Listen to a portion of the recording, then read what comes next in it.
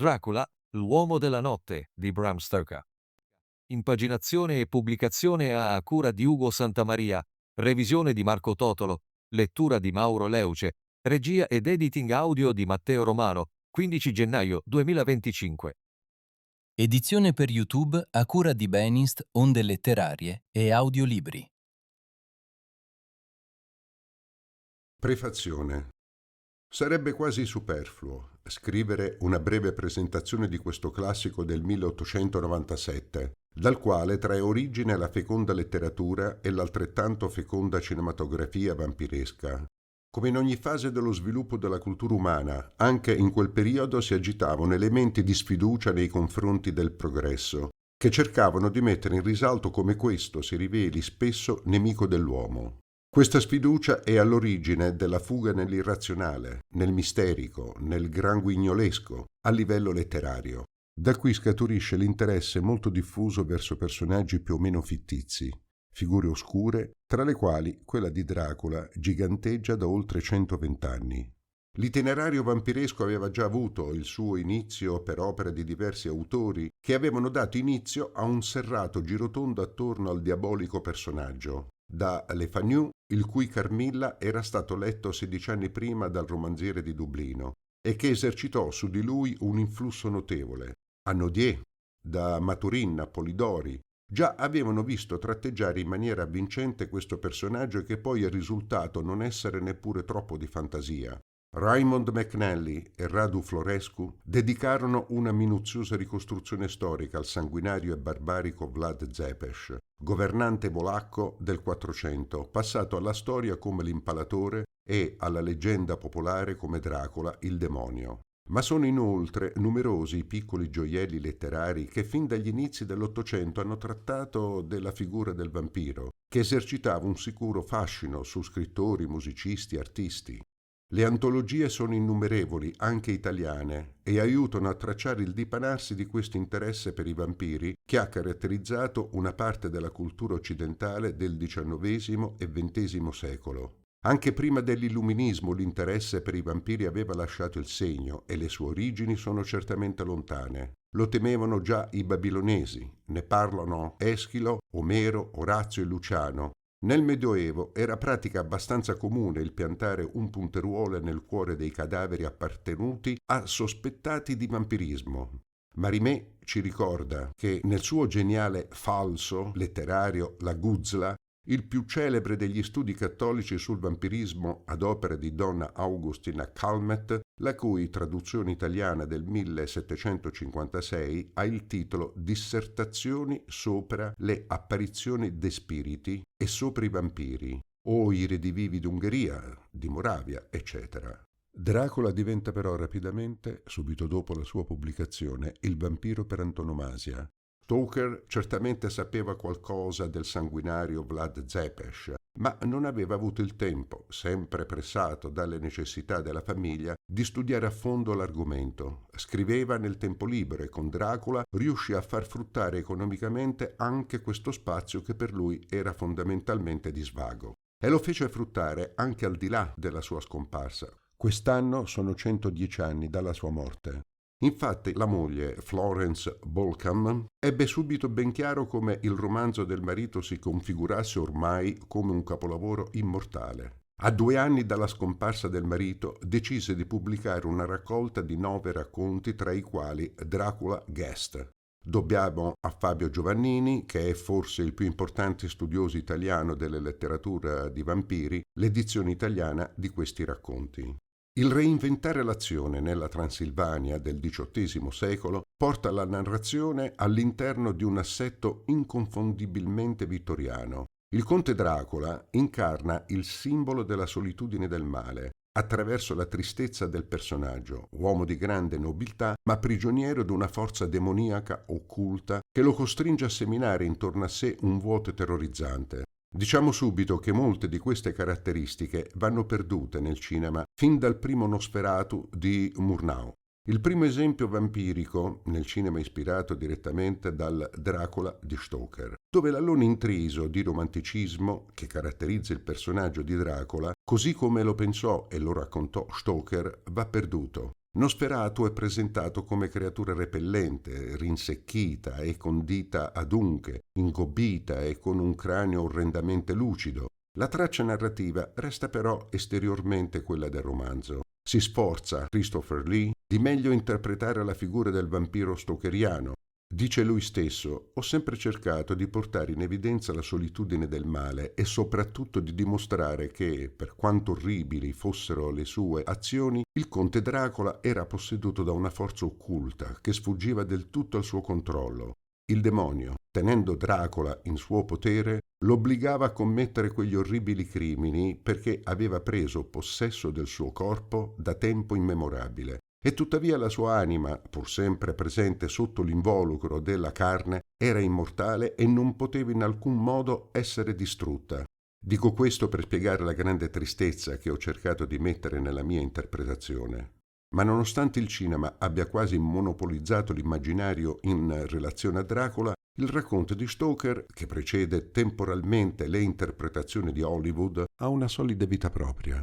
La struttura narrativa che si svolge attraverso brani di diario, lettere, telegrammi, con alcuni articoli di giornale che forniscono all'insieme una significativa punta di ironia, ci presenta l'insieme dei personaggi principali attraverso le loro stesse parole, le loro percezioni reciproche.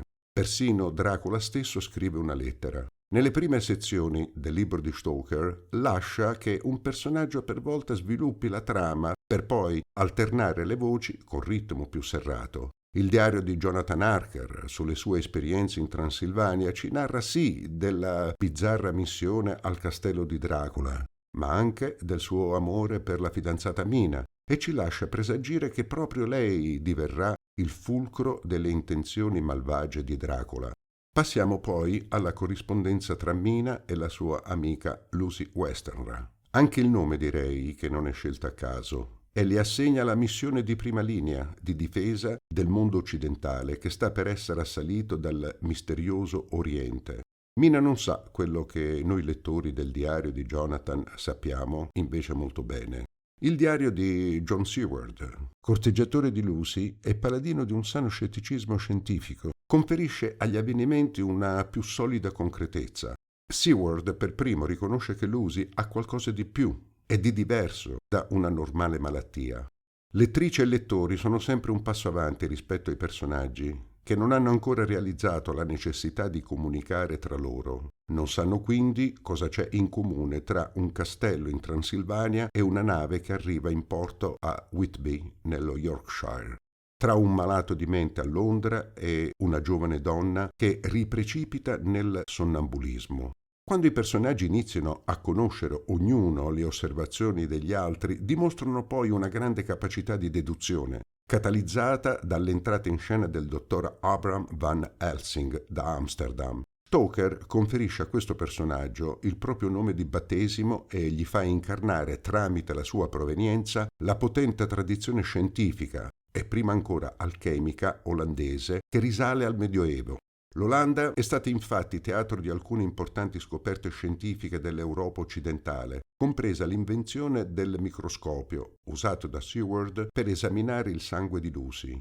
Van Helsing può quindi portare a Londra non solo l'abilità scientifica e intellettuale del vecchio mondo, ma anche la tranquillità delle credenze religiose di matrice protestante, tali perciò da non dover essere rigettate dagli inglesi. Van Helsing diventa quindi il fulcro della storia. L'aspetto fisico di Van Helsing è l'unico ad essere descritto minuziosamente, oltre a quello di Dracula stesso. La grande fronte a cupola del malvagio contro le protuberanze cerebrali del cranio dello scienziato. L'Inghilterra vittoriana non si era ancora sottratta al fascino maniacale della frenologia e le sporgenze del cranio di Van Helsing si prospettavano quindi particolarmente rassicuranti. In Van Helsing la sintesi tra scienza e fede produce una mente straordinariamente aperta. Infatti spiega al dubbioso Seward: non credete che ci sono cose che voi non potete capire e che tuttavia esistono? E che alcuni vedono cose che altri non possono? Ma ci sono cose antiche e nuove che non possono essere contemplate da occhi di uomini solo perché essi conoscono o credono di conoscere, cose che altri hanno detto a loro. Errore di nostra scienza è di pretendere di spiegare tutto. E se non spiega, allora dice che non c'è niente da spiegare. Dalla traduzione di Flavio Santi. Van Helsing è personaggio di grande energia, umorismo, compassione, piange, ride, scherza nel suo inglese comico, ma estremamente eloquente. L'eroe intellettuale di Stoker è una figura avvincente almeno quanto l'oscuro vampiro a cui dà la caccia. Si diceva più sopra dell'influenza che Carmilla di Le Fanu ebbe su Stoker. Questa influenza è confermata dal fatto che la prima versione del romanzo non era ambientata in Transilvania ma in Stiria, stessa ambientazione appunto di Carmilla.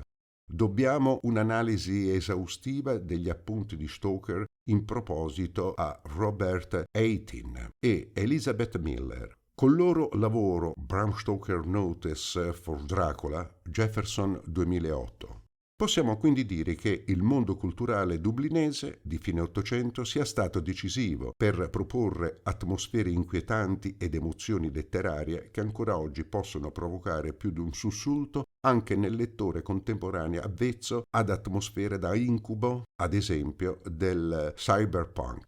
In Italia il mito popolare di Dracula inizia in pratica nel 1958 con la versione cinematografica di Terence Fisher. Pensiamo invece che il Royal Lyceum Theatre, diretto da Harry Irving, riduce Dracula ad azione teatrale il 18 maggio 1897, pochi giorni dopo l'uscita del romanzo, e da quel momento le pièce teatrali si sono susseguite sempre con interpreti eccellenti, da Bela Lugosi a Terence Stamp, diretto quest'ultimo da Dennis Rosa, ma facendo tesoro dell'esperienza di Toby Dammit, diretto da Fellini.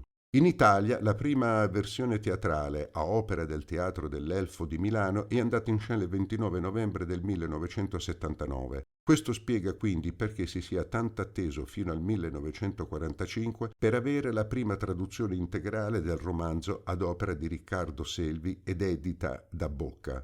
Sia la traduzione di Selvi che quella successiva di Remo Fedi sono molto buone. Tralasciano però di provare a rendere in italiano il particolare inglese di Van Helsing, cosa che invece si sforza di fare Flavio Santi.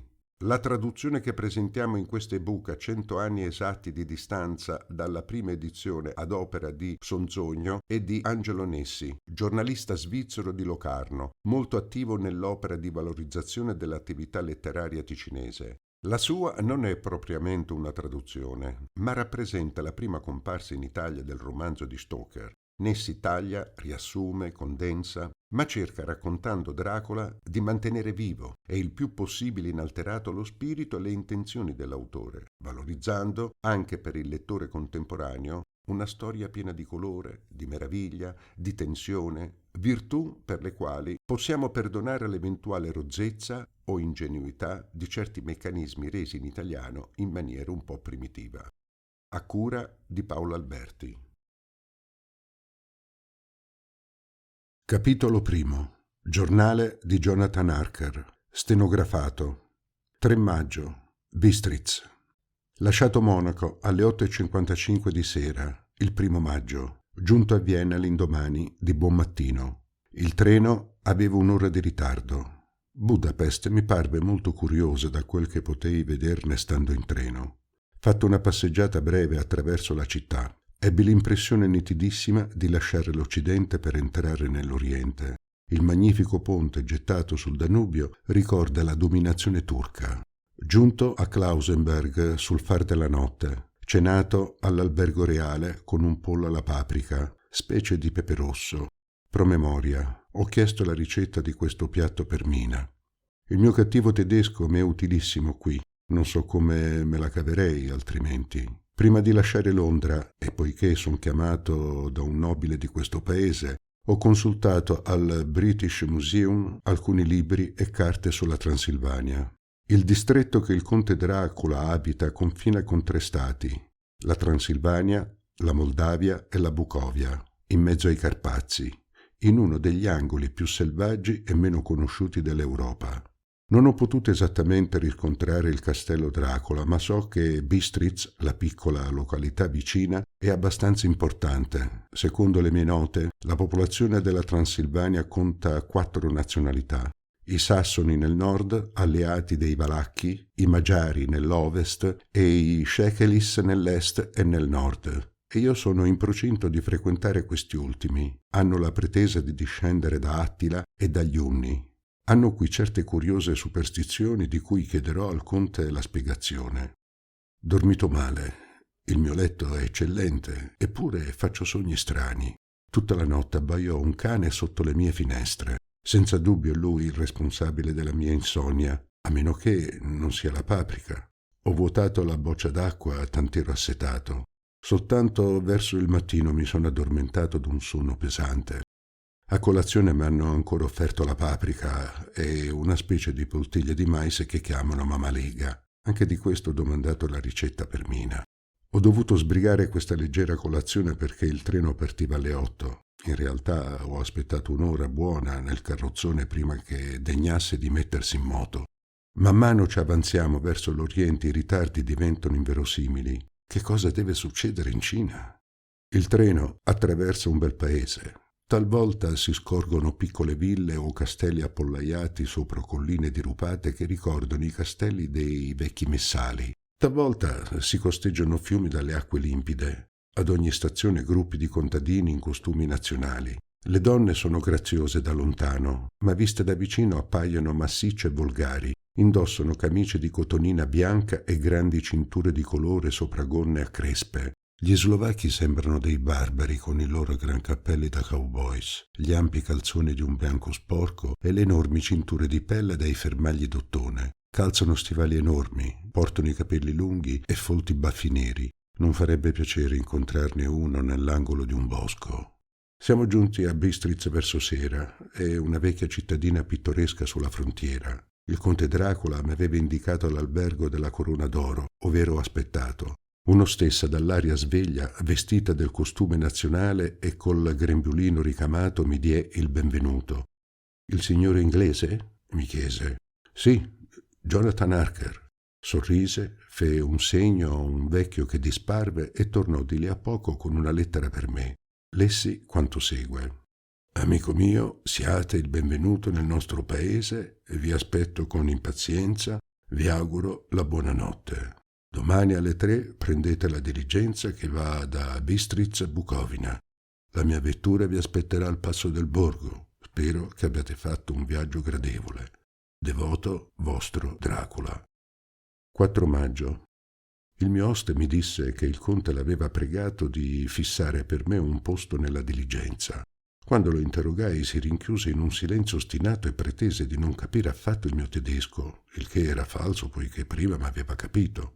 Quando chiesi allo stessa se conosceva il conte ed il suo castello, si fece il segno della croce e dichiarò di non saper nulla.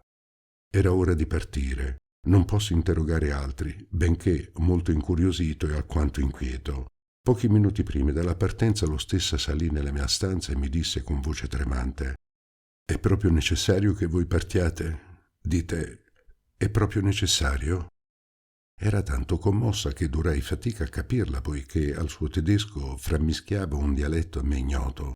Le risposi che vi ero aspettato per un lavoro importante e che dovevo partire senza indugio. «Sapete che giorno abbiamo?» chiese angosciata. «Il 4 maggio». Scosse la testa. «Oh, non è questo che voglio dire. Spiegatevi. È la vigilia di San Giorgio. Stanotte a mezzanotte gli spiriti maligni saranno onnipotenti. Sapete ciò che vi aspetta?» Pareva tanto inquieta che tentai di rassicurarla. Invano. Si buttò a ginocchio e mi supplicò di non partire subito, di aspettare almeno un giorno o 2.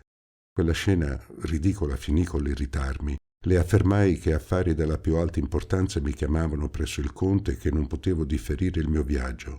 Allora si alzò, asciugandosi gli occhi, e staccandosi una crocetta appesa al collo me l'offerse. Non sapevo che farmene, avvezzo nella mia qualità di protestante a considerare questi oggetti come idolatrie. Vide senza dubbio la mia esitazione, poiché agganciò ella stessa la catenella intorno al collo, dicendo: Accettatela per l'amore di vostra madre. E subito uscì dalla stanza. Scarabocchio queste righe nell'aspettativa della diligenza che è molto in ritardo. Ho sempre la crocetta intorno al collo. È la presenza di questo oggetto oppure l'inquietudine dello stessa che comincia a invadermi, ma non mi sento nelle mie condizioni di spirito solite. Se questo giornale dovesse giungere un giorno prima di me alla mia cara Mina, le porti il mio pensiero fedele. Ma ecco la diligenza. 5 maggio, al castello. La nebbia del mattino s'è dissipata, il sole è già alto all'orizzonte. Quante impressioni diverse e singolari dalla mia partenza da Bistritz. Quando salii sulla diligenza, il conduttore parlava con lo stessa, di me evidentemente, poiché mi guardavano di sfuggita. Strane parole entravano di sovente nella loro conversazione. Le tradussi con l'aiuto del mio dizionario poliglotta e la mia inquietudine si accrebbe. Queste parole erano Ordog, Satana, Pokel, inferno, stregoica, strega, vrlolek e vloslak, che ambedue significano la stessa cosa, l'uno in slovacco e l'altro in serbo, lupo o vampiro. Bisognerà che mi informi dal conte circa queste superstizioni.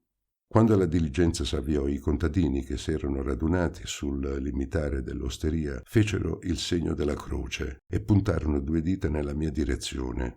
Uno dei miei compagni di viaggio mi disse che volevano preservarmi dal malocchio. Tutte quelle ridicolaggini avevano finito con l'impressionarmi. Scordai presto la mia inquietudine alla vista del meraviglioso paesaggio che mi soffriva agli occhi. Vallate verdeggianti, fitte foreste, piccoli boschi, qua e là belle fattorie, circondate da orti pieni d'alberi in fiore e che promettono un bel raccolto. Mi sarei volentieri fermato ad ammirare quel magnifico scenario, ma il conduttore guidava i cavalli al trotto. Pareva avere una gran fretta di arrivare al passo del borgo. La strada era molto cattiva, che noi eravamo terribilmente sballottati. Verso sera ci inoltrammo in una gola. A destra e a sinistra i Carpazi si tingevano di turchino e di porpora sulle cime, e di verde e di bruno nei burroni. In lontananza si scorgevano picchi nevosi che al tramonto si sfumarono di rosa. Ci imbattevamo in rari passanti, degli slovacchi in costumi pittoreschi. Alcuni avevano un gozzo orrendo. Lungo la strada sorgevano delle croci. Davanti a ognuna i miei compagni si facevano piamente il segno della croce. La notte s'annunziò fresca e mi abbottonai il mantello fino al collo. La strada saliva, il valico era vicino. Le stelle brillarono, dei fuochi scintillavano qua e là nella campagna. Il conduttore si fermò per accendere le sue lanterne, poi l'ascesa ricominciò. Chiesi di scendere per sgranchirmi le gambe. No, disse il conduttore con vivacità. I cani sono cattivi da queste parti e incorrerete già in altri pericoli fra poco. Quando la notte fu interamente scesa, regnò un'animazione singolare. La diligenza s'avanzava a gran trotto, eppure i viaggiatori eccitavano il conduttore ad andare ancora più in fretta. Egli con il lungo frustino spronava i cavalli, incoraggiandoli con la voce. Pareva che le montagne ci corressero incontro. La strada diventò migliore, si entrava nel passo del borgo. Dietro i vetri i viaggiatori cercavano con lo sguardo di forare l'oscurità. Che aspettavano? Li interrogai, ma non poterono o non vollero spiegarmi la causa della loro inquietudine. All'uscire dal passo cercai con gli occhi la vettura del conte e non vidi nulla. Le nostre lanterne soltanto gettavano sulla strada una luce vacillante. I miei compagni tornarono a sedersi con un sospiro di sollievo e il conduttore mormorò sottovoce alcune parole che tradussi così: «Siamo in anticipo di un'ora». Si volse verso di me e pasticciò in tedesco: «Non ci sono vetture. Certo, il signore non è aspettato questa sera. Non gli resta che venire con noi fino a Bucovina, il che sarà meglio». Ma in quel momento i cavalli diedero segni d'agitazione e nitrirono. Un calesse, tirato da 4 magnifici cavalli neri, venne ad allinearsi accanto alla diligenza. I viaggiatori si fecero il segno della croce. Un uomo di bella presenza, dalla lunga barba rossa, con un cappello di feltro nero calcato in testa che gli ricopriva in parte il viso, ci s'accostò. I suoi occhi brillanti avevano uno splendore di bragia. «Siete in anticipo stasera, amico mio», disse al conduttore. Costui balbettò una scusa. «Il gentleman inglese aveva fretta», disse. «È per questo che volevate condurlo fino a Bucovina? Non tentate di ingannarmi, amico mio, sarebbe inutile». Un sorriso crudele gli spaccò la bocca e scoperse fra le labbra rosse dei denti acuti e bianchi come l'avorio. «Datemi il bagaglio del gentleman», disse. Io salii nel calesse, mentre lo strano conduttore prendeva le redini, e senza rivolgermi una parola lanciava i cavalli sopra una strada oscura. Udii la diligenza allontanarsi e provai allora un sentimento penoso, di solitudine. L'uomo si volse verso di me per buttarmi una coperta sulle ginocchia. «La notte è fredda, mein Herr», disse in un tedesco eccellente. «E il mio padrone mi ha raccomandato d'avere cura di voi. Troverete un fiasco di Slivovitz sotto la banchetta, è una specie di brandy». Lo ringraziai. Una vaga inquietudine mi stringeva il cuore. Se in quel momento mi avessero proposto di tornare indietro, non mi sarei fatto pregare. La vettura costeggiò un monticello, fe un giro breve e s'avviò sopra una strada diritta. Che ora poteva essere? Consultai il mio orologio e sfregai un cerino. Le sfere segnavano 00:05. Ero dunque superstizioso? Fu una sorpresa sgradevole. Mi giunse un abbaiar lontano, altri risposero e repentinamente un urlo di bestia lacerò il silenzio della notte. I cavalli si impennarono, ma il postiglione li calmò subito con la voce. Tuttavia tremavano in tutte le membra ed erano inondati di sudore. Altre urla ancora e riconobbi il grido del lupo. La vettura volse a destra. Una neve leggera cominciò a cadere e ricoperse in breve la terra con un mantello bianco. Il vento ci portò ancora all'abbaiare dei cani, ma indebolito, mentre al contrario il grido dei lupi si accostava. Il cocchiere serbava il suo sangue freddo. Di botto a sinistra vidi luccicare una lieve fiammella turchina. Il cocchiere pure la vide perché fermò i cavalli, balzò a terra e sparve sotto gli alberi. 2 minuti dopo tornò, salì nuovamente al suo sedile e sferzò i cavalli.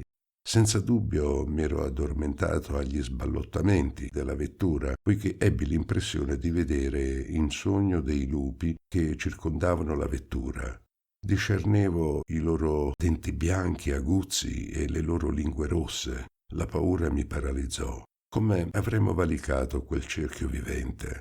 L'uomo si drizzò sul sedile e agitò le braccia come per respingere un ostacolo invisibile. I lupi domati s'allontanarono e noi ripartimmo a gran velocità. Sogno o realtà? Poco dopo entravamo nella corte di un vasto castello in rovina. Capitolo 2. Giornale di Jonathan Harker. Continuazione. 5 maggio.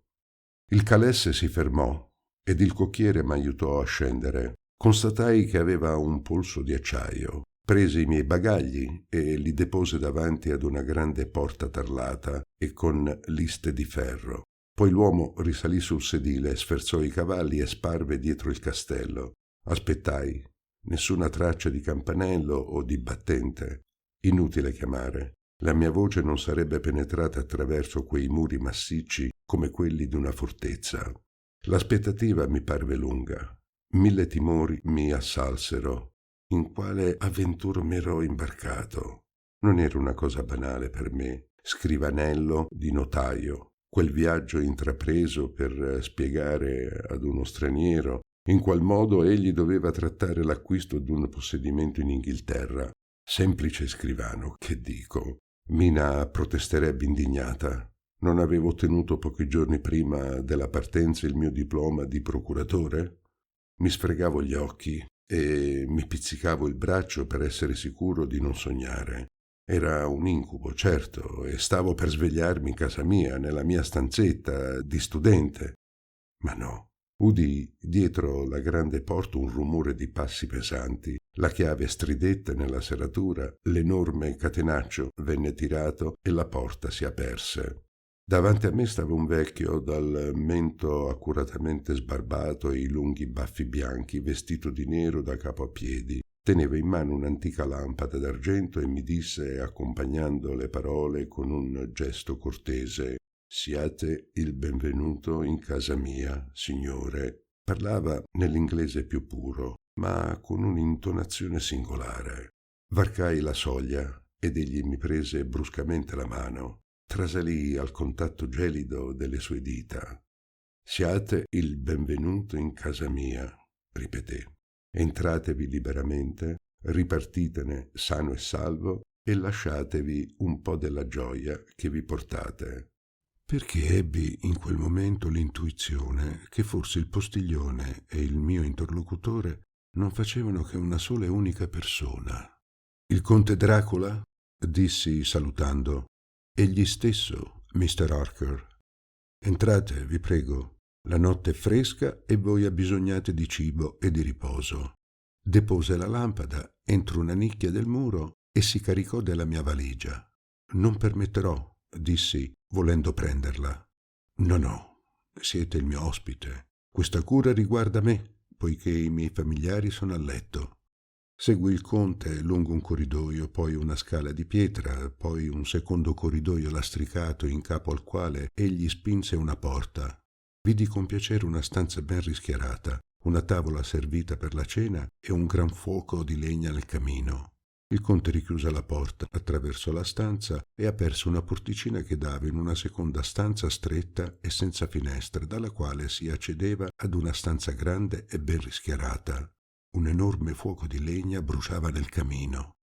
«Voi desiderate, io credo, fare un briciolo di toilette. Vi lascio dunque», disse il mio ospite. «Quando sarete pronto venite nella stanza attigua, troverete la cena». Quell'accoglienza benevola dissipò i miei timori. Mi accorsi d'avere una fame da lupo e sbrigai la mia toilette. Il conte mi aspettava nel locale attiguo. «Mettetevi a tavola», disse, «e scusate se non vi tengo compagnia. Ho già pranzato e non ceno mai». Gli diedi la lettera che Mr. Hawkins mi aveva incaricato di consegnargli. La lesse gravemente e me la porse con un amabile sorriso. Diedi con piacere un'occhiata agli elogi che il mio principale faceva di me. «Mi duole che un attacco di gotta mi impedisca per qualche tempo di viaggiare, ma sono lieto di potervi affermare che Mr. Harker mi sostituirà benissimo. Ho la massima fiducia in lui. È energico e intelligente, discreto e silenzioso, e vi darà tutte le informazioni e tutti i consigli da voi desiderati circa la questione che vi interessa». Il conte stesso scoperse i piatti e fiutai non senza piacere l'odore di un eccellente pollo arrosto, un'insalata, del formaggio ed una bottiglia di vecchio Tokai. Completavano gradevolmente la mia cena, durante la quale il conte mi interrogò sul mio viaggio. Quando fui satollo, ci insediammo accanto al fuoco ed accettai con riconoscenza il sigaro offertomi. Il conte, da parte sua, si scusò di non fumare. Esaminai a bell'agio la sua fisionomia. Aveva un naso aquilino, le narici assai dilatate, una gran fronte e una bella capigliatura che però si diradava sulle tempie. Aveva sopracciglia folte che si univano, una bocca crudele, i denti aguzzi che denotavano una straordinaria vitalità in un uomo della sua età. Il mento era marcato, le guance lisce. Ciò che maggiormente colpiva era il suo strano pallore. Le mani pelose erano volgari, le dita allargate s'adornavano d'unghie lunghe e taglienti. A un dato momento si chinò verso di me e mi toccò col dito. Non potei reprimere un brivido, né dominare un senso di repulsione. Il conte se ne accorse, certo, poiché si tirò indietro con un sorriso. Seguì un breve silenzio. Guardando verso la finestra vidi che l'alba sorgeva. A un tratto dalla valle salì il grido dei lupi. Gli occhi del conte scintillarono. «Ascoltate questa musica», disse con estasi. Vide il mio stupore e aggiunse: «Voi altri cittadini non potete capire le gioie dei cacciatori». E alzandosi: «Dovete essere stanco», disse. «La vostra stanza vi aspetta. Alzatevi domani all'ora che vorrete, io sarò assente tutta la mattina». Cortese, m'aperse egli stesso la porta della stanza. Da quando sono solo m'agitano i sentimenti più contraddittori. Dubito, temo, tremo. Mio malgrado provo presentimenti sinistri che non mi voglio confessare. Che il cielo mi protegga. 7 maggio. Mi sono riposato bene in queste ultime 24 ore. Mi svegliai tardi e, non appena vestito, mi recai nella stanza ove la vigilia avevo cenato. Una piccola colazione m'aspettava. Il caffè stava in caldo davanti al fuoco. Sulla tavola c'era un biglietto con queste parole: «Bisogna che m'assenti per alcune ore. Non aspettatemi». Dopo il pasto volli pregare il domestico di sparecchiare, ma non vidi nessun campanello. È strana quest'omissione. Il conte è così ricco e il vasellame d'oro meravigliosamente cesellato, d'un valore inestimabile. Tende e tappezzerie sono in bellissima seta antica. Ne vidi di simili ad Hampton Court, ma non vidi specchi in nessuna stanza, neppure sul mio tavolo da toilette. Per farmi la barba ho dovuto servirmi dello specchietto del mio astuccio. Nessuna traccia di domestici. Quando ebbi finito questo pasto, che non posso chiamare la prima colazione, poiché fra le 5 e le 6 di sera, mi misi in cerca di un libro. Apersi una porta e mi trovai in una biblioteca. Là, con mia grande gioia, scopersi una quantità di libri inglesi, di riviste e giornali rilegati. Sopra un tavolo, nel centro del locale, altre riviste inglesi, ma molto antiche. C'erano le opere più svariate riguardanti la politica, la storia, la geografia, la botanica, la geologia, il diritto inglese e fino i bottin inglese. Il conte entrò in quel momento amichevolmente, mi augurò il buongiorno. «Sono contento che abbiate scoperto la biblioteca. Vi troverete di che interessarvi. Questi amici», disse, posando la mano sopra i suoi vecchi libri, «mi sono stati di grande aiuto. Attraverso loro ho imparato a conoscere e ad amare il vostro paese, ma non parlo ancora correntemente la vostra lingua». Protestai sinceramente. «No», disse.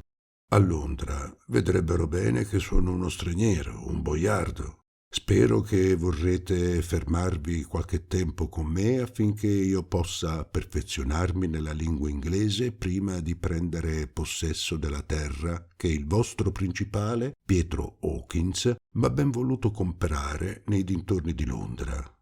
Volentierissimo. Lo pregai d'autorizzarmi a venire qualche volta ad insediarmi in quella biblioteca. «Potete circolare a piacer vostro nel castello, tranne, ben inteso, laddove le porte sono chiuse a chiave. Siamo in Transilvania, sapete, e molte cose forse vi stupiranno», aggiunse vedendo la mia aria di meraviglia. Incoraggiato dalla sua franchezza, gli chiesi il significato delle fiamme turchine che avevamo scorto la vigilia, il postiglione ed io. «Si pretende», disse, «che la vigilia di San Giorgio una fiamma turchina appare sul punto in cui è sepolto un tesoro. Ora è assolutamente certo che dei tesori sono sepolti nella regione. Per secoli e secoli i Valacchi, i Sassoni e i Turchi combatterono su questo suolo volta a volta reso fertile dal sangue dei patrioti e degli invasori. Quando gli austriaci e gli ungheresi invasero il paese, il popolo si fece massacrare dopo aver sepolto tutte le sue ricchezze. Perché dunque i paesani nella notte di San Giorgio non cercano questi tesori? Perché sono tutti paurosi», disse il conte con un sorriso crudele. «Si tappano in casa e non ne li faresti uscire nemmeno per un impero. Ma parlatemi piuttosto di Londra e della mia futura dimora». Andai nella mia stanza alla ricerca delle carte e dalla porta rimasta aperta udii un rumore di stoviglie smosse. Quando tornai, vidi che la tavola era stata sparecchiata ed il fuoco acceso.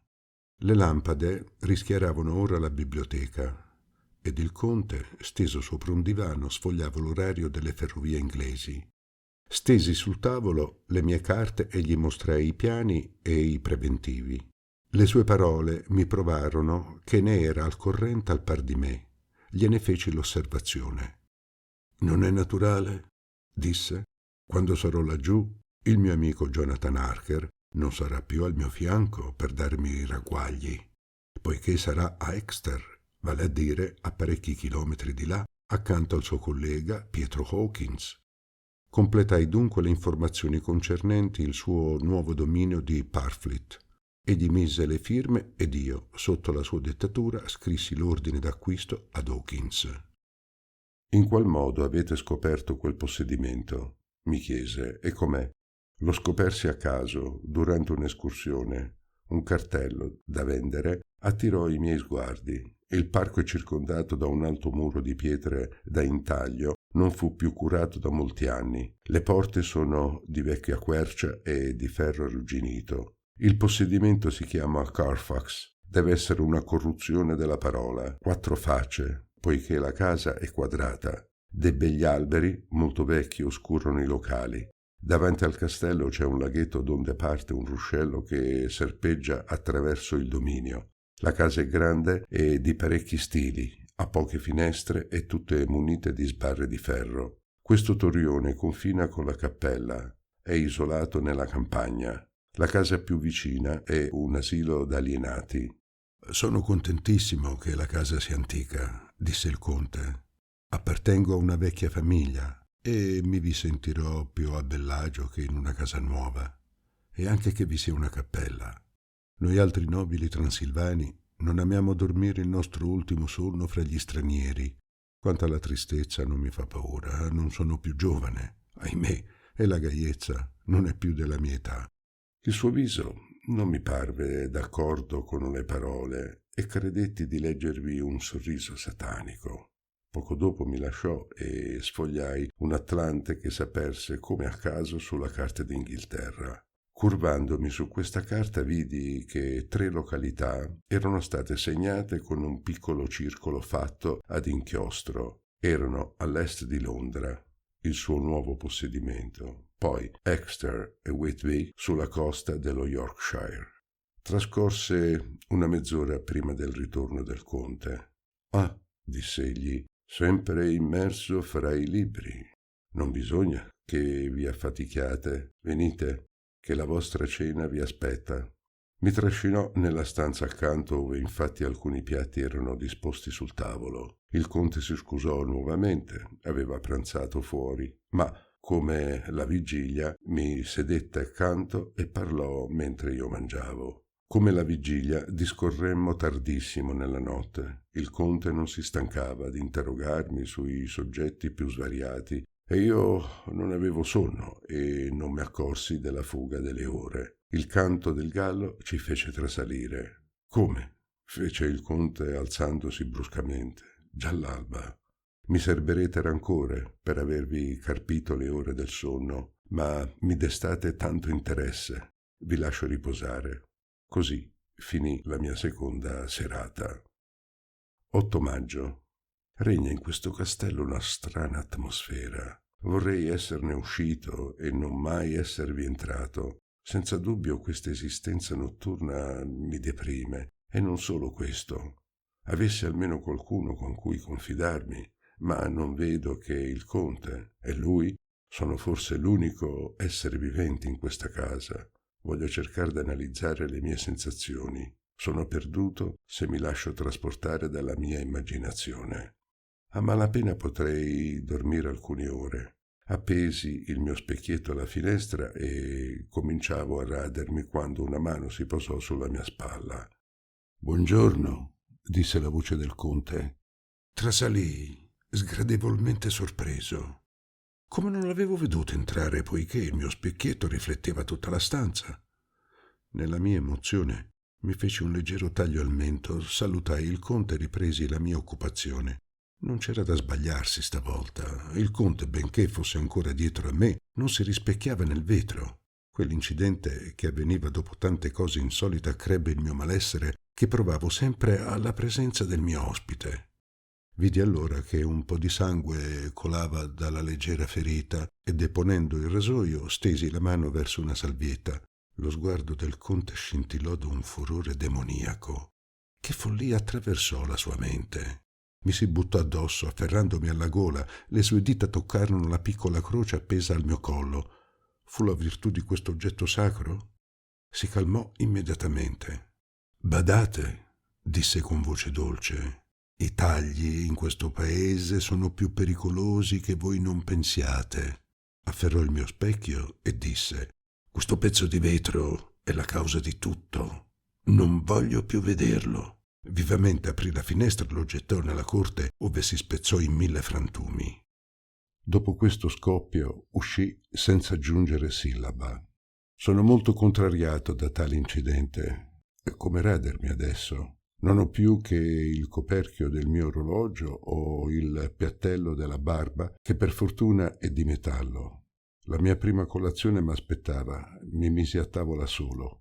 È curioso che io non abbia ancora veduto il conte a bere o a mangiare. Si nutre forse dell'aria del tempo? È un originale, certo. Ho esplorato poi il castello. Dalla lassud si gode una vista meravigliosa. Il castello è a picco sopra un precipizio profondo, tappezzato d'alberi. Non descrivo il paesaggio perché ho il cuore stretto. Ho visto una quantità di porte, sono tutte chiuse a chiave. Il castello è un vero torione e io sono un prigioniero. Capitolo 3. Giornale di Jonathan Harker, continuazione. Questa constatazione mi fa impazzire. Ho salito le scale, sono sceso da altre, scuotendo tutte le porte, esaminando tutte le finestre. Il sentimento della mia impotenza m'opprime. Sono come un topo in una trappola. Passata la prima disperazione mi sedetti per riflettere. Che fare? Non trovo soluzioni. Una sola cosa è certa: non devo fidarmi del conte. Egli sa certissimo che io sono suo prigioniero e ha senza dubbio segreti motivi per fare così. Terrò i miei timori per me ed aprirò gli occhi. O io mi sgomento ed impazzisco a torto, o sono perduto. Ero giunto a questa conclusione quando la porta grande si aprì. Il conte rientrava. Non venne subito nella biblioteca. Andai in punta di piedi nella mia stanza e lo sorpresi in procinto di rifare il mio letto. Questo precisò la mia convinzione che non ci sono domestici nel castello, e quando lo vidi dal buco della serratura mettere il coperto nella sala da pranzo non ebbi più il minimo dubbio. Tranne lui e me non c'è nessuno nel castello.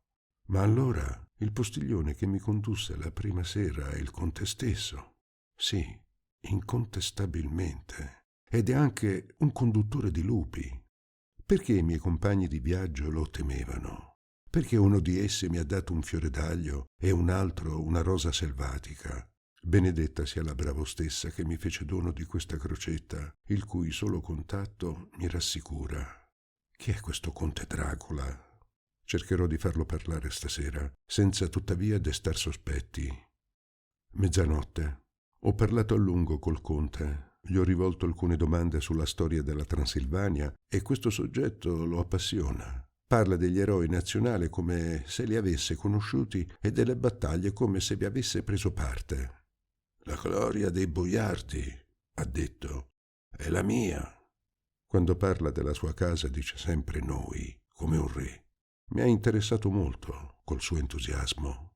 Ahimè, ha sospirato, i tempi guerreschi non torneranno più, non si osa più spargere il sangue ai dì nostri e i grandi nomi non possono più segnalarsi in combattimenti gloriosi. Non mi sono coricato che al mattino. Questo giornale somiglia alle 1001 notte. La storia si ferma al canto del gallo. 12 maggio. Non voglio dar relazione qui dei fatti constatati. Iersera il conte è venuto nella mia stanza e m'ha interrogato su questioni legali. Mi ha chiesto se in Inghilterra un uomo potesse avere 2 procuratori e più. Una dozzina, se lo desiderate, gli ho risposto, ma non servirebbe che ad aggrovigliare gli affari e sarebbe contrario ai vostri interessi. Parve capire. Poco dopo mi domandò a bruciapelo: avete scritto delle lettere dopo quella indirizzata a Mr. Pietro Hawkins? Gli risposi con leggera ironia che non sapevo in qual modo avrei fatto partire la mia corrispondenza. Ma me ne incaricherò io, mio giovane amico. Scrivete, disse, appoggiandomi sulla spalla la mano pesante. Scrivete per annunziare ai vostri amici e dalle vostre conoscenze che vi trattengo per tutto un mese. Tanto tempo! Esclamai sentendomi stringere il cuore. Lo desidero, ribatté con autorità. Mr. Hawkins mi ha detto che posso disporre di voi interamente. Mi avrebbe forse ingannato? Che fare se non arrendermi? Devo aderire agli interessi del mio principale. Inoltre non sono il prigioniero del conte, che io lo voglia o no. Vide il mio turbamento e aggiunse: spedite poche righe soltanto ai vostri amici per informarli che state bene ed annunziare il prossimo ritorno. Mi tese 3 foglie di carte, 3 buste così sottili che era facile leggervi attraverso. Manderò per la forma lettere insignificanti, ma in segreto scriverò ad Hawkins e a Mina stenograferò la mia lettera. Tanto peggio se il conte si incuriosisce. Il conte di fronte a me fece la sua corrispondenza, poi si alzò portando via inchiostro e penna. Durante la sua assenza mi permisi di scorrere i suoi indirizzi. La prima lettera era indirizzata a Samuele Billington, numero 7 La Mezzaluna, Whitby, un'altra a Leutnar, Jarna, la terza a Coutts and Sea, a Londra, e la quarta a Klopstock e Billroyd, banchieri a Budapest. Avrei spinto l'indiscrezione fino a leggere le 2 prime lettere che non erano suggellate, ma il conte entrò, timbrò le buste e mi disse: scusatemi se vi lascio stasera, ma ho una quantità di cose da fare. Nel momento di richiudere la porta mi lanciò quest'avviso: vi consiglio, mio giovane amico, di non dormire che nella vostra stanza. Il castello è vecchio e non potrei giurare che non ci siano gli spiriti. Credo davvero che voi non siate al sicuro, se non in quest'ala del castello. Ma, ben inteso, fate ciò che vi piacerà, io me ne lavo le mani. Queste parole non erano fatte per rassicurarmi. Alcune ore dopo, m'ero dapprima ritirato nella mia stanza. Dopo qualche tempo il silenzio mi oppresse e provai il bisogno di respirare l'aria pura. Soffocavo di sentirmi prigioniero. Questa esistenza notturna mi deprime. Trasalisco alla mia propria ombra e sono angosciato dai più sinistri presentimenti. Scesi la grande scala di pietra in fondo alla quale una larga vetrata lascia scorgere tutta la corte e l'ala sud del castello. Un magnifico chiaro di luna bagnava di luce il paesaggio, le colline sfumavano in lontananza e in quella pallida luce le vallate parevano grandi buchi d'ombra.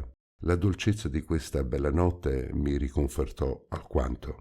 A un tratto vidi muoversi una cosa lungo il muro esterno, nel punto ove guardano, credo, le finestre degli appartamenti del conte.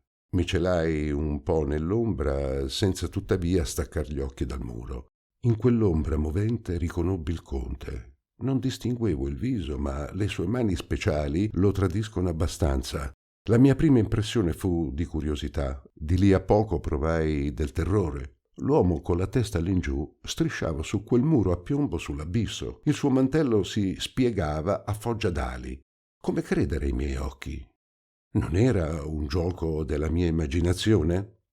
No, davvero, non mi sbagliavo. Quell'uomo con l'agilità d'un ramarro s'aggrappava mani e piedi ad ogni angolo della pietra.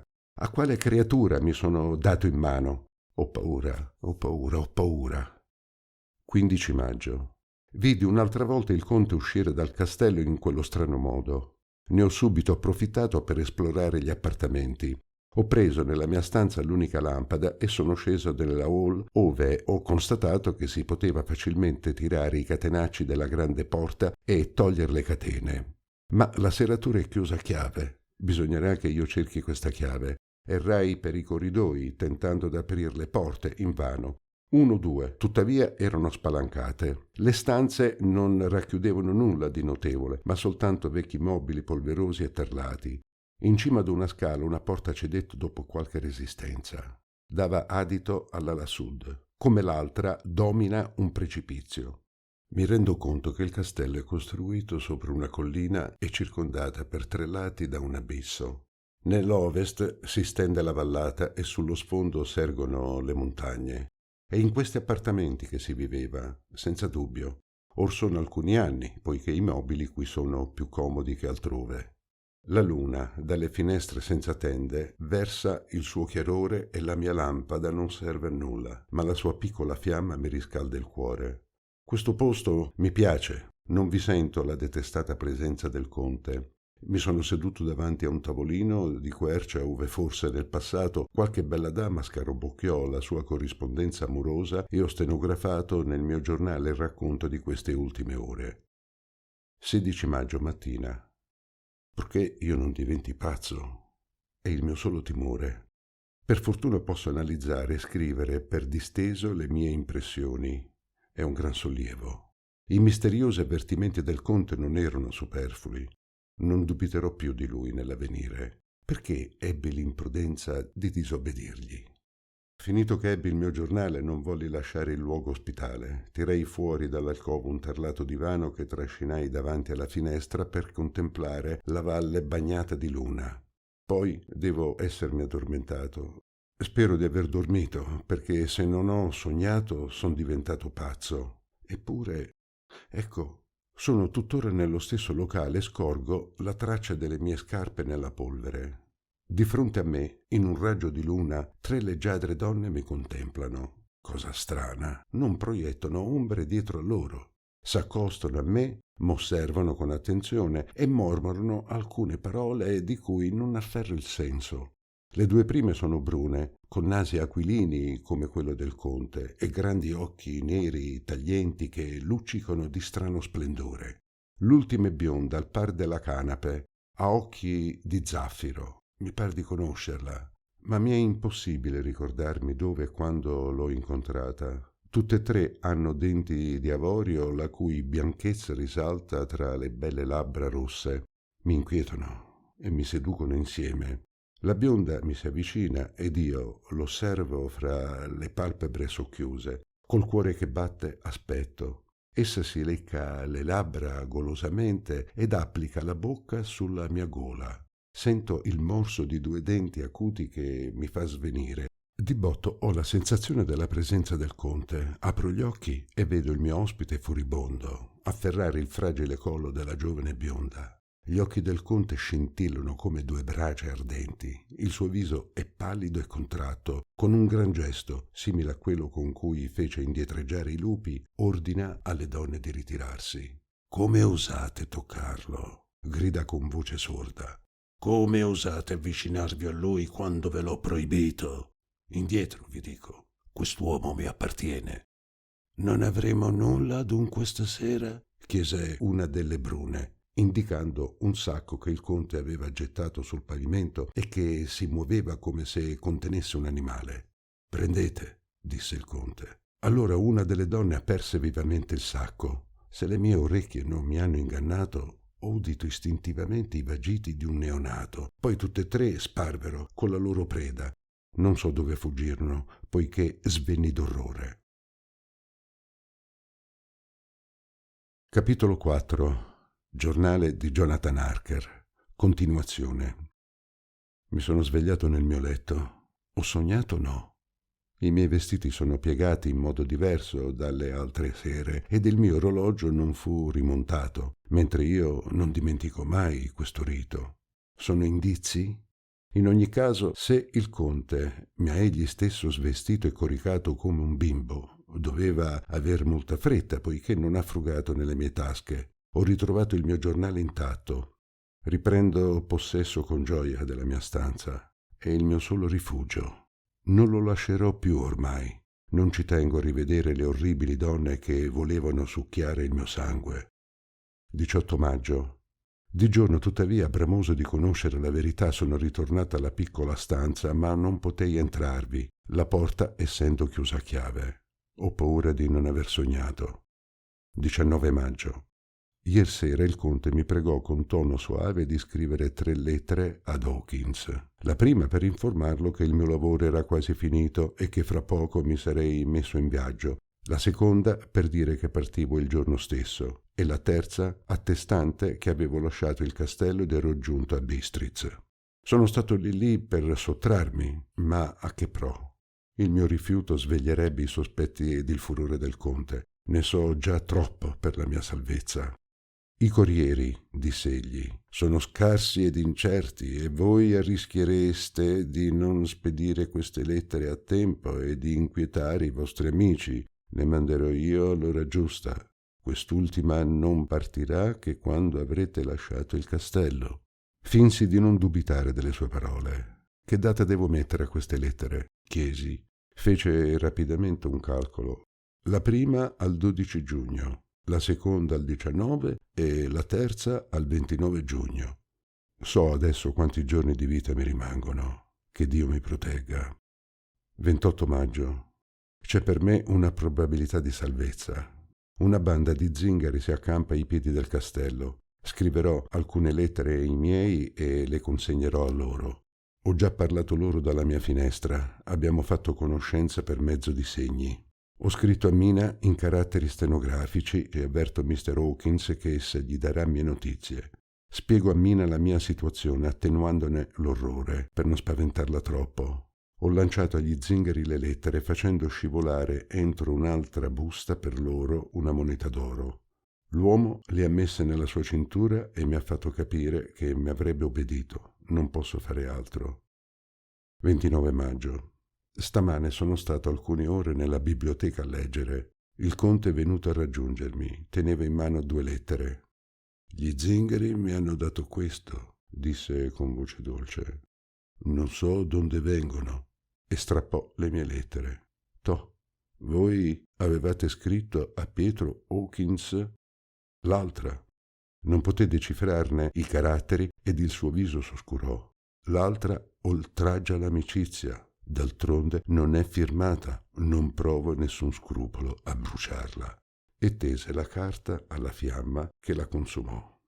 Spedirò la lettera ad Hawkins, disse. Scusatemi, amico mio, d'averla dissuggellata. Ignoravo che fosse vostra. Volete rifare la busta? Obbedii con la rabbia nel cuore. Egli la portò via e udì la chiave girar nella serratura. Mi chiude dentro. È il colmo. Rassegnato mi stesi sul divano e m'addormentai. 2 ore dopo il conte venne a svegliarmi. Pareva d'eccellente umore. Cadete dal sonno, mi disse, andate a riposare nella vostra stanza. Intanto io lavorerò. Seguii il consiglio e, cosa strana, non appena disteso m'addormentai d'un sonno profondo. 31 maggio. Svegliandomi, ebbi l'idea di munirmi di carte e buste per approfittare della prima combinazione che mi si presentasse. Ma, ahimè, ebbi un bel mettere a soqquadro la mia sacca da viaggio. Tutte le mie carte erano scomparse. Orari ferroviari, lettere di credito, tutto ciò che poteva essermi utile. Apersi allora le valigie. L'abito da viaggio era scomparso, come il mio pastrano, e il completo di ricambio. 17 giugno. M'ero appena alzato quando udii nella corte uno schioccar di fruste e un rumor di zoccoli. Mi precipitai alla finestra. 2 grandi furgoni tirati ognuno da 8 solidi cavalli e condotti da 2 slovacchi con grandi cappelli calcati sulla testa, cinture di cuoio e stivaloni alti. M'avventai alla porta per correre giù dalle scale e, approfittando del fatto che la porta d'entrata era spalancata, scivolar fuori, ma la mia porta è chiusa all'esterno. Allora mi sono chinato alla finestra lanciando alte strida. Quei contadini m'hanno guardato con aria stupida. Il capo degli zingari si avvicinò a loro dicendo qualche cosa che li fece ridere. Si voltarono subito e né le mie grida né le mie suppliche li impietosirono. Mi ignoravano volontariamente. I furgoni contenevano dei grandi cofani legati con le corde. Senza dubbio erano vuoti, poiché gli slovacchi li sollevavano senza difficoltà. Furono deposti in un angolo della corte. Lo zingaro diede del denaro a quegli uomini che sferzarono i cavalli e s'allontanarono. 24 giugno, all'alba. Ieri sera il conte mi lasciò di buon'ora. Non appena solo scesi la grande scalinata di pietre e ripresi il mio posto d'osservazione accanto alla finestra che dà sull'ala sud. Gli zingari sono alloggiati in una parte del castello e lavorano per il conte a qualche cosa che ignoro. Odo talvolta attutiti, colpi di zappa o di vanga. Che cos'altro ancora preparano? A capo d'una mezz'ora vide aprirsi la finestra del conte e una forma strisciar sul muro. Indossavi i miei vestiti da viaggio e aveva sulla spalla il sacco di cui s'erano impadronite le 3 donne. Dunque si affibbia ai miei vestiti perché la gente mi attribuisca i suoi delitti e possa certificare che non sono prigioniero. Con la rabbia nel cuore ho deciso d'aspettare il suo ritorno e mi son seduto sopra un gradino della scala. L'abbaiar d'un cane m'ha fatto trasalire. Che cosa sono quelle forme? Mi par di riconoscere le 3 donne. Davvero divento pazzo. Mi alzo bruscamente e raggiungo in fretta la mia stanza. Finalmente respiro. La lampada rischiara dolcemente la stanza e mi sento al sicuro. Qualche ora trascorse e poi odo un rumore venir dalla stanza del conte e un gemito che mi stringe il cuore. Il silenzio ritorna. Tento d'aprir la porta, è chiusa. Allora mi son seduto e ho pianto come un bambino. Un grido nella corte. Mi precipito alla finestra. Una donna come impazzita scuote il cancello urlando: «Mostro! Rendimi il mio bambino!» Mi scorge, si butta a ginocchi, alza le braccia come per implorarmi e ripete quella supplica che mi strazia. Si strappa i capelli, si lacera il petto e cerca invano di smuovere la porta. Dominando quelle grida, odo un fischio prolungato al quale risponde l'abbaiar dei lupi. Dopo alcuni minuti ne distingo le forme magre. S'avvicinano alla donna che non tenta neppure di fuggire. Indovino la sorte del suo fanciullo e non la compiango. Meglio per lei morire. 25 giugno, mattina. Coloro che non hanno conosciuto le angosce di una notte tragica ignorano la dolcezza dell'alba. Il sorger del sole scaccia i miei timori. Voglio agire per non pensare. La prima lettera venne spedita ieri. Non ho ancora veduto il conte durante il giorno. Dorme quando gli altri si alzano? Se almeno potessi sorprenderlo nella sua stanza. Ma il mezzo? La sua porta è sempre chiusa. Sì, tuttavia c'è un mezzo, ma oserò impiegarlo. Perché non seguire la via che fa lui ogni notte? Striscerò lungo il muro e mi introdurrò nella sua stanza, dalla sua finestra. Che cosa rischio dopo tutto, poiché la morte m'aspetta in ogni modo? Addio, Mina. Ti rivedrò? Qualche ora dopo. Grazie a Dio, eccomi di ritorno sano e salvo nella mia stanza. Posso stendere la relazione nel mio giornale della straordinaria spedizione. Senza indugiarmi a riflettere sono scivolato fuori dalla finestra della scala. Le enormi pietre da intaglio mi servirono da scaglioni. M'ero tolto le scarpe, per fortuna non patisco le vertigini. Potei giungere alla finestra del conte. La stanza è vuota. Ha un mobilio sommario e non sembra abitata poiché gli oggetti sono coperti di polvere.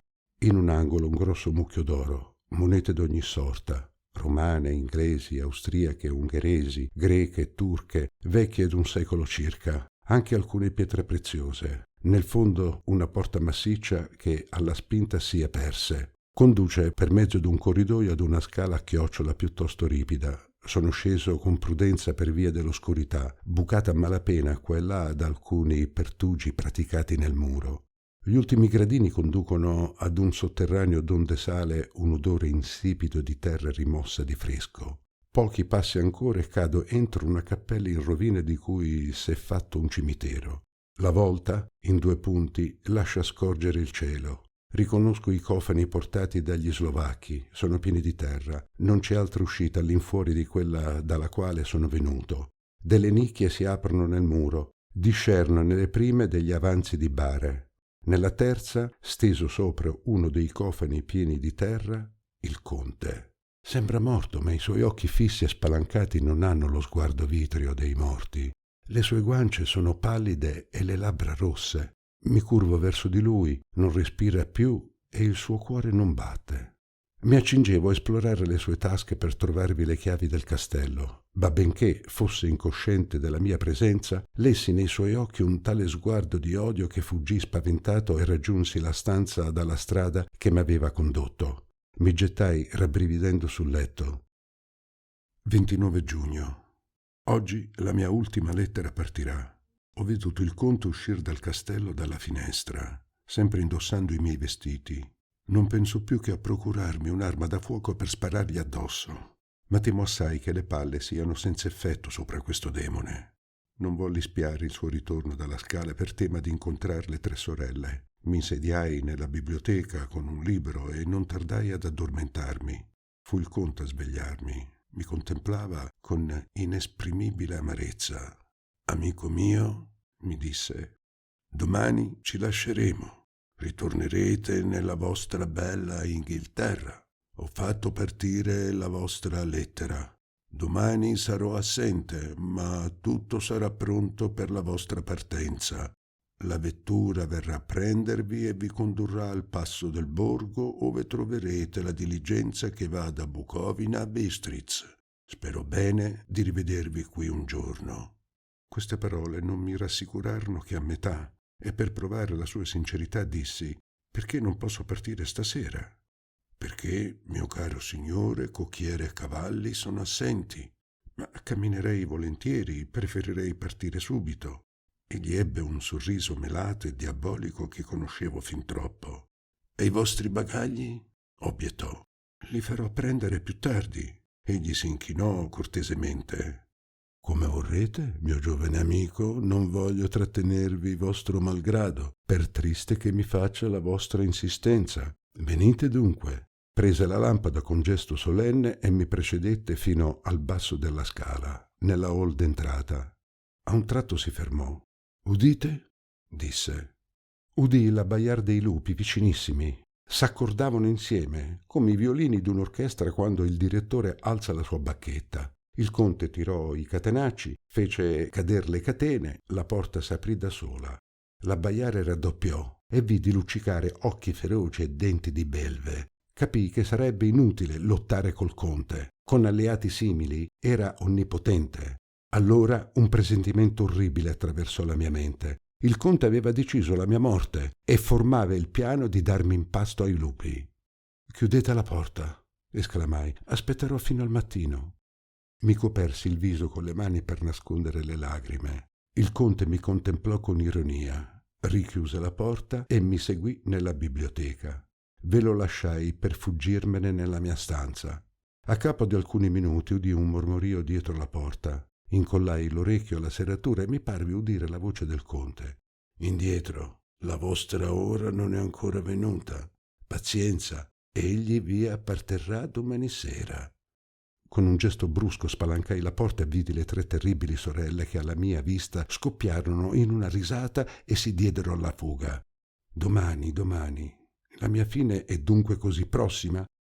30 giugno, di mattina. Ecco forse le ultime righe che potrò scrivere. Mi sono svegliato al canto del gallo e col cuore alleggerito sono sceso nella hall. Poiché la porta non era chiusa a chiave dalla vigilia, certo potrò fuggirmene. Ho tirato i catenacci pesanti e fatto cadere le catene, ma la porta non si è mossa. Ho tirato con tutte le mie forze, invano. Allora ho deciso di procurarmi la chiave a qualunque costo. Scivolerò ancora nella stanza del conte. A rischio la morte, tanto peggio. Questa angoscia è intollerabile. Sono strisciato lungo il muro introducendomi dalla finestra. La stanza del conte è vuota. Dalla scala a chiocciola giungo al passaggio sotterraneo e alla vecchia cappella. La grande bara è sempre nella sua nicchia, ma stavolta il coperchio è abbassato. L'ho sollevato pianamente. Bisogna pure che frughi nelle tasche del mio nemico. Lo spettacolo che mi appare mi terrifica. È il conte, sì, ma ringiovanito. I capelli e i baffi bianchi sono ridiventati grigi, le guance sono più rotonde, la carnagione è più chiara, la bocca più rossa. Sugli angoli della bocca, sul collo e sul mento alcune gocce di sangue si sono seccate. Ho toccato i suoi vestiti con inesprimibile repulsione, ho frugato le sue tasche, ma non ho trovato la chiave. Il conte mi contempla con un sorriso beffardo. Ecco dunque il mostro che io aiuto ad attirare a Londra ove commetterà altri delitti. No, non è possibile. Bisogna che ne sbarazzi il mondo. Bisogna che questo uomo perisca. Non ho armi, ma ecco una vanga. scordata senza dubbio da uno degli operai. Brandisco l'arnese, sto per colpirlo in viso. In quel momento il conte volge il capo e mi volge uno sguardo di orrore. I suoi occhi mi affascinano e paralizzano il mio gesto. La vanga mi sfugge dalle mani e cade sul coperchio che si riabbassa con un rumore secco. Che fare? Odo ad un tratto delle voci, dei canti, uno scoppiettar di frusta, uno strider di ruote, gli zingari senza dubbio. Scivolerò fuori quando apriranno. Ritorno in fretta nella stanza del conte. Tendo l'orecchio. Una grossa chiave stride in una serratura. Si direbbe che la porta si apra dalla parte della cappella. Dei passi scalpicciano. C'è senza dubbio nel castello un'entrata che io non conosco. Torno nel sotterraneo, ma in quel mentre una brusca ventata richiude la porta che dà sul cimitero. Eccomi prigioniero. Odo nella cappella degli scalpicci, dei colpi di martello. Si direbbe che inchiodano dei coperchi. La porta si è richiusa. Ho udito nuovamente strider la chiave nella serratura. Dalla corte giunge fino a me lo scoppiettio delle fruste e il cigolar delle ruote che s'allontanano. Sono solo nel castello con quelle orribili donne. Bisogna che trovi il mezzo di fuggire. Mi riempirò le tasche d'oro, poi mi lascerò scivolare lungo il muro. Se sfuggo, raggiungerò la stazione più vicina e mi allontanerò da questo luogo maledetto ove i demoni hanno viso umano, a rischio di uccidermi nella caduta. Ma preferisco questo genere di morte a quello che mi aspetta. Arrivederci, Mina. Capitolo V. Lettera di Mina Murray a Miss Lucy Westenra. 9 maggio. Mia cara Lucy, perdonami di aver tardato tanto a scriverti, ma sono oppressa dal lavoro. La vita di un'istitutrice è molto presa. Non vedo il momento di ritrovarmi teco sulle rive del mare. Per far piacere a Jonathan ho stenografato molto in questi ultimi tempi. Potrò essergli molto utile quando saremo sposati. Mi scrive talvolta delle lettere stenografate per abituarmi e so che egli stenografa le sue note di viaggio. Anch'io voglio tenere un giornale in caratteri stenografici. Sarà un esercizio eccellente. Jonathan non m'ha inviato che poche righe brevi. Sta bene e tornerà fra una settimana. Mi tarda l'ora di rivederlo. Quante cose avrà da raccontarmi. Ho una gran voglia di esplorare con lui quei paesi lontani quando saremo sposati. Ma ecco la campana delle 10. Arrivederci, mia cara. La tua affezionata Mina. Post scriptum. Dammi tue notizie. Che cosa ti succede? Ho udito certe voci circa un bel signore dalla capigliatura ricciuta. Lucy Westenra a Mina Murray. 17 Chatham Street, mercoledì. Mia cara Mina, che cosa ti racconterò? Londra è piacevolissima in questo momento. Andiamo all'esposizione di pittura e passeggiamo nel parco. Non almanaccare con la tua mente. Il signore dalla capigliatura ricciuta non è altri che Mr. Arturo Holmwood. Viene di frequente a trovarci e se l'intende benissimo con la mamma. Feci ultimamente conoscenza con un giovanotto che sarebbe proprio l'affar tuo, se tu non fossi già fidanzata con Jonathan. È un partito eccellente, bello, di buona famiglia e inoltre un dottore da venire. Non ha che 28 anni e dirige già un grande asilo d'alienati. Il signor Holmwood ce l'ha presentato ed è venuto a farci visita. La sua calma ammirevole deve agire fortemente sui malati. Vi guarda dritto in viso come se volesse leggervi nel pensiero. Pretende che io sia un curioso studio psicologico. Non ti descriverò le mode. Tu sai che io non sono granché civetta. Perlomeno è Arturo che lo dice. Toh, il mio segreto mi sfugge. Ma già, fin dall'infanzia non abbiamo mai potuto nascondere nulla l'una all'altra. Oh, Mina, tu hai indovinato, io l'amo. Non si è dichiarato ancora, ma sono certa che condivide i miei sentimenti. Lo amo, e mi fa bene il dirlo a te. Arrivederci, Mina. Dimmi che cosa ne pensi. Ti abbraccio con tutto il cuore. La tua amica Lucy. Lucy a Mina, 24 maggio. Mia cara Mina, grazie mille volte della tua lettera così affettuosa. Lo crederesti? Io che sto per avere 20 anni al mese di settembre e che mai fino ad oggi fui chiesta in matrimonio, ho avuto 3 richieste contemporanee in una sola giornata. 3 alla volta. Te lo immagini, Mina? Sono tanto felice che non so da che parte cominciare.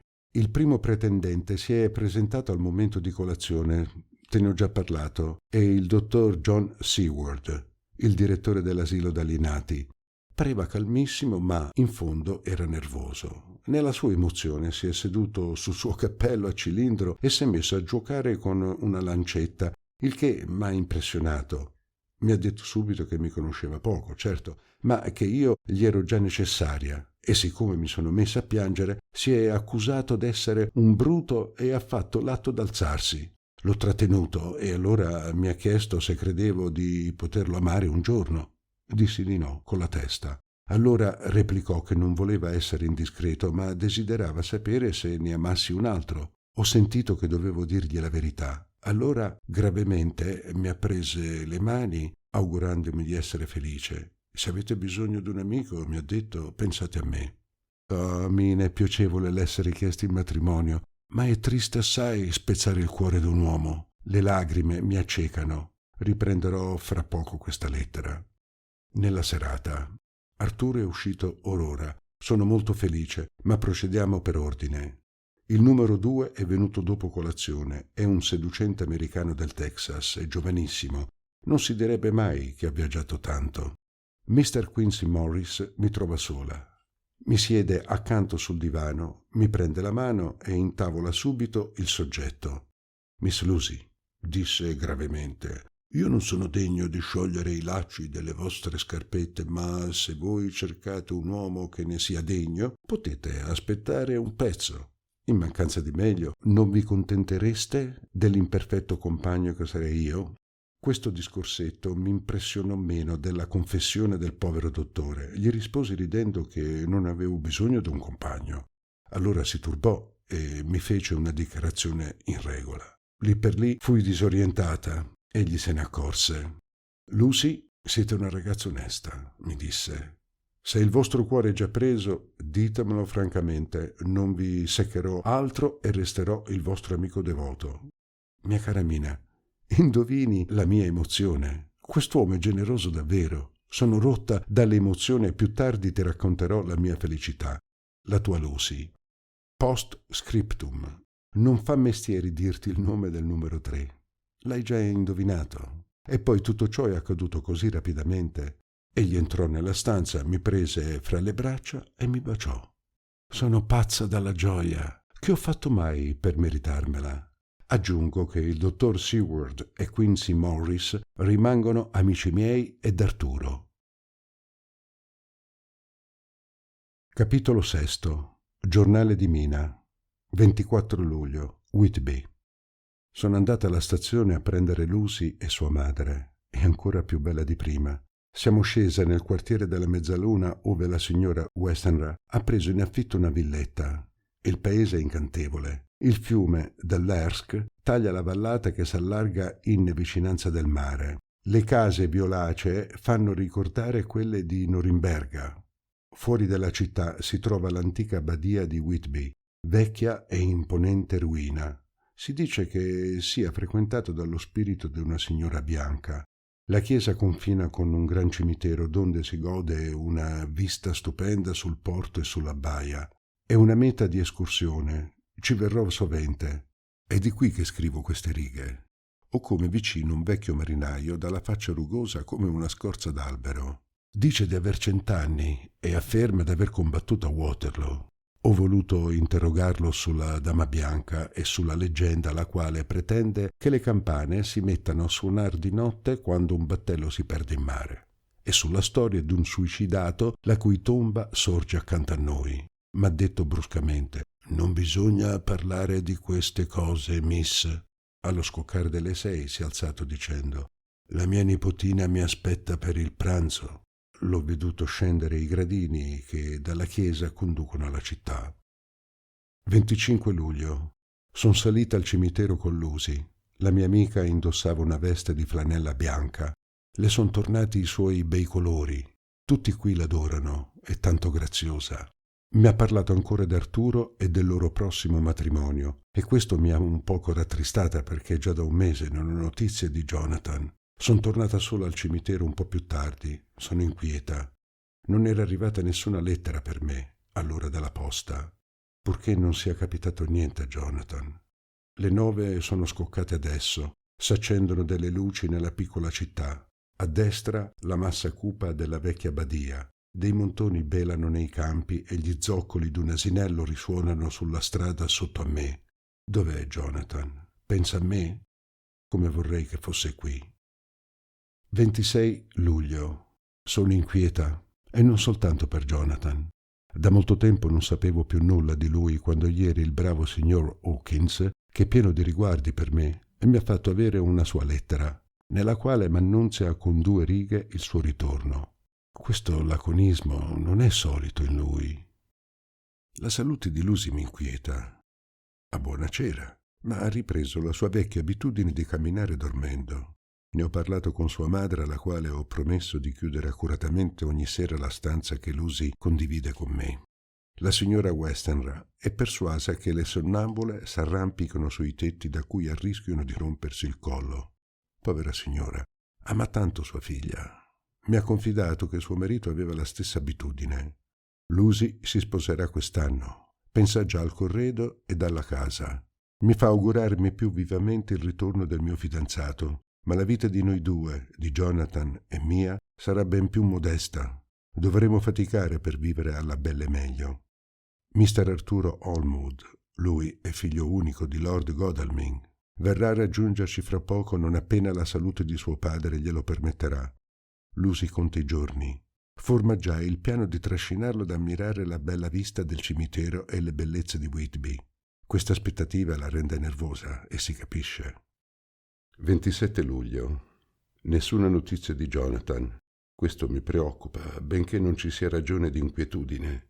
Mi scrivesse almeno una riga. Lucy si alza tutte le notti ed io mi sveglio udendola camminare nella stanza. Per fortuna fa caldo e non corre il rischio di un'infreddatura. Tuttavia queste insonnie finiscono col deprimermi e divento nervosa. Lucy non ne soffre lei, ed è l'essenziale. Mr. Allwood è sempre trattenuto accanto a suo padre, che sta molto male. Lucy ne è desolata. 3 agosto. Una settimana è trascorsa, sempre senza notizie di Jonathan. Ah, purché non sia malato. Rileggo la sua ultima lettera indirizzata ad Hawkins e che non mi soddisfa, eppure è scritta di suo pugno. 6 agosto. Questa aspettativa è intollerabile. Sapessi almeno dove telegrafargli, ma ha lasciato il castello. Come raggiungerlo? La notte scorsa ci fu un gran vento. I marinai credono che la tempesta dovrà durare. La nebbia è intensa. Il mio vecchio marinaio predice naufragi. Sono andata sino al faro. Il guardiano che esplorava il mare col cannocchiale mi ha detto: c'è un battello al largo, deve essere un bastimento russo. Danza terribilmente e si direbbe, vedendolo andare a destra e a sinistra, che non ci sia nessuno al timone. Il pilota non conosce il suo mestiere. Potrà dirsi fortunato se non viene ad urtare contro gli scogli. Capitolo 7. Ritagliato dal Daily Telegraph dell'8 agosto e incollato nel giornale di Mina. Nostra corrispondenza. Whitby. Una tempesta formidabile, quale da anni non s'era mai vista, s'è scatenata nella regione. La serata di sabato fu bella. Gruppi di passeggiatori si avventurarono verso i boschi di Mulgrave, verso la baia di Robin Hood, verso il mulino di Rigg, eccetera. I vaporini, Emma e Nelson, fecero un'escursione lungo la costa e l'animazione regnò nella piacevole città di Whitby.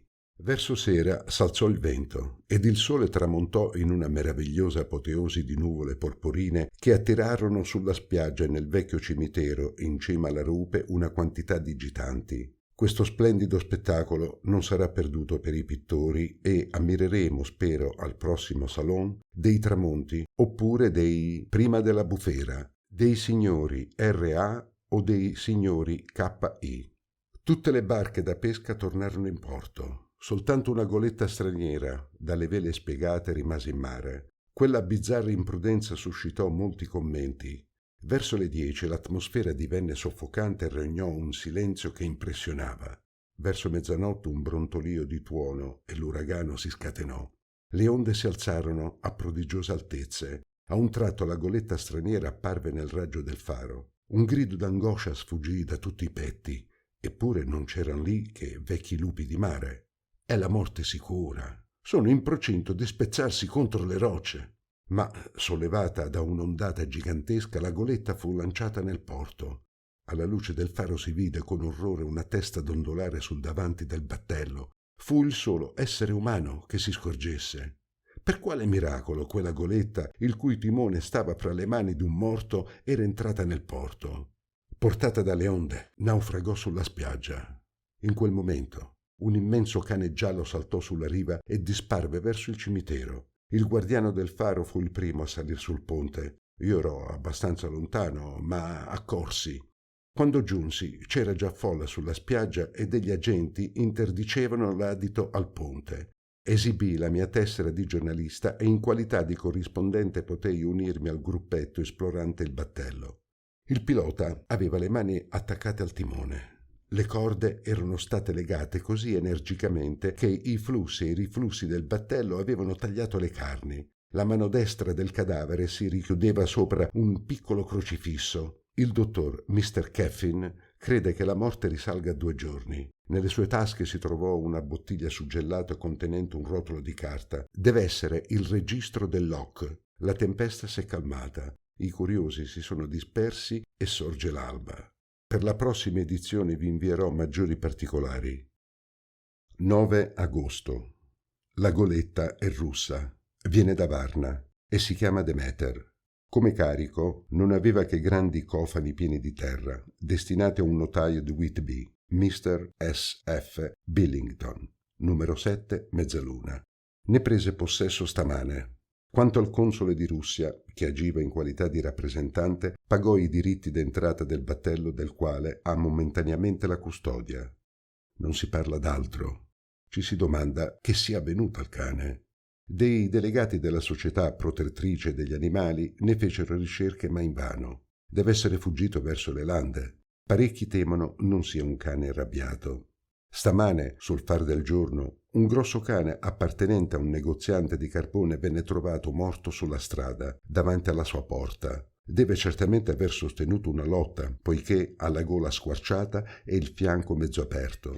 Grazie alla cortesia della Camera di Commercio potei sfogliare il libro del Locke della Demeter. Non presenta nulla di particolarmente interessante, tranne la scomparsa che viene segnalata di alcuni uomini dell'equipaggio. Il documento più interessante è quello della bottiglia. Venne prodotto all'inchiesta. Ve ne mando una copia fedele, omettendo tuttavia alcuni particolari tecnici. A quanto sembra, prima di buttarsi a mare il capitano è stato preso dalla pazzia. Uno degli addetti al consolato di Russia mi ha favorito la traduzione che segue. Locke del Demeter, traversata da Varna a Whitby. A bordo sono avvenute cose strane, voglio notarle prima di sbarcare. Il 6 luglio abbiamo effettuato il carico della sabbia e cofani pieni di terra. A mezzodì venne spiegata la vela. Vento d'est fresco, 5 uomini, più 2 secondi, il cuoco ed io, il capitano. L'11 luglio, all'alba, entrata del Bosforo, visita della dogana turca, Bekčić, Mance, tutto in regola, in rotta alle 4 pomeridiane. Il 12 luglio, i Dardanelli, ancora la dogana, trattative con la nave portabandiera, nuovo Bekčić, rapida visita dei doganieri, premurosi di vederci partire, traversata dell'arcipelago di notte. Il 13 luglio, passato il capo Matapan, l'equipaggio è malcontento per una ragione da me ignorata. 14 luglio, l'equipaggio sembra inquieto, eppure questi uomini sono robusti e tarchiati e han già navigato con me. Dunque, c'è qualche cosa, ha detto uno di loro al mio secondo, senza volersi maggiormente spiegare. Costui, esasperato, ha perso il lume degli occhi al punto da batter l'uomo che, con mia grande sorpresa, non ha replicato. Regna la calma. 16 luglio. Il secondo mi fa sapere che uno dei marinai, Petrovski, è scomparso. È incomprensibile. Il 17 luglio, uno degli uomini, Olgaren, è venuto a parlarmi. Afferma che, oltre l'equipaggio, c'è a bordo uno sconosciuto. Ieri, mentre era di quarto, ha veduto un'ombra alta e sottile camminare lungo il ponte e sparire. L'ha seguita a passi di lupo, non riconoscendo in lui uno dei nostri compagni. Quando giunse a prua, l'uomo s'eclissò senza che egli potesse capire da dove fosse passato. È invaso dalla paura e temo che questo panico non si comunichi a tutto l'equipaggio. Per rassicurarle visiterò minuziosamente il battello dall'alto al basso, malgrado le proteste del mio secondo, il quale sostiene che io demoralizzo i miei uomini. Abbiamo visitato i minimi cantucci. Non capisco davvero dove un uomo potrebbe celarsi. 23 luglio, tempo orribile da 2 giorni. Non si ha l'agio d'aver paura dei fantasmi. I miei uomini sono energici e coraggiosi. Mi sono congratulato con loro. Abbiamo passato Gibilterra. Tutto va bene. 24 luglio. Una tristezza pesa sull'equipaggio. Un altro uomo è scomparso mentre era di quarto. Il panico regna nuovamente. Gli uomini mi hanno chiesto il permesso di vegliare a 2. Non vogliono restar soli. Il mio secondo biasima ciò che chiama la mia debolezza. 28 luglio. 4 giorni d'inferno, vento e tempesta. Nessuno ha potuto dormire. Gli uomini sono estenuati. Nessuno è in stato di vegliare. Il secondo si è offerto affinché gli uomini possano riposare per alcune ore. Il mare è in burrasca, ma la costruzione è solida. 29 luglio. Altra tragedia. Al mattino l'uomo di quarto è scomparso. Lo si cerca invano. Non abbiamo più che un solo secondo. Il panico è al colmo. 30 luglio. Ci accostiamo all'Inghilterra. Il tempo è bello. Tutte le vele sono spiegate. Io mi riposo alquanto. Ma il secondo mi sveglia di lì a poco per dirmi che l'uomo di quarto e il pilota sono scomparsi. Non restiamo più a bordo che il secondo, io e 2 uomini per manovrare il battello. 1 agosto, 2 giorni di nebbia e neppure una vela in vista. Avevo tuttavia sperato una volta nella manica poter fare segnali di richiamo. Inutile. Avanziamo contro il vento. Il mio secondo, adesso, è il più demoralizzato di tutti. 2 agosto, mezzanotte. Sono svegliato da un grido dietro la mia porta. Mi precipito sul ponte ed urto contro il secondo. Ha udito un grido anche lui. Non vediamo più l'uomo di quarto. Un altro ancora che è scomparso. Il cielo ci protegga. Abbiamo già passato Douvres ed entriamo nel mare del nord. 3 agosto. A mezzanotte sono venuto io a sostituire il timoniere. Non c'era nessuno. Il vento imperversava. Ho preso il timone e ho chiamato il secondo che è accorso, a malapena vestito. Aveva un'aria smarrita. Temo che la sua ragione l'abbia abbandonato. Mormorò con voce rauca, come temesse d'essere udito. Esso è qui. Adesso lo so, la notte scorsa l'ho veduto. Esso non è dissimile da un uomo. Alto, sottile e pallido, si curvava sul parapetto. Scivolai dietro a lui e gli diedi una coltellata, ma il coltello l'ha trapassato senza ferirlo, come se avessi trapassato l'aria. Ma è lì, lo troverò, senza dubbio, chiuso in uno dei cofani. Li aprirò ad uno. Voi restate al timone. Si allontanò col dito sulle labbra. Poco dopo lo vidi risalire sul ponte con una scatola d'arnesi ed una lanterna. È pazzo di sicuro. Inutile contrariarlo. A un tratto un grido terribile mi ha fatto rizzare i capelli in testa. Il mio secondo si precipitò sul ponte con un viso sconvolto dal terrore. «Salvatemi, salvatemi!» gridò. «Conosco il segreto. Capitano, prima che sia troppo tardi, seguitemi. È il solo mezzo di fuggirlo». E prima che io ne lo potessi impedire, scavalcò il parapetto e si buttò a mare. Comincio a supporre la verità. Questo pazzo ha squilibrato i miei uomini ad uno, comunicando loro la sua follia suicida, ed oggi li raggiunge. Che il Signore mi venga in aiuto. Chi mi crederà quando io racconterò tutto questo? Ma arriverò io mai in porto? 4 agosto. Sempre una nebbia intensa che il sole non può forare. Tuttavia lo indovino al di là delle nubi. Non oso abbandonare la sbarra. Stanotte l'ho veduto lui. Capisco che il secondo si sia ucciso. Se osassi, ma il dovere mi comanda di non abbandonare il mio bastimento. Se occorre mi legherò le mani al timone nella tema di cedere alla tentazione e fra le mani stringerò il talismano che mi preserverà da lui. Le forze mi abbandonano e la notte si avvicina. Se naufraghiamo, questa bottiglia rivelerà il mio segreto. Si capirà e in ogni caso si vedrà che sono rimasto fedele al mio posto fino all'ultimo. Che la Santa Vergine e tutti i santi del paradiso veglino su di me. L'inchiesta non ha dimostrato altro Qui il capitano viene considerato come un eroe e si conta di fargli funerali pubblici. Lo seppelliranno nel cimitero che domina il mare. Parecchie centinaia di marinai seguiranno il suo feretro e si risolverà in questo modo quest'ultimo mistero marittimo. Giornale di Mina, 8 agosto. Stanotte Lucy fu molto agitata. Io non potei chiudere occhio. La burrasca imperversò senza tregua ed il vento urlava nei camini. A 2 riprese Lucy si alzò e si vestì. Per fortuna m'accorsi in tempo e potei svestirla pianamente. È davvero curioso questo stato di sonnambulismo. Ci siamo alzate presto e siamo scese verso il porto. C'era molta gente, il sole brillava e l'aria era pura. Come sono felice di pensare che Jonathan ieri non era in mare. Ma, in fin dei conti, che ne so io, dov'è, che fa? Se almeno potessi fare qualche cosa. 10 agosto. I funerali del povero capitano furono commoventi. Dei marinai portavano la bara ed una folla enorme seguiva. Lucy ed io li avevamo preceduti al cimitero, che è la meta favorita delle nostre passeggiate. La processione ci raggiunse in breve. Lucy sembra molto depressa. Credo che le sue notti la affatichino. È vero che abbiamo anche saputo la morte del nostro vecchio amico, il marinaio. L'hanno scoperto al mattino sul banco dove stiamo noi, inanimato. Aveva negli occhi uno sguardo di terrore intenso. Senza dubbio ha veduto venire la morte. Povero vecchio, l'avevamo preso in amicizia. Un altro lieve incidente ha snervato Lucy. È davvero troppo sensibile, povera cara. Uno dei marinai si era fatto accompagnare dal suo cane, un grosso terranova bonario, dolce come un agnello. Ora, nel bel mezzo del servizio funebre al cimitero, il cane si mise ad abbaiare in modo lamentoso. Il marinaio volle farlo tacere. Lo chiamò e gli fece segno di venire a stendersi sopra una tomba accanto a lui, quella del suicida. Ma il cane si è allontanato raddoppiando l'abbaiare. L'uomo infuriato gli fu addosso, lo prese per il collare e lo adagiò a viva forza sulla pietra.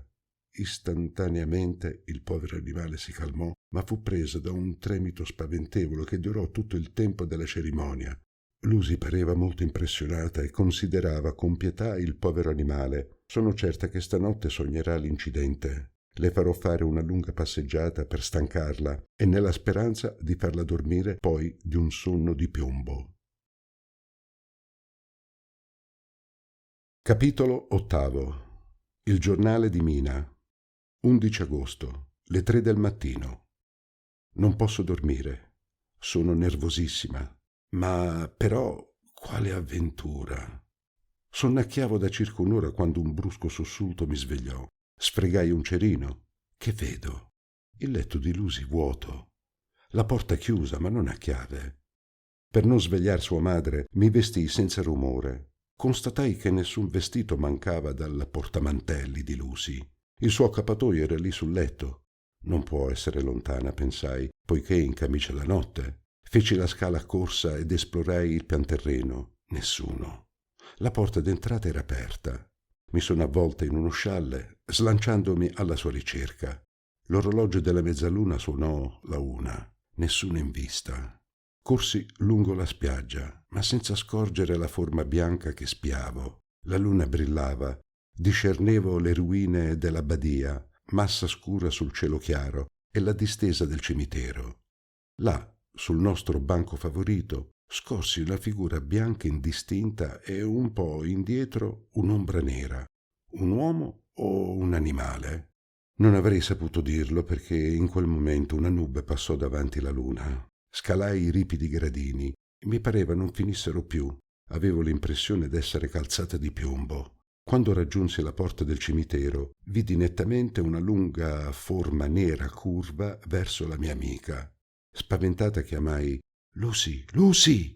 Ella non si mosse, ma dietro a lei 2 occhi brillanti e rossi mi squadrarono. Spinsi il cancello. Per un minuto la chiesa mi mascherò il gruppo. Quando giunsi accanto a Lucy, la trovai sola. Dormiva con le labbra semiaperte e respirava a fatica, come se le mancasse l'aria. Si portò le mani al collo come per incrociare il bavero d'un mantello. Temetti che non prendesse freddo e le gettai sulle spalle il mio scialletto, che agganciai con uno spillo da balia. La punsi forse senza saperlo. Si portò la mano al collo come se risentisse un dolore. Le calzai le mie scarpe e la svegliai dolcemente. A poco ripresi i sensi e non mi parve stupita di vedermi. Cominciò a tremare e mi gettò le braccia al collo. Le spiegai in qual modo fosse lì e perché bisognasse rientrare subito in casa. Mi seguì docilmente e tornammo senza incontrare anima viva. Per fortuna. Quali storie assurde si sarebbero fatte circolare il dì dopo.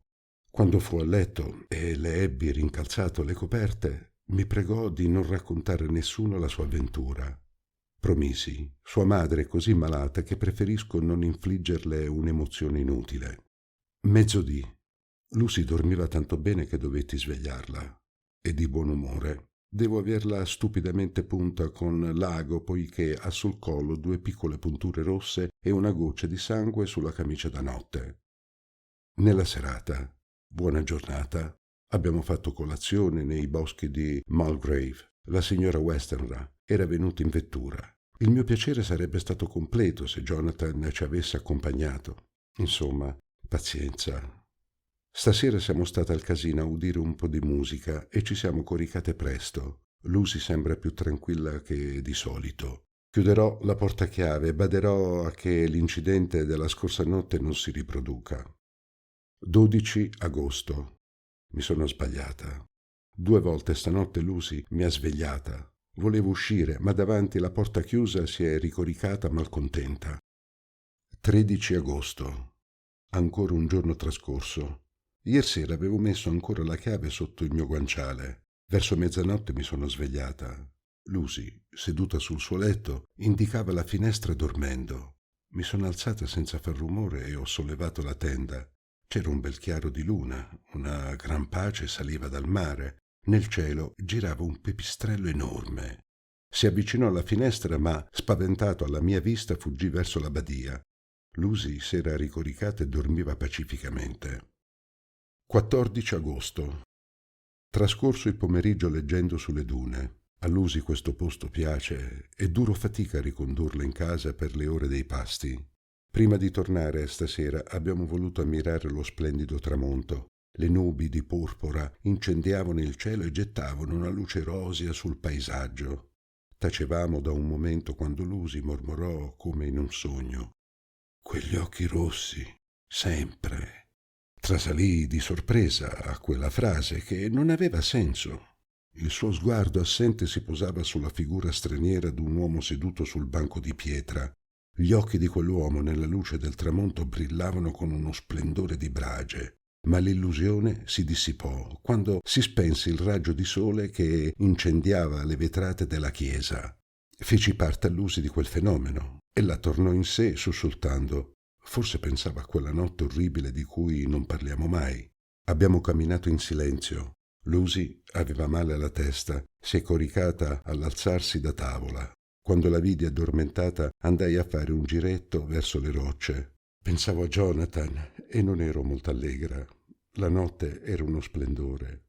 Davanti alla casa, prima di rientrare, lanciai un'occhiata alla finestra di Lucy. Scorsi la mia amica con i gomiti sul davanzale e agitai il mio fazzoletto. Senza dubbio stava spiando il mio ritorno. Ma no, non parve che mi vedesse. Accostandomi, scorsi accanto a lei una vasta ombra nera che pareva quella d'un uccello gigantesco. Feci la scala in 3 salti. Entrai nella stanza. Lucy dormiva, respirando penosamente, e portava la mano al collo come per proteggerlo dal freddo. La ricopersi bene senza svegliarla e chiusi la finestra. È più pallida del solito. 15 agosto. Ci siamo alzate più tardi del solito. Lucy è stanca. A colazione una bella sorpresa, una lettera d'Arturo. Suo padre sta meglio e il matrimonio verrà anticipato. La mia cara Lucy è assai contenta. La signora Westenra mi ha confidato che si rallegrava di vederla affidata ad un protettore. La povera signora sa di non aver molto tempo da vivere, il suo cuore si indebolisce, non ne ha che per pochi mesi. 17 agosto. Non potei scrivere in questi ultimi giorni. Una tristezza pesa sulla casa. Nessuna notizia del mio fidanzato. Non capisco nulla dello stato di Lucy. Ha buon appetito, eppure si indebolisce. Non esce più quando dorme, da quando io nascondo la chiave sotto il mio cuscino, ma ogni notte, così addormentata, va ad appoggiarsi al davanzale. La notte scorsa ve la sorpresi. Volli svegliarla, era svenuta. Durai fatica a rianimarla. Si mise a piangere, più debole di una convalescente. I 2 punti rossi che porta alla gola a cagione della mia malaccortezza non si cicatrizzano. Anzi, le 2 piccole piaghe si sono allargate. La carne ne è bianca sugli orli. Se non guariscono fra 2 giorni consulterò un medico.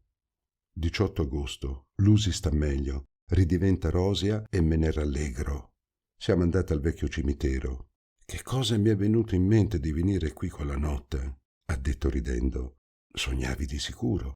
Può darsi, ma ne conservo un ricordo preciso come una realtà. Ero attirata come da una calamita, ma avevo paura. Mi ricordo di aver attraversato le strade addormentate ed il ponte. Dei cani abbaiarono, m'arrampicai sui gradini della vecchia abbadia, poi rivedo un uomo nero dagli occhi rossi. Mi si è avvicinato, ho creduto di sprofondare in un'acqua profonda che mi riempiva le orecchie e m'è parso che l'anima si dileguasse. Poi mi sentii scuotere con violenza. Eri tu che mi svegliavi. Rise d'un risolino strano e non insistei.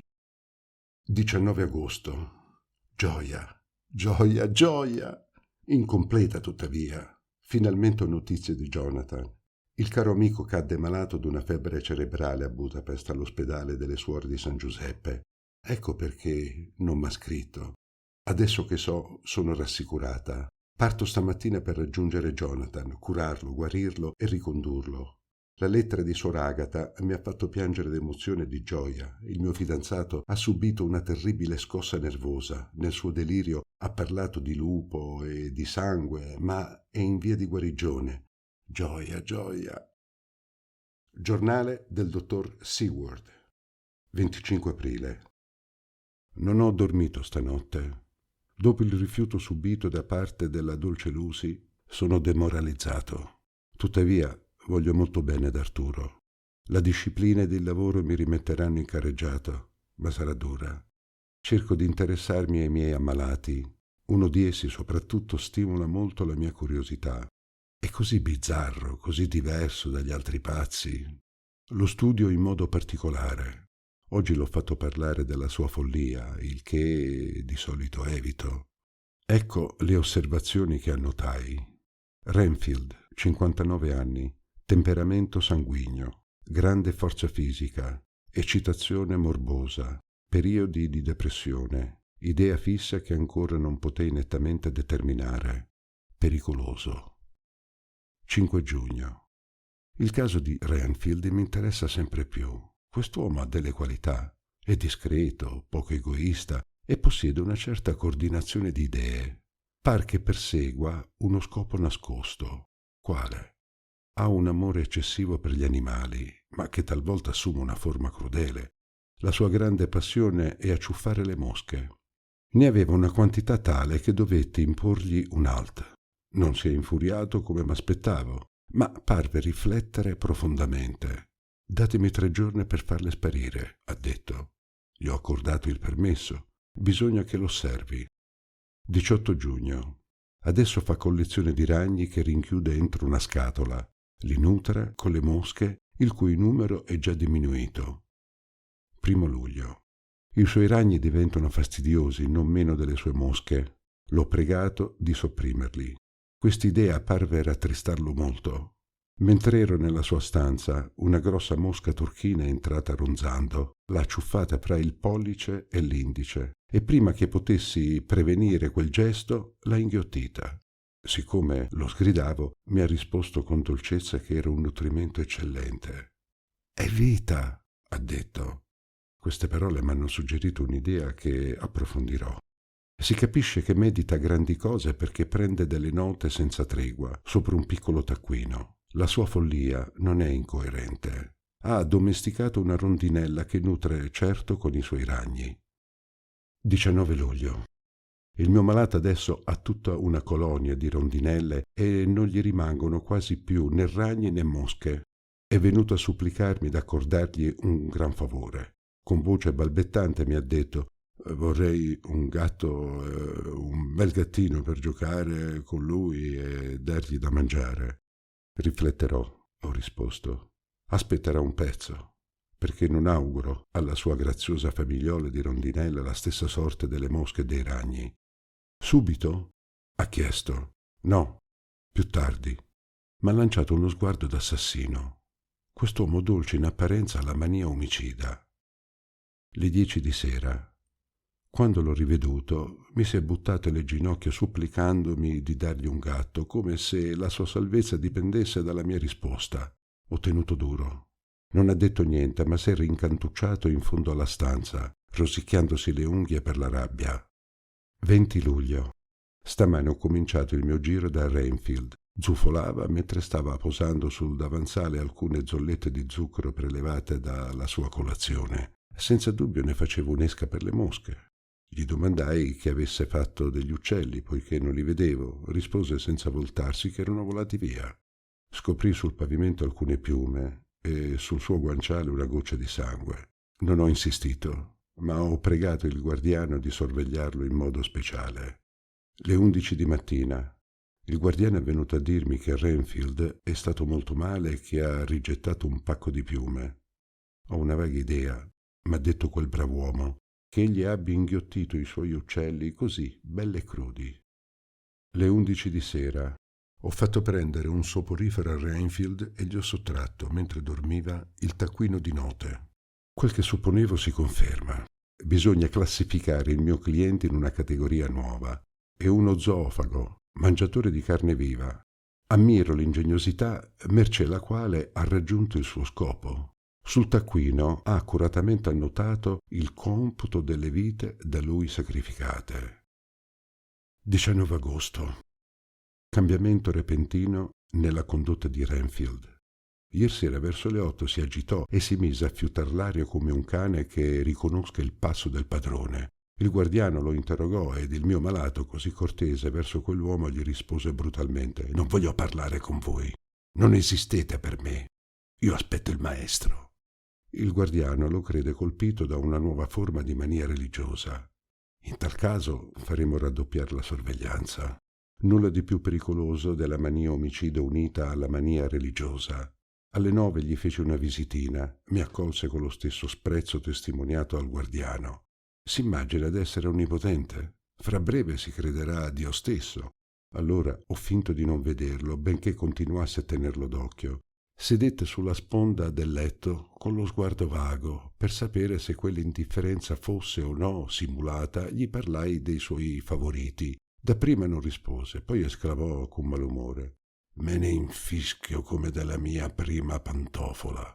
«Come?» feci io meravigliato. «Non vi piacciono più i ragni?» Al che egli rispose enigmaticamente: «Le damigelle d'onore rallegrano gli occhi di coloro che aspettano la sposa, ma quando la sposa appare, ella eclissa le sue damigelle d'onore». Non disse oltre. Sono stanco. Il ricordo di Lucy mi assilla più di quel che vorrei. Se non dormo prenderò del cloralio. No, non è ragionevole, non voglio abituarmici. Più tardi.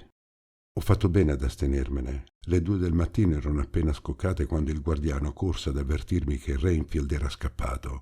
Infilai i miei vestiti e mi precipitai fuori. Il mio malato è troppo pericoloso perché io lo lasci circolare in libertà. Il custode della sezione mi afferma che 10 minuti prima, dalla spia, vide Renfield sul proprio letto. Il rumore d'una finestra aperta lo mise in allerta. Accorse proprio in tempo per veder sparire il nostro pazzo, in camicia da notte. Fu allora che mi avvertirono. Il custode, che è un gigante, non può passare dalla finestra, ma io che sono sottile potevo seguire quella via.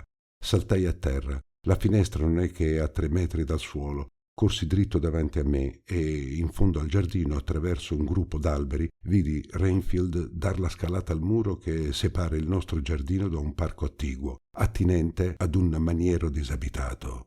Ritornai all'asilo e diedi l'ordine al guardiano di recarsi con 3 uomini sul dominio di Carfax. Abbiamo portato una scala fino al muro ed io mi lasciai scivolare dall'altra parte. Vidi il mio prigioniero slanciarsi verso la cappella. Si fermò davanti alla porta e scambiò alcune parole con qualcuno che si trovava al di là di essa. Non osai accostarmi per timore di farlo fuggire, ma potei udire queste parole. «Sono venuto alla vostra chiamata, oh maestro. Sono il vostro schiavo e vi servirò fedelmente. È molto tempo che io vi adoro e spero mi vorrete ricompensare nella stessa guisa». I miei uomini gli si gettarono addosso. Egli si dibatté come una tigre. Quest'uomo sembra una belva più che un essere umano. Non ho mai veduto in nessun pazzo un tale parossismo di rabbia. Al presente e al sicuro gli hanno messo la camicia di forza legandolo al muro con catene. Lancia grida orribili. Poco a poco si calma e dice: «Sarò paziente, maestro. L'ora verrà, l'ora verrà». 20 agosto. Il caso di Renfield diventa sempre più interessante. Per una settimana parve un forsennato, poi una sera, mentre la luna sorgeva, si calmò di botto mormorando: «Adesso posso aspettare». Che spera? Ho dato l'ordine al guardiano di slegarlo. I guardiani esitavano. Il pazzo s'accorse della loro diffidenza e non appena libero s'accostò a me mormorandomi all'orecchio: «E dire che si figurano che io possa mai farvi del male a voi. Vedi in me un amico oppure vuol lusingarmi per ottenere un favore?» Cerco invano di farlo parlare. Nulla lo tenta, neppure l'offerta d'un gatto. Ha passato una notte pacifica, ma fin dall'alba ha ricominciato ad agitarsi mettendosi in uno stato di furore tale che una specie di coma ne conseguì. Ecco 3 notti che lo stesso fenomeno si riproduce. Violenza pazzesca per tutto il giorno, poi calma perfetta dal sorgere della luna al sorgere del sole. Non ne capisco nulla. Obbedisce a un'influenza astrale? Voglio tendergli un tranello. Stasera gli verrà lasciata la possibilità di evadere. Se ne approfitta, i miei uomini lo seguiranno. Sapremo così ciò che medita. 23 agosto. Renfield ha preferito non evadere dalla finestra lasciata aperta a bella posta, ma quando il guardiano andò come ogni sera a visitare la sua cella, gli diede uno spintone e infilò il corridoio. Subito avvertito, ho radunato alcuni guardiani e l'abbiamo inseguito. Come l'altra volta l'abbiamo raggiunto nel maniero deserto. S'appoggiava alla porta della vecchia cappella. Vedendomi entrò in furore e se i guardiani non l'avessero afferrato m'avrebbe fatto un brutto scherzo. A un tratto alzò la testa calmandosi istantaneamente. Seguii il suo sguardo e non vidi nulla di strano, tranne un grande pipistrello che fuggiva verso l'ovest. «Non val la pena di tenermi», mi ha detto. «Acconsento a seguirvi». Infatti siamo rientrati senza incidenti, ma la sua calma mi inquieta più del suo furore. Capitolo 9. Mina Harker a Lucy Westenra, Budapest, 24 agosto. Mia cara Lucy, devi aspettare con impazienza le mie notizie dal momento in cui ti lasciai alla stazione di Whitby. Sappi, mia cara, che sono arrivata senza inciampo la stessa sera a Hall, ove presi il battello per Amburgo. Poi parecchie ore di ferrovia. Non mi ricordo già più di questo viaggio. Jonathan occupa tutto il mio pensiero. Ho trovato il mio diletto in tristi condizioni, assai dimagrato e pallido. I suoi occhi hanno perso il loro bello splendore. Non è più che l'ombra di se stesso ed ha perduto ogni memoria del passato. Almeno così dice. E preferisco non insistere. Suor Agatha, una buona creatura, m'afferma che il suo delirio fu gravissimo. Volevo che mi raccontasse quelle divagazioni, ma ella si fece il segno della croce e non volle dir nulla. «È il segreto di Dio», ha mormorato. È una brava e semplice creatura, m'ha soltanto lasciato capire che egli non aveva mai smesso di pensare a me e questo m'ha fatto piacere. Egli riposa ed io ti scrivo seduta al suo capezzale. Ah, ma ecco che si sveglia. Non appena svegliato, ha reclamato il suo vestito. Senza dubbio voleva far la verifica delle tasche. La buona suora glielo portò.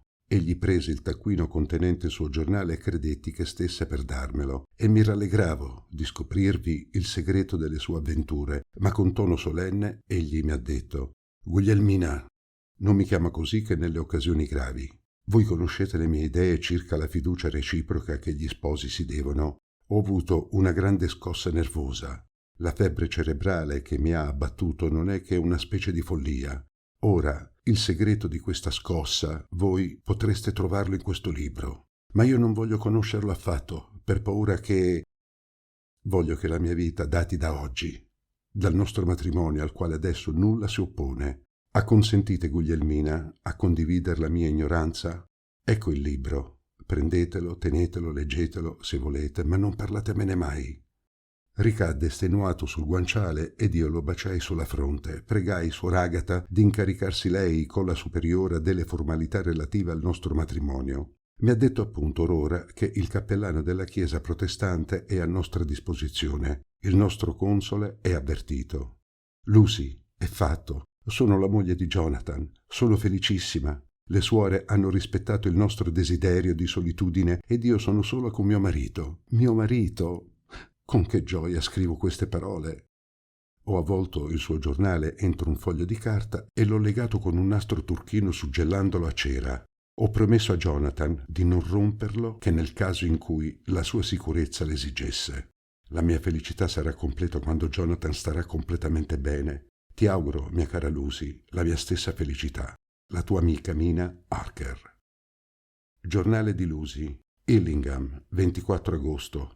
Voglio prendere l'abitudine di Mina di tenere il mio giornale. È il solo modo di ricordarmi di tutto ciò che avrò da raccontarle. Come vorrei mi fosse accanto. La notte scorsa ebbi un incubo orrendo come mi capitava a Whitby. Forse il cambiamento d'aria o il ritorno a casa. Mi sento triste e depressa. Una vaga angoscia mi stringe il cuore. Arturo, vedendomi, parve colpito dalla mia cattiva cera. Ha cercato invano di distrarmi. 25 agosto. Ancora una notte cattiva. Avevo proposto alla mamma di dormire nella sua stanza, ma è così stanca che m'ha dissuaso. Ho cercato di star sveglia più a lungo che potei, ma quando mezzanotte suonò trasalii, il che prova che mi ero addormentata. Mi pareva che battessero i vetri. Non mi sono alzata. Che cosa mai ho sognato? Stamane sono orribilmente pallida e la mia gola mi fa male. Devo avere il polmone intaccato, poiché respiro a stento. Cercherò d'essere allegra a colazione per non inquietare Arturo. Arturo, Holmwood al dottor Seward. Albert Mall, Hotel, 31 agosto. Mio caro Giovanni, vi supplico d'accordarmi un favore. Lucy è sofferente e non capisco cosa abbia. Deperisce di giorno in giorno. Non oso parlarne alla madre per cui ogni emozione è pericolosa. Fatemi la cortesia di venire. Ho tutta la fiducia nel vostro giudizio. Venite domani a far colazione a Illingham, di modo che la vostra visita non desterà i sospetti della signora Westenra. Sono molto inquieto. Non abbandonatemi. Il vostro amico Arturo. Telegramma. Arturo Holmwood al dottor Seward. 1 settembre. Sono chiamato presso mio padre che sta peggiorando. Scrivetemi stasera al Ring e, se è necessario, telegrafatemi. Il dottor Seward ad Arturo Holmwood, 2 settembre. Mio caro amico, per quei che concerne la salute di Miss Westenra, mi affretto a dirvi che non ho trovato nessun organo intaccato. D'altra parte la sua cera non mi soddisfa affatto. Ha cambiato molto dall'ultima volta che la vidi. Il suo turbamento deve essere mentale. Dopo ampia riflessione, ecco quello che ho deciso. Ho scritto al mio vecchio amico e maestro, il professor Van Helsing d'Amsterdam, specialista delle malattie nervose e dei turbamenti indeterminati. L'ho supplicato di venire. Mi è assai legato e possiamo contare su di lui. È un filosofo, è un metafisico, è uno degli scienziati più all'avanguardia della nostra epoca. È un cuore eccellente. Rivedrò domani Miss Lucy, ma alla passeggiata, per non inquietare sua madre. Vostro devotissimo John Seward. Il dottor Seward ad Arturo Holmwood, 3 settembre. Mio caro Arturo, Van Helsing è venuto ed è ripartito. Mi ha accompagnata ad Illingham. Lucy si era aggiustata in modo che sua madre facesse colazione in casa di un'amica. Van Helsing ha potuto esaminare a suo agio la nostra amica. Fra qualche giorno mi dirà la sua diagnosi. Sembra preoccupato. È una questione di vita o di morte, forse anche di più. Mi ha confidato nel momento di riprendere il treno per Amsterdam. Non ho potuto sapere altro, non vogliategliene male. Io che lo conosco so che il suo cervello lavora a vantaggio di Miss Lucy. Parlerà quando lo crederà opportuno. Ho promesso di inviargli ogni giorno un telegramma e di richiamarlo se occorre. Quella graziosa bambina mi interessa, m'ha detto nel momento in cui il treno si metteva in moto. Come sta vostro padre, mio povero amico? Vi compiango d'essere così tenuto in sospeso fra queste due persone la cui salute vi è ugualmente cara. Non temete, veglio su Lucy come sulla mia propria sorella. Vostro John Seward. Telegramma. Dottor Seward, Londra, al dottor Van Helsing, Amsterdam. 4 settembre. La nostra malata sta meglio. Telegramma. Dottor Seward, Londra, al dottor Van Helsing, Amsterdam. 5 settembre. Il miglioramento perdura. Buon appetito, buon sonno. Telegramma. Dottor Seward, Londra, al dottor Van Helsing, Amsterdam. 6 settembre.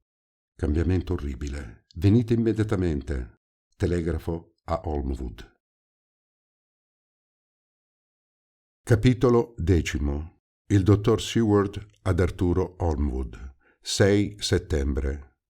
Mio caro Arturo, le notizie quest'oggi sono meno buone. Lucy non sta bene. A qualche cosa tuttavia servono anche le disgrazie. La signora Westenra si è inquietata e m'ha pregato di curare sua figlia.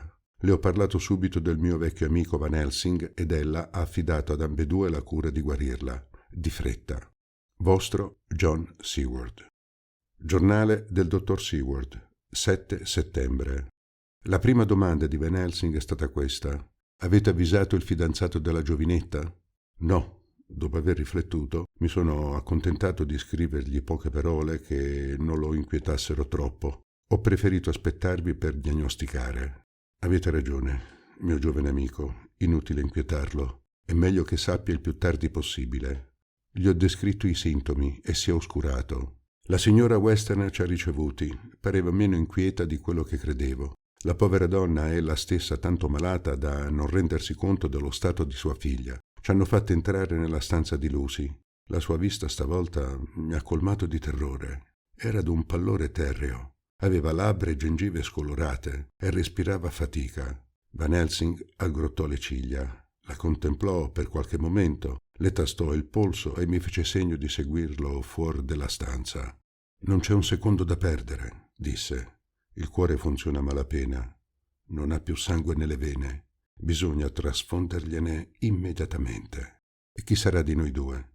Sono più giovane e più forte, maestro sarò io. Preparatevi allora, vado a cercare il mio astuccio». Lo seguì nel corridoio. Un colpo di martello scuoteva la porta. La cameriera introdusse Arturo. «John, muoio di inquietudine. La vostra lettera mi ha fatto perdere la testa. Babbo stava un po' meglio e ho preso il primo treno. Non è il dottor Helsing, al quale già devo tanta riconoscenza?» Il mio vecchio maestro lo contemplava con benevolenza. «Arrivate in tempo, signore. La vostra fidanzata sta malissimo». Arturo impallidì. «Ma», riprese Van Helsing, «rassicuratevi, voi potete salvarla». «In qual modo?» chiese Arturo con voce spenta. «Che bisogna fare? La mia vita le appartiene e darei volentieri per lei fino all'ultima goccia di sangue». Van Helsing ebbe un lieve sorriso ironico. «Oh, non ve ne domanderemo tanto», disse sorridendo. «Seguiteci». Nel corridoio spiegò. «Siamo in procinto di operare la trasfusione del sangue. John s'era offerto. Voi mi sembrate più adatto». Arturo mi strinse colorosamente la mano. «Sono pronto a morire per lei», disse gravemente. Van Helsing si accostò al letto della giovinetta dopo aver pregato Arturo di non entrare. Prese dal suo astuccio un pacchettino di polvere che versò in un bicchiere. «Prendete, piccola miss», disse gaiamente. «Bevete questa droga, vi farà del bene». La fanciulla era così debole che stentò ad accostare alle labbra il bicchiere. Alcuni minuti trascorsero prima che il narcotico agisse. Quando ella fu assopita, Van Helsing chiamò Arturo e lo pregò di togliersi la giacca e destramente praticò l'operazione. Man mano che la trasfusione avveniva, tornava il colore sulle guance di Lucy ed il viso d'Arturo che impallidiva raggiava d'una gioia pura. «Basta», disse a un tratto Van Helsing, che con l'orologio in mano cronometrava i minuti. «John, curate il vostro amico mentre io mi occupo di lei». Quando ebbe medicato la ferita, aggiustò i guanciali del letto. Lo stretto nastro di velluto nero che Lucy portava al collo, chiuso da una spilla di diamanti datale dal suo fidanzato, si spostò, rivelando una piccola ferita rossa alla gola. Van Helsing sussultò stupito. «Conducete via il vostro amico», fece, e rinvigoritelo con un bicchiere di porto. «Poi torni nella sua stanza e dorma». Non appena Arturo fu partito, tornai accanto a Van Helsing. Lucy dormiva tranquilla. Chiesi sottovoce: come spiegate quel segno alla gola? E voi? Non l'ho visto bene. E, accostandomi al letto, sollevai delicatamente il nastro. 2 piccoli fori, minuscole ferite impressionanti, stavano al di sopra della vena jugolare. Era forse quella l'origine della sua debolezza? No, impossibile. Il sangue, sfuggendo, avrebbe macchiato il lenzuolo. Ebbene? Domandò Van Helsing. Non capisco affatto. Io, disse il professore, stasera ritorno ad Amsterdam. Mi occorrono libri e strumenti indispensabili. Voi starete qui tutta la notte e non la perderete d'occhio. Bisogna cercare un'infermiera? Inutile, voi ed io bastiamo. Vegliate a che sia nutrita bene e che nessuno la disturbi. Soprattutto non addormentatevi, sarò presto di ritorno e cominceremo la cura. Quale cura? Interrogai meravigliato. Vedrete. E sul limitare della porta aggiunse: ve l'affido, vegliate su di lei. 11 settembre. La notte scorsa andai a casa mia. Van Helsing, essendo tornato, insisté per vegliare. Nel pomeriggio, oggi sono tornato a Dillingham. Il maestro pare rassicurato. Lucy è in buone condizioni. Mentre ero lì, portarono un paniere venuto dall'estero indirizzato al professore. Egli ne tolse un fascio di fiori bianchi. Sono per voi, Miss Lucy, disse. Oh, dottore, voi mi guastate. Non è un regalo, disse. È una medicina. Lucy fece una smorfia. Ma non arricciate il vostro bel nasino. Vi prometto di non farne delle tisane. Bisognerà soltanto farne una ghirlanda che di notte annoderete intorno al collo. Come i fiori del loto scacciano i sogni cattivi. Oh, dottore, scherzate, disse ella ridendo dopo averli fiutati. Non sono che dei volgari fiori d'aglio. Non scherzo, disse Van Helsing con un fare brusco che mi sorprese. E se vi affermo che questi fiori avranno su di voi un felice effetto, bisogna credermi. Intreccerò io stesso la ghirlanda ed empirò la stanza di fiori. È ancora una fortuna che me ne abbiano potuto inviare in questa stagione. Ho dovuto telegrafare al mio amico Vanderpool di Harlem, che ne coltiva tutto l'anno entro le sue serre. Quella cura singolare mi stupì. Egli richiuse accuratamente la finestra e sfregò i mobili con i fiori affinché l'aria che entrasse nella stanza fosse piena del loro profumo, eguale maneggio intorno alla porta e dal camino. Si direbbe, maestro, che vogliate esorcizzare uno spirito maligno, dissi ridendo. Può darsi, rispose mentre intrecciava la ghirlanda. Nel frattempo Lucy nella stanza attigua si spogliava per la notte. Quando fu coricata il maestro le annodò egli stesso la collana intorno al collo. Abbiate cura di non staccarla e soprattutto non aprite né la porta né la finestra. Ve lo prometto, disse, e vi ringrazio della vostra bontà. La mia vettura m'aspettava alla porta. Van Helsing vi accettò un posto. Possiamo dormire tranquilli stasera, disse. Una buona notte ci rinvigorirà. Venite a prendermi domattina, torneremo insieme a vedere Miss Lucy. La sua fiducia non mi rassicurò interamente. Capitolo 11. Giornale del dottor Seward, 13 settembre. Stamattina verso le 8 visita a Miss Lucy. Tempo radioso. L'autunno è splendido davvero quest'anno. Ci accolse la signora Westenra. Lucy dorme ancora, disse, non ho voluto svegliarla. Ah ah, fece il maestro soddisfatto, la mia diagnosi era giusta poiché la cura comincia già ad operare. Credo che vi vantiate, dottore, e che mia figlia dovrà a me la sua guarigione. In qual modo, signora? Stanotte ero un po' inquieta, mi alzai per andare a vedere la mia bambina. Dormiva sodo, ma nella stanza c'era un'atmosfera soffocante. Non c'è da stupirsene con tutti quei fiori. Ho pensato che il loro odore avrebbe dato noia alla bimba. Allora li portai via e socchiusi la finestra. Spero troverete che sta bene. Osservai il viso del mio amico, aveva orribilmente impallidito. Si contenne però.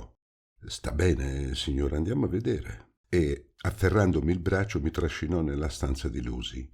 Sollevai la tenda mentre egli si accostava al letto. Me l'aspettavo, mormorò. Stavolta la povera piccina mi parve in condizioni disperate. Egli chiuse a chiave la porta e preparò gli strumenti per l'operazione. Tesi il mio braccio. Un'ora dopo, egli supplicava la signora Westenra di non togliere i fiori dalla stanza di sua figlia. Fanno parte, disse, della cura e sono necessari alla guarigione. Che cosa significa? Comincio a chiedermi se, vivendo tutto il giorno con i pazzi, non divento anch'io per caso un pazzo. Giornale di Lucy, 17 settembre, notte. Muoio di debolezza, ma faccio uno sforzo per scrivere queste ultime righe. Mi sono coricata come al solito, dopo essermi accertata che i fiori fossero al posto come il dottor desidera. Mi sono addormentata subito. Fui svegliata nel mezzo della notte da un bussare ai vetri. Questo bussare si è ripetuto ogni notte dopo quelle in cui Mina mi trovò nel cimitero.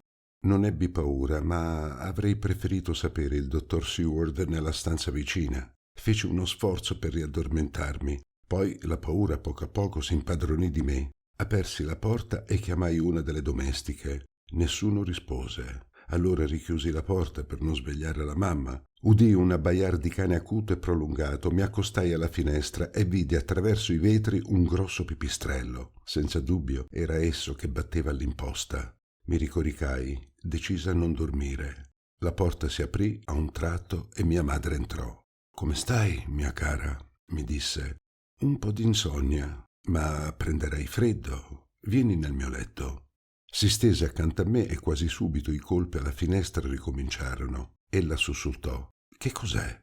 La rassicurai e in breve s'assopì, ma il suo povero cuore batteva con violenza. L'abbaiare ricominciò e in pari tempo un rumore di vetri spezzati. La lastra volò in pezzi e scorgemmo dall'apertura la testa d'un gran lupo giallo. Mia madre si rizzò con un grido di terrore e s'aggrappò a me con tanta violenza da strapparmi la ghirlanda di fiori. I suoi occhi si dilatarono con orrore inesprimibile e con un gemito ricadde all'indietro. Il lupo era scomparso. Impossibile muovere né braccia né gambe. Ero come paralizzata. Accanto a me la mia povera mamma si raffreddava. Il suo cuore aveva cessato di battere. Io caddi in deliquio. Quando rinvenni, una campana suonava, dei cani abbaiavano e un usignolo cantava. Ero annientata dal dolore e dalla debolezza. Le donne erano accorse alla mia chiamata e misero dei gemiti vedendo mia madre inanimata. Mi sono alzato e l'ho aiutata a stendere il corpo sul letto. L'abbiamo ricoperto d'un lenzuolo. Ho sparso i fiori su di lei. E adesso sono solo e piango. Spero di sopravvivere a questa notte atroce. Lettera di Mina Harker a Lucy Westenra, 17 settembre. Mia cara Lucy, è molto tempo che non mi scrivi, ma ti perdono. Scuserai anche il mio silenzio quando saprai quel che m'avvenne. Abbiamo fatto un buon viaggio. A Exeter il buon Mr. Hawkins ci aspettava alla stazione malgrado un attacco di gotta. Ci aveva preparato nella sua stessa casa 2 stanze comode. Un eccellente pranzo ci aspettava. Alla frutta disse: «Miei cari ragazzi, bevo alla vostra salute. Vi ho visti crescere e vi amo come figli miei. Poiché il cielo non mi ha accordato eredi, la mia sostanza sarà vostra, se vorrete con la vostra cara presenza raddolcire gli ultimi giorni del vostro vecchio amico». Ho pianto d'emozione. Mio marito non poté che stringere silenziosamente la mano del nostro benefattore. Eccoci dunque insediati in questa bella vecchia casa. Dalla mia stanza scorgo le torri della cattedrale. La vista è magnifica. Il mio compito di padrone di casa mi assorbe molto. Mr. Hawkins ha associato mio marito ai suoi lavori e si scarica su di lui della maggior parte dei suoi affari. Come sta la tua cara mamma? Vorrei venire da te un paio di giorni, ma non oso in questi momenti, tanto più che Jonathan ha bisogno ancora delle mie cure. Comincia a riprendere le forze, ma è ancora molto nervoso. Ho parlato abbastanza di noi. Quando ti sposi, mia cara, e dove? Jonathan ti invia il suo migliore ricordo ed io t'abbraccio di tutto cuore. Mr. Patrick Hennessy, medico, a Mr. John Seward, 20 settembre. Signore, secondo l'accordo preso, vi invio le osservazioni concernenti i malati dei quali m'avete affidato il compito. Il nominato Renfield ebbe una nuova crisi che avrebbe potuto avere spiacevoli risultati. Nel pomeriggio d'oggi una carretta guidata da 2 uomini passò davanti la casa, diretta al maniero vicino. Gli uomini si fermarono davanti alla nostra porta per informarsi sulla strada che dovevano fare, poiché non conoscevano il paese. Stavo appunto con i gomiti appoggiati al davanzale fumando una sigaretta. Renfield anche lui li vide dalla sua cella poiché li caricò d'ingiurie grossolane. Feci segno agli uomini di non tenerne conto. «Ah, bene, bene», esclamò uno di essi. «Non mi piacerebbe proprio vivere in una casa di pazzi». L'altro mi chiese cortesemente la strada e io ne l'informai mentre il pazzo non cessava di ingiuriarli. Andai a vedere Renfield per placarlo, ma egli mi accolse con una calma imperturbabile e quando gli parlai dell'incidente finse di non capire. Una mezz'ora dopo saltava dalla finestra, fuggendo lungo il viale. Mi slanciai con 2 guardiani e lo potemmo raggiungere davanti alla porta del contiguo possedimento. I carrettieri avevano finito di scaricare delle casse pesanti e s'asciugavano la fronte madida di sudore. Renfield si buttò addosso a uno degli uomini, massacrandolo di pugni. Siamo riusciti in 3 a padroneggiarlo. «Sventerò i loro piani», urlava il pazzo. «Non sarò defraudato in tal modo. Non voglio morire a fuoco lento. Combatterò per il mio signore padrone». I carrettieri malcontenti ci minacciarono, ma 2 bicchierini d'acquavite e un marengo vinsero la loro indignazione. Rilevai il loro nome, che ci può servire. Jack Smollett e Tommaso Snelling. Lavorano per conto di Harris e Figlio, compagnia marittima di So di Londra. Vi terrò al corrente se si produrranno altri incidenti. Vostro Patrick Hennessy. Mina Harker a Lucy Westenra, 18 settembre. Mia cara Lucy, devo annunziarti una notizia tristissima. Mr. Hawkins è morto all'improvviso. Molta gente stimerà che non siamo troppo da compiangere, ma non per questo siamo meno afflitti. Amavamo il caro uomo come un padre. Jonathan è assai demoralizzato. Il senso della sua responsabilità lo opprime sempre più. Dubita di se stesso. Temo si risenta per lungo tempo questa scossa nervosa. La settimana prossima andrò a Londra per i funerali. Jonathan regolerà il servizio funebre. Dopo cercherò di scappar via un momento per venire ad abbracciarti. La tua amica Mina.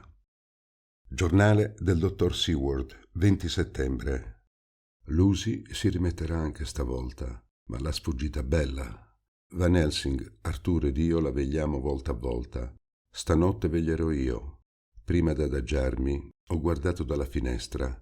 Il giardino è inondato dalla luna. Un grosso pipistrello s'avvicina di quando in quando alla casa, attirato certo dalla luce. Lucy quando dorme scarta i fiori dal collo, ma quando si sveglia li stringe invece contro di sé. 21 settembre. Alle 6 del mattino Van Helsing è venuto a sostituirmi. Gettò un grido. «Presto, togliete la benda», ordinò. Scoperse il collo della giovinetta. «Ah, Dio mio», gridò. I 2 punti rossi erano scomparsi. «Sta per morire», disse con gravità il maestro. «Chiamate il suo fidanzato». Corsi a cercare Arturo che dormiva nella sala da pranzo e lo preparai con precauzione. Il povero ragazzo mi ha fatto pena. Vedendolo entrare nella stanza, Lucy ha mormorato: «Arturo, amore mio, sono felice di vedervi». Si curvò per baciarla, ma Van Helsing l'ha respinto. «Non ancora. Prendetele soltanto la mano». Arturo si inginocchiò davanti al letto. Lucy chiuse gli occhi e s'assopì. Il suo respiro placido dapprima si fece ansante.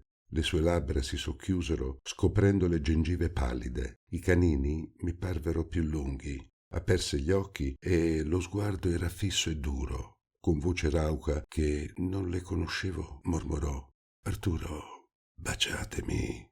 Arturo si chinò, ma Van Helsing si gettò bruscamente su di lui e, scostandolo dal letto, lo spinse verso la porta con un'energia di cui non l'avrei creduto capace. «Per Dio, non la toccate! Andatevene!» Arturo rimase come inebetito. Non toglievo gli occhi dalla giovinetta. Un'espressione di rabbia contrasse il suo viso. Poi chiuse gli occhi. Quando li riaperse, tese la mano a Van Helsing. «Amico mio solo amico», disse. «Vegliate bene su di lui». «Ve lo prometto», egli rispose. «Venite, ragazzo mio», disse ad Arturo. «Potete baciarla sulla fronte». Pochi secondi dopo, Lucy rantolava. Poi avvenne un gran silenzio. «Tutto è finito», disse Van Helsing. «Ella non è più». Presi Arturo fra le braccia e lo trascinai nella stanza vicina. Egli si coperse il viso con le mani e singhiozzò. Mi allontanai discretamente. Van Helsing era curvo sul corpo della giovinetta. Povera ragazza, ho detto io. Ha finalmente trovato il riposo. Egli ha replicato con accento solenne. Ahimè, no, non è che il principio. Capitolo 12. Il giornale del dottor Seward. Continuazione.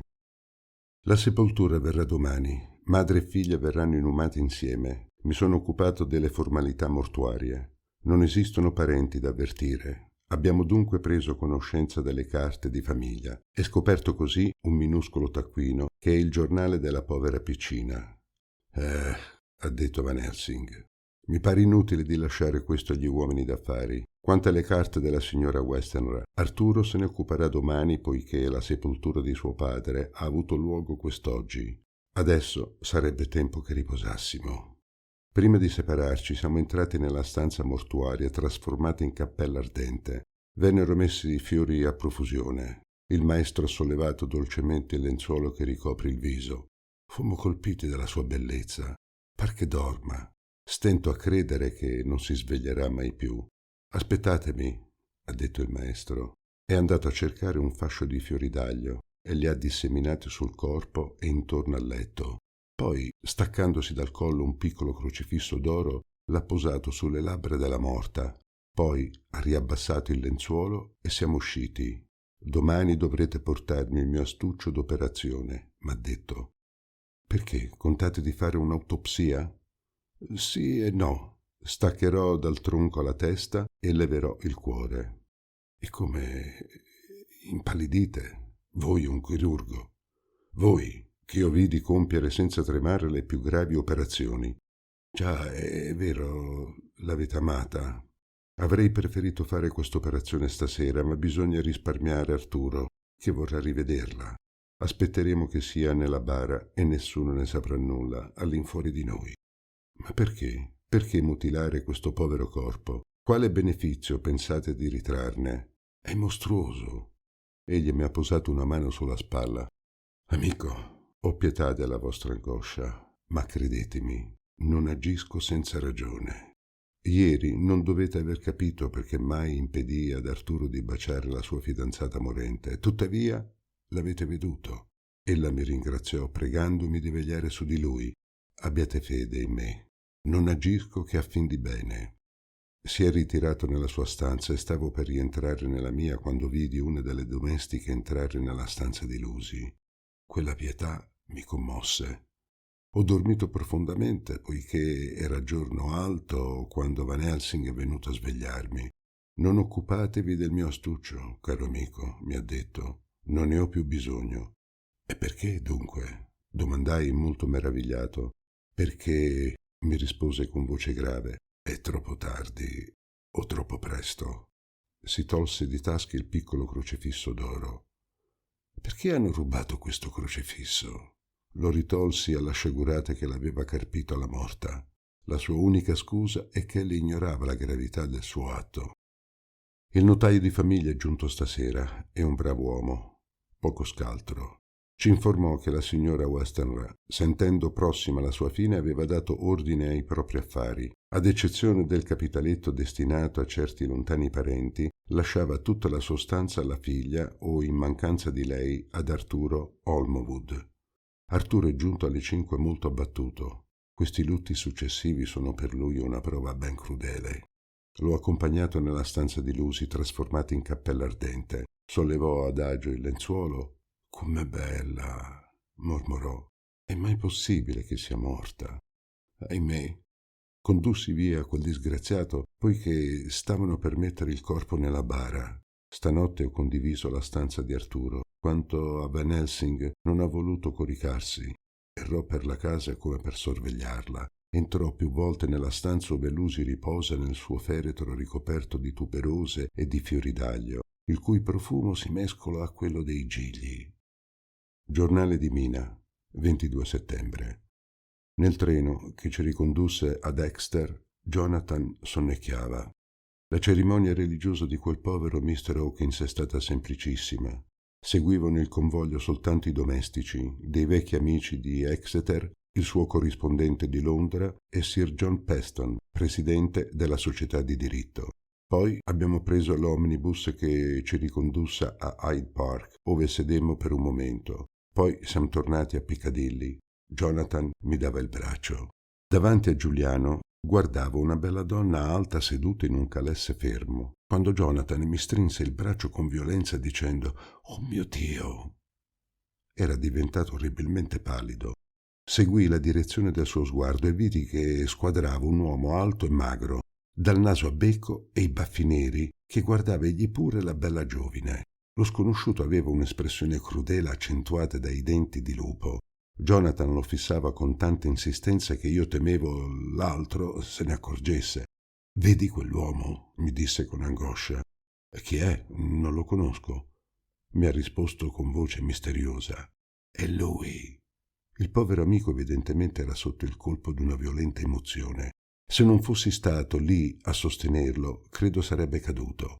L'uomo fece cenno ad una vettura, parlamentò col vetturale e s'allontanò nella stessa direzione della donna del calesse. «Sì, è il conte», riprese Jonathan sottovoce. «Ma com'è ringiovanito!» Non osai interrogarlo per non aumentare il suo turbamento. Dopo aver fatto qualche passo entrammo in Green Park. Era una bella giornata d'autunno, sedemmo su di una panca. Jonathan appoggiò la testa sulla mia spalla e s'addormentò. Dopo 20 minuti si svegliò. «Come mai ho dormito?» esclamò gaiamente. «Vi chiedo scusa della mia poca educazione. Andiamo subito a prendere il tè». Aveva certo scordato l'incidente di poco prima. Mi piacciono poco queste lacune nella memoria. D'altronde preferisco non ravvivare i ricordi penosi, ma forse farò bene a prendere conoscenza del suo giornale. Triste ritorno. La casa è vuota. Jonathan è ancora pallidissimo. Mi portano un telegramma firmato Van Helsing, così concepito.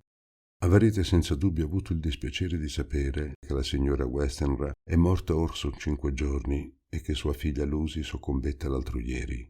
La doppia sepoltura ebbe luogo stamane. Che dispiacere enorme. Compiango sinceramente il povero Arturo. Giornale del dottor Seward, 28 settembre. Tutto è finito. Arturo è ripartito per Ring. Si porta seco Quincy Morris. Il povero ragazzo non era meno addolorato di noi. Van Helsing riposa. Stasera parte alla volta di Amsterdam, ma tornerà stanotte. Deve regolare a Londra certi affari, così disse. Nella vettura che ci riconduceva Van Helsing ed io, a Londra dal cimitero di Hampstead, il mio vecchio amico ebbe una crisi di nervi. Si mise a ridere fino alle lagrime. Abbassai le tendine per non attirare i commenti della gente malevola. «Ma che avete mai?» gli chiesi quando si fu alquanto calmato. Egli si fece grave e mi disse: «C'è un'ironia tale in tutto questo. Quale triste commedia! Quei pastori in cotta bianca che biascicano delle preghiere pensando a tutt'altro. Ma insomma non capisco che ci sia di buffo. La cerimonia poté parervi tale, a rigore di termini lo posso ammettere, ma il dolore del povero Arturo è davvero straziante. Scusate la mia nervosità, amico mio», egli aggiunse. «Se poteste leggere nel fondo dell'animo mio, vedreste che quando rido sono ancor più da compiangere». «Perché?» gli chiesi turbato da quella repentina gravità. «Perché io so». La Westminster Gazette del 25 settembre. Il mistero di Hampstead. Scene misteriose si svolgono nei dintorni di Hampstead. In questi ultimi 3 giorni parecchi ragazzi sono scomparsi per un'intera serata. Questi bambini piccolissimi non hanno saputo spiegare l'impiego del loro tempo, ma tutti raccontano di essere stati trascinati da una signora bianca. 2 di essi non furono ritrovati che al mattino. Si suppone che il primo ragazzo smarrito abbia inventato questa storia per non essere sgridato e che gli altri non abbiano fatto che imitarlo. Adesso tutti i monelli di Hampstead si danno al giuoco emozionante della Dama Bianca. C'è però un fatto singolare. I fanciulli di cui fu constatata l'assenza portano sul collo una leggera ferita simile al morso d'un topo o d'un cagnolino. Sarà bene vegliare sui bambini e impedire che siano accostati dai cani randagi.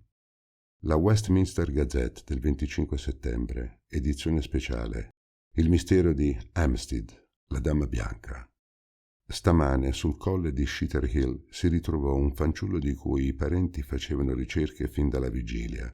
Portava sul collo una piccola ferita ed era in uno stato di esaurimento gravissimo. Gli fecero bere uno stimolante ed egli pure sostiene d'essere stato trascinato dalla Dama Bianca. Il giornale di Mina, 23 settembre. Jonathan sta un po' meglio dopo una notte cattiva. Sono contenta che abbia molto lavoro. Mentre lavora non pensa ad altro. Oggi starà assente tutto il giorno per appuntamenti d'affari. La casa è in ordine. Potrò dunque leggere il suo antico giornale. 24 settembre. Ieri non ebbi il coraggio di continuare nel mio giornale. La lettura di quello di Jonathan m'aveva completamente demoralizzato. Povero amico, come dovette soffrire. Mi chiedo quale sia la parte dell'immaginazione in tutto questo. Ha realmente vissuto quelle ore atroci? Eppure l'incontro di ieri c'è di che essere veramente turbati. Ricopierò a macchina questo manoscritto nel caso fosse utile produrlo. Lettera di Van Helsing alla signora Harker, personale. 25 settembre. Cara signora, scusate la mia indiscrezione. So, per aver consultato le carte di Miss Lucy, che voi eravate la sua migliore amica, il che m'autorizza a sollecitare il vostro aiuto. Si tratta di rischiarare certi fatti rimasti oscuri e di castigare dei grandi delinquenti. Quando posso vedervi? Potete aver fiducia in me. Sono l'amico del dottor Seward e di Lord Arturo Godalming, il fidanzato di Miss Lucy. La nostra intervista deve rimanere segreta. Verrò a vedervi non appena me ne avrete dato licenza. Dalle vostre lettere indirizzate alla povera Lucy so quanto siete buona e quanto sofferse vostro marito. Credetemi, signora, vostro devotissimo Van Helsing. Telegramma. La signora Harker a Van Helsing, 25 settembre. Prendete se possibile treno 2:15. Vi aspetto. Guglielmina Harker. Giornale di Mina, 25 settembre. Attendo con impazienza l'arrivo del dottor Van Helsing. Forse può gettare qualche luce sul triste passato del mio povero marito. Mi parlerà degli ultimi momenti della povera Lucy. Mio malgrado sono alquanto nervosa. È la prima volta che Jonathan mi lascia per 24 ore, purché non gli capiti nulla. Sono le 2 del pomeriggio. Il dottore non può tardare. Ho ricopiato il mio proprio giornale e lo farò leggere al dottore se desidera informazioni sull'esordio della malattia di Lucy. Un po' più tardi. È venuto ed è partito. Che strana conversazione. La testa mi gira. Ho l'impressione di sognare. È possibile tutto questo? Se già non avessi letto il giornale di mio marito, avrei trattato da pazzo quel dottore. Sarà un conforto per Jonathan sapere che i suoi occhi e le sue orecchie non lo hanno ingannato e che ha vissuto davvero quelle ore terribili. Egli teme sovente d'essere pazzo. Ecco una cosa che lo rassicurerà. Ho affidato il suo giornale al dottor Van Helsing. Tocca a lui di rischiarare i fatti. Domani tornerà a vedere Jonathan. Capitolo 13. Giornale del dottor Seward, 26 settembre. Ricevo una lettera da Arturo che pare riattaccarsi alla vita. Quincy Morris lo riconforta più che può. Stamattina Van Helsing entrò come una folata nel mio studio. «Che dite di questo?» esclamò gettandomi sul tavolo un numero della Westminster Gazette. Lessi il paragrafo che constata la scomparsa dei ragazzi di Hampstead. La descrizione della loro ferita sul collo mi fece trasalire. Lucy aveva lo stesso segno, esclamai. «Che ne concludete?» «Che ebbe la stessa causa. E di che cosa credete che essa sia morta?» «D'un esaurimento generale cagionato da una formidabile anemia. Ma in qual modo poté avvenire un'anemia simile? Ecco quello che voi non vi siete chiesto». E siccome restavo muto, aggiunse: «Certe cose esistono, benché sfuggono al vostro intendimento. Voi, immagino, non credete alla reincarnazione, né alla materializzazione dei corpi, né al corpo astrale, né alla trasmissione del pensiero, né all'ipnotismo». Domando scusa, ma credo a quest'ultimo fenomeno, provato da Charcot. «Ma se credete all'ipnotismo, perché non credete alla trasmissione del pensiero? Noi siamo circondati dai misteri. Pensate all'elettricità. Nel Medioevo sarebbe costata il rogo a colui che l'avesse scoperta. Nessuno ha risolto il mistero della vita e della morte. Ci sono dei ragni che vivono un giorno soltanto e altri dei secoli. Nelle pampas vi sono certi grossi pipistrelli che succhiano di notte il sangue del bestiame. In talune isole dei mari orientali si vedono fra gli alberi, simili a grosse noci, dei pipistrelli che si animano soltanto di notte. Disgrazia al viaggiatore che s'avventura nei loro paraggi. Al mattino lo si ritrova morto e dissanguato, come Miss Lucy. Mio Dio! Non vorrete raccontarmi che in piena città di Londra nel XX secolo la povera fanciulla sia stata vittima d'uno di quei vampiri? Riprese animandosi. Potete dirmi perché certe tartarughe vivono più a lungo delle generazioni di uomini? Un fakiro indiano ordinò che seminassero del grano sulla sua tomba. Quel grano germogliò e venne falciato. Germogliò ancora e lo falciarono nuovamente. Allora, come aveva richiesto, apersero la sua tomba e lo trovarono risuscitato. Si alzò e ricominciò a vivere. «E che cosa volete dedurne?» chiese interdetto. «Credete, ed è vero, che la piccola ferita dei fanciulli dell'Hampstead abbia la stessa causa di quella di Miss Lucy?» «Lo presumo. Errore. E assai più grave. Spiegatevi». «Quei fanciulli», disse con aria di inesprimibile orrore, «furono morsicati da Miss Lucy». Per alcuni momenti la collera mi paralizzò. Veniva insultato il mio caro ricordo. Battei il pugno sul tavolo. «Siete pazzo, Van Helsing!» Mi guardò compassionevolmente. «Vorrei esserlo», riprese. «La follia sarebbe preferibile alla certezza che m'opprime. Amico mio, non dubitate della mia amicizia. So d'esser crudele parlando così. La vostra pietà, la vostra ragione non possono accettare questa mostruosità e tuttavia stasera stessa posso darvi la prova di quel che enuncio. Mi accompagnerete?» Mi vide trasalire e aggiunse: «Non chiedo che di sbagliarmi. Andremo in primo luogo all'ospedale a vedere il bambino ferito. Il dottor Vincenzo che lo cura è uno dei miei amici. Poi…» si tolse di tasca una chiave. «Passeremo la notte nel cimitero ove Lucy riposa. Ecco la chiave della tomba». Il mio cuore rallentò i suoi battiti, ma fu con voce ferma che dissi: «Sta bene, vi seguirò». Abbiamo trovato sveglio il bambino. Il dottor Vincenzo sollevò la piccola fasciatura per mostrarci la gola. Era la stessa ferita osservata sul collo di Lucy. «A che cosa l'attribuite?» chiese Van Helsing. «A una morsicatura di topo, forse, a meno che non sia uno dei pipistrelli tanto diffusi sulle colline al nord di Londra». Van Helsing scosse la testa. «Tenetelo in attenta osservazione finché sia interamente guarito», disse al dottore. Cadeva la notte mentre uscivamo dall'ospedale. «È inutile affrettarci», disse Van Helsing. «Abbiamo tutto il tempo». Desinammo in una piccola osteria suburbana e verso le 10 ci avviammo. I fanali distanziati rischiaravano appena gli scarsi viandanti sulla strada. Finalmente si arrivò al muro del cimitero. Gli demmo la scalata non senza fatica poiché era buio e scorgemmo l'avello dei Westenra. Il dottore introduce la chiave nella serratura e mi prega cortesemente di passare per primo. Avrei fatto a meno di quella cortesia.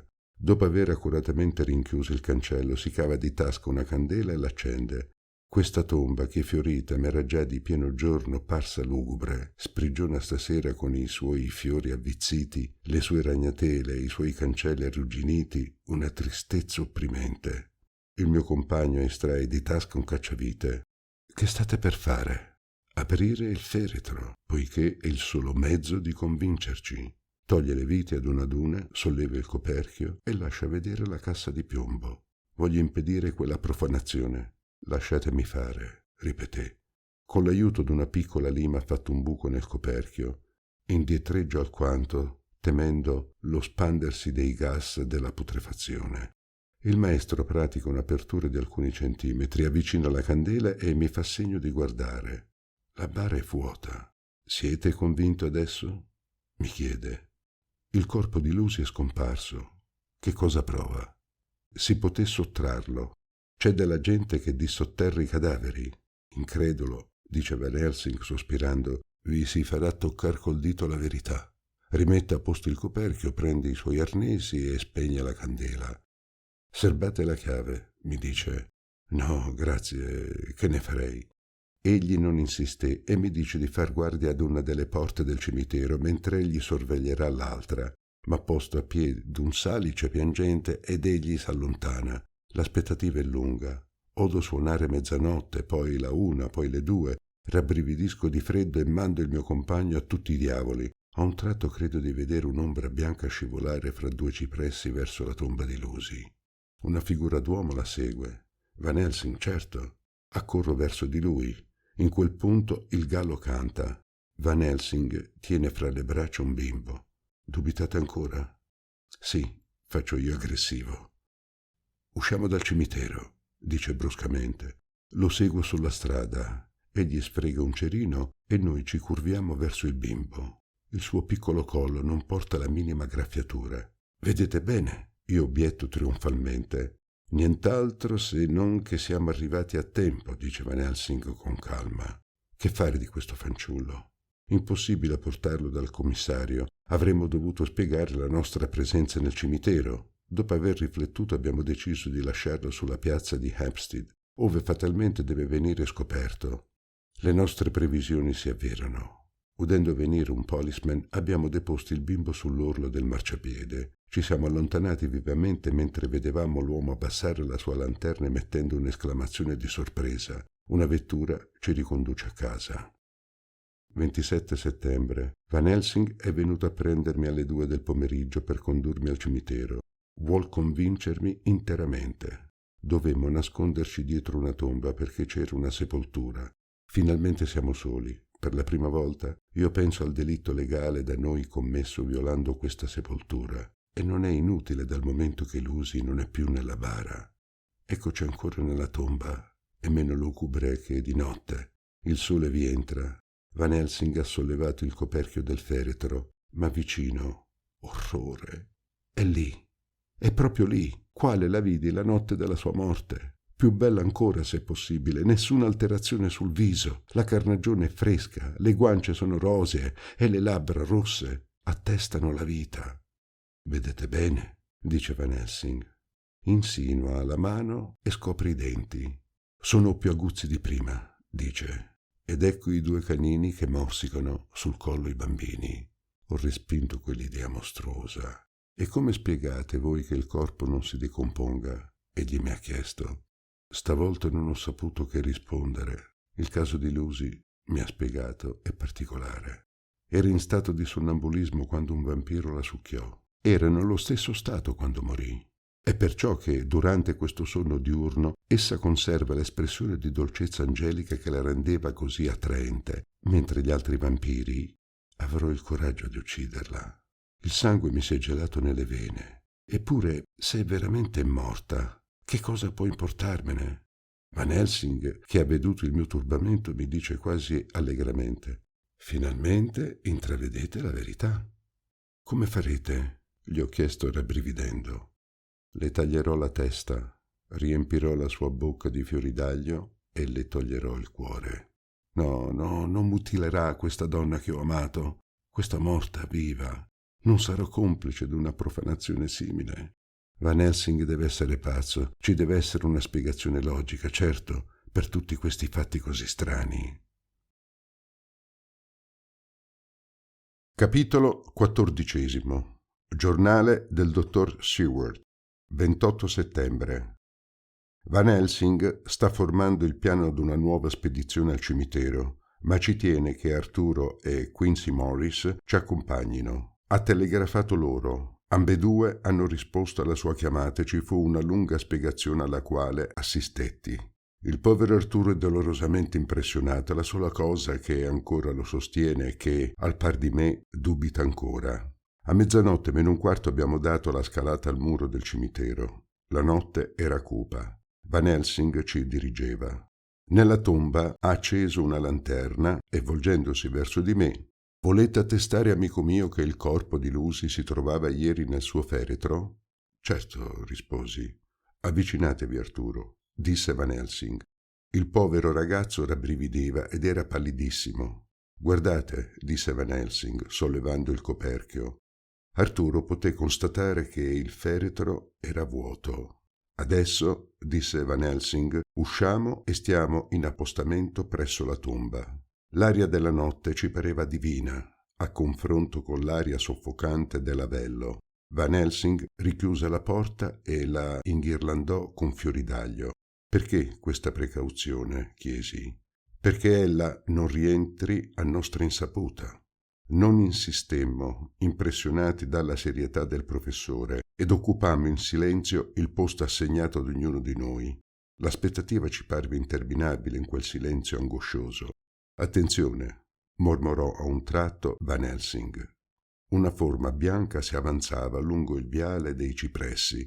Pareva si stringesse contro un oggetto. Man mano si avanzava, vedemmo che era un bambino. La bianca apparizione si fermò ad alcuni metri da noi e si curvò sul bambino che emise un lieve grido.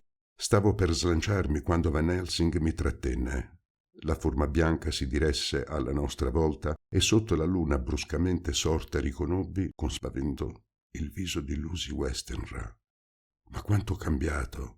La dolcezza e la purità erano scomparse per far posto ad una fisonomia atroce, di una crudeltà ferina.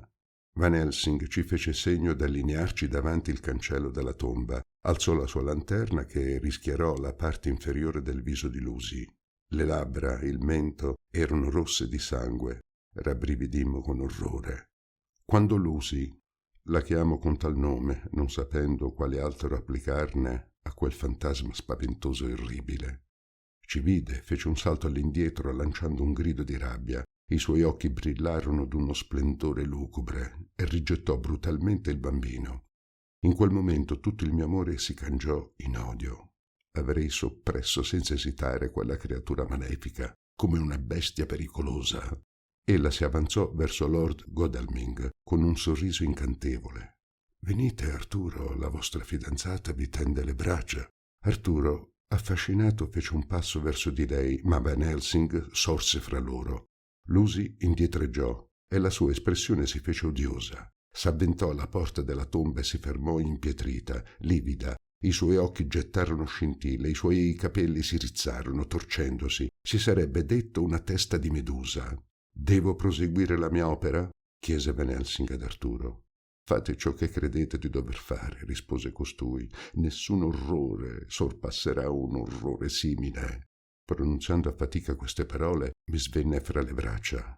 Mentre m'occupavo a rianimarlo, Van Helsing sbarazzava il cancello dei fiori e con ugual sorpresa vedemmo la forma di Lucy scivolare fra le due sbarre. «Andiamocene adesso, amici miei», disse il maestro. «Non possiamo agire prima di domani. C'è una sepoltura verso mezzogiorno. Verremo dunque verso le 2. Quanto a questo povero bimbo, che per fortuna non è gravemente colpito, lo deporremo sulla piazza d'Hampstead, ove di certo lo raccoglieranno». 29 settembre. Alla 1:30 eravamo tutti fedeli all'appuntamento. I becchini se ne andavano. Non c'era nulla da temere per noi. Van Helsing aveva portato un lungo sacco di cuoio. Nella tomba il maestro accese la sua lanterna e 2 candele, che pose ad ogni lato della bara. Dopo alcuni minuti d'un lavoro silenzioso, il corpo apparve in tutta la sua bellezza, ma ogni pietà era morta nel mio cuore e non risentivo più che la repulsione per quella cosa che aveva l'apparenza di Lucy e non la sua anima. Arturo provava senza dubbio lo stesso sentimento, poiché disse: «È davvero colei che ho amato, oppure un demone?» «Non è che il suo involucro carnale», disse Van Helsing.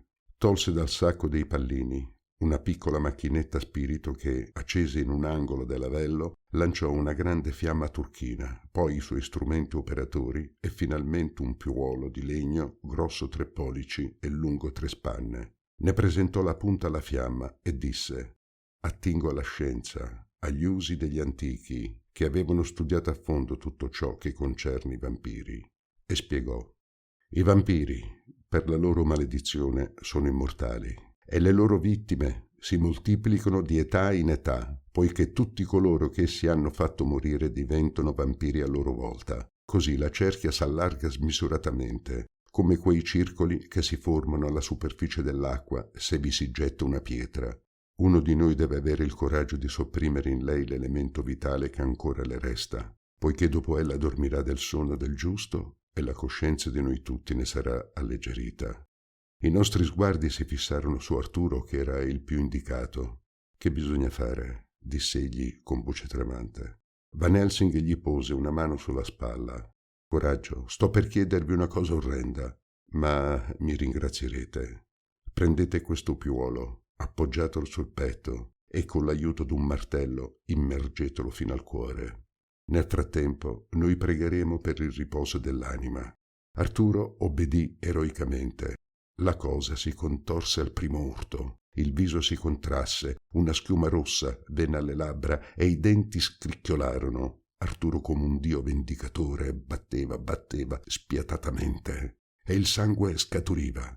Ma di botto le convulsioni cessarono, il viso si spianò in un'espressione di beatitudine ed il maglio sfuggì dalle mani d'Arturo, che svenne. Ci affrettammo a rianimarlo. Finalmente riaperse gli occhi e posò lo sguardo sulla bara. Il suo viso si rischiarò. La morte aveva ripreso l'espressione serena e di pura dolcezza che noi amavamo tanto illusi. Ella non viveva veramente più stavolta. Entrava finalmente nel gran silenzio dell'eternità. «Mi perdonate, ragazzo mio», disse Van Helsing, stringendo la mano ad Arturo. «Vi devo la salvezza d'un essere adorato», disse il nostro amico, asciugandosi le lagrime. «Siate benedetto». Arturo e Quincy ci precedettero sulla strada mentre io aiutavo il maestro a segare il piuolo perché la punta ne rimanesse conficcata nel cuore. Poi staccammo la testa dal tronco e Van Helsing riempì la bocca di fiori d'aglio. Quindi richiudemmo la tomba e andammo a raggiungere gli amici. Il sole brillava, gli uccelli cantavano. Nell'uscire da quell'incubo avevamo l'impressione di risuscitare. «Amici miei», disse Van Helsing, «non siamo alla fine del nostro compito.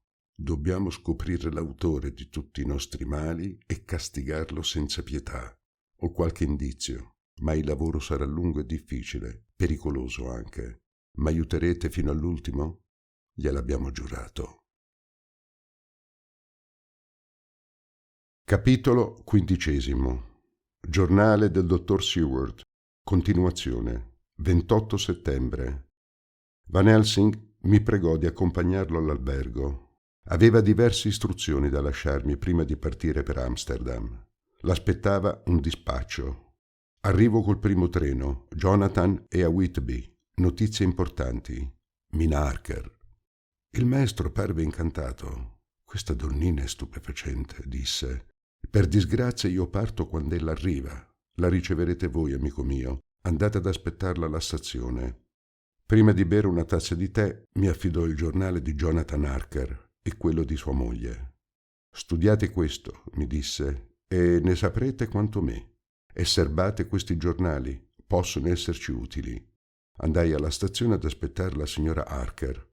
Una giovine donna sottile, slanciata, mi parve corrispondesse ai connotati descrittimi. «La signora Harker?» ho chiesto. Ebbe l'aria sorpresa e io le spiegai perché avevo sostituito il mio amico. Aveva per tutto bagaglio una borsetta a mano e una macchina da scrivere di cui mi incaricai io. Avevo avvisato telefonicamente la mia donna di servizio di preparare un appartamento per lei nel padiglione dell'asilo. La vidi trasalire nel varcar la soglia. «Non abbia paura dei miei clienti», dissi, «sono accuratamente custoditi». Ella allora mi chiese qualche particolare sulla morte di Lucy. Poiché conosce già l'esistenza del vampiro, le ho dato il mio giornale. Più tardi, quando la signora Harker ritornò, aveva gli occhi rossi come se avesse pianto. «Vi ho fatto pena?» le chiesi dolcemente. «No, ma il vostro dolore sincero mi ha commosso. Sento che amavate tanto la mia povera piccola Lucy.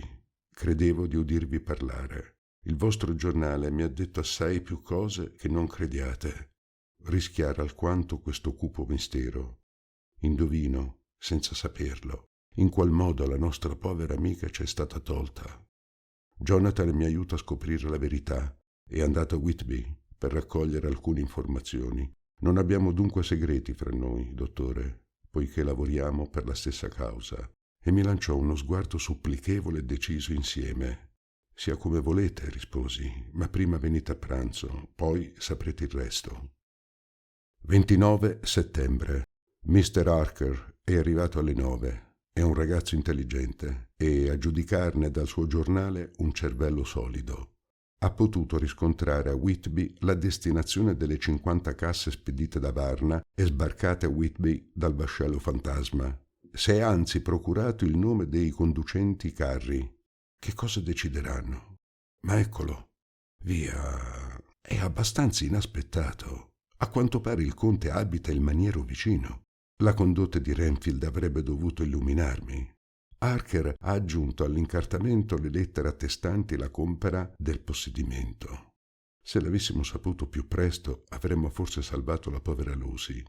Sono andato a visitare Renfield. Era seduto accanto alla finestra e mi sorrise. Sedetti accanto a lui. Egli sfiorò parecchi soggetti con lucidità perfetta. Per la prima volta, tuttavia, da che qui espressi il desiderio di tornare a casa sua. E siccome parevo sorpreso, mi chiese alquanto bruscamente di accordargli il suo permesso d'uscita. Ecco una cosa losca. Le sue crisi, così come le vedo, corrispondevano alla presenza del conte nel castello. Che nasconde sotto la sua calma? Potei eludere la sua domanda, ma temo la sua vendetta e raccomandai il guardiano di raddoppiare la sorveglianza e mettergli, al caso, la camicia di forza. Più tardi, Lord Godalming e Quincy Morris sono arrivati prima di quel che pensassimo. Il povero Arturo pareva così triste che Mistress Harker, commossa, gli prese la mano dicendo: «So quel che Lucy era per voi. L'amavo come una sorella. Vogliate, in ricordo di lei, accettare la mia amicizia». Egli ne parve tocco e la ringraziò con effusione.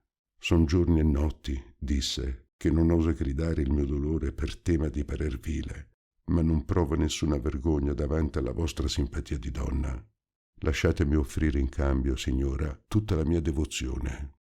Un colpettino di tosse ci ricordò la presenza di Quincy Morris. «Ed io?» disse.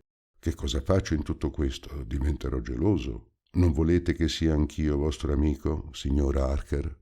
«Ma sì, di certo, ci intendiamo benissimo tutti quanti». 30 settembre. Godalming e Morris hanno già preso conoscenza di tutte le carte concernenti l'affare. La graziosa signora Harker ci servì il tè e per la prima volta la mia vecchia casa all'aria di una home. «Dottor Seward», m'ha chiesto la signora Harker, «m'accordereste un favore? Vorrei vedere il vostro malato, Renfield. Quel che dite di lui nel vostro giornale mi interessa vivamente». Non ho osato rifiutarglielo e l'ho condotta meco, precedendola nella cella di Renfield, al quale annunciai una visitatrice. «Perché?» mi chiese. «Perché desidera vedere tutti i miei clienti». «Sta bene, fatela entrare, ma aspettate un minuto che io faccio un po' d'ordine». Si accontentò di inghiottire le mosche e i ragni rinchiusi in una scatola e non appena finita questa disgustosa operazione disse allegramente: «Entri pure». Sedette sull'orlo del letto, a testa bassa, ma alzò gli occhi per vedere la visitatrice.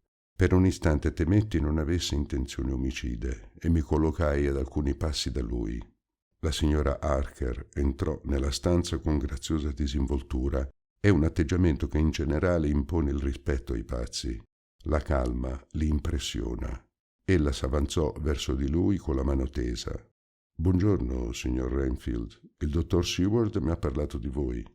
Il pazzo non rispose subito, ma la squadrò intensamente. «Voi non siete la fanciulla che il dottore voleva sposare», disse finalmente. «No, è impossibile, poiché quella è morta». «Infatti», rispose la signora Harker sorridendo, «ero sposata prima di conoscere il dottore e mi chiamo Harker». «Che cosa fate qui allora?» «Mio marito ed io siamo in visita dal dottor Seward». «Ebbene, non fermatevi». «Perché?» Io pensai che quel genere di conversazione poteva impressionare Mistress Harker e per tagliar corto chiesi al pazzo: «In qual modo sapete che io avevo pensato di sposarmi?» «Che domanda stupida», disse egli lanciandomi uno sguardo breve. «Ma perché?» interrogò Mistress Harker, prendendo le mie parti. Egli le rispose con una cortesia contrastante col fare brusco usato con me. «Capirete bene, signora, che quando un dottore è amato come lo è il dottor Seward, tutto quello che lo riguarda interessa la nostra piccola colonia. Ora il signor Seward è amato non soltanto dai suoi amici, ma anche dai suoi malati, alcuni dei quali, non avendo completamente il loro equilibrio mentale, sono inclini a snaturare le cause e gli effetti. Ho già abitato una casa da pazzi ed osservato che le idee sofistiche di taluni dei suoi abitanti tendevano a certi errori di non causa et ignoratio elenchi. Spalancai gli occhi a quella tesi. E che? Il più pazzo fra i miei malati discorreva di filosofia elementare a guisa d'un gentleman? La presenza della signora Harker faceva vibrare in lui qualche corda dimenticata? Parlammo ancora per qualche momento. Siccome pareva proprio ragionevole, la signora Harker s'arrischiò, dopo avermi consultato con lo sguardo, a intavolare il suo soggetto favorito. «Vedete, signora», diss'egli con lucidità stupefacente, «sono stato io pure in preda ad una strana fissazione e non è da meravigliarsi che i miei amici abbiano preferito farmi sorvegliare. Ero persuaso che mi fosse possibile prolungare indefinitamente la mia vita assorbendo una quantità senza tregua rinnovata di vite animali. L'ho creduto tanto, anzi, che fui tentato di prendermi una vita umana. Il dottore può testimoniare che ho cercato d'ucciderlo allo scopo di rinforzare il mio potere vitale con l'assorbimento del sangue, secondo quella frase della scrittura che dice «Il sangue è la vita». Dei ciarlatani, con il loro elisir, hanno ribassato questa evidente verità. Non è così, dottore? Lo ascoltavo stupito, non sapendo che pensare di quell'uomo che 5 minuti prima davanti a me aveva inghiottito mosche e ragni.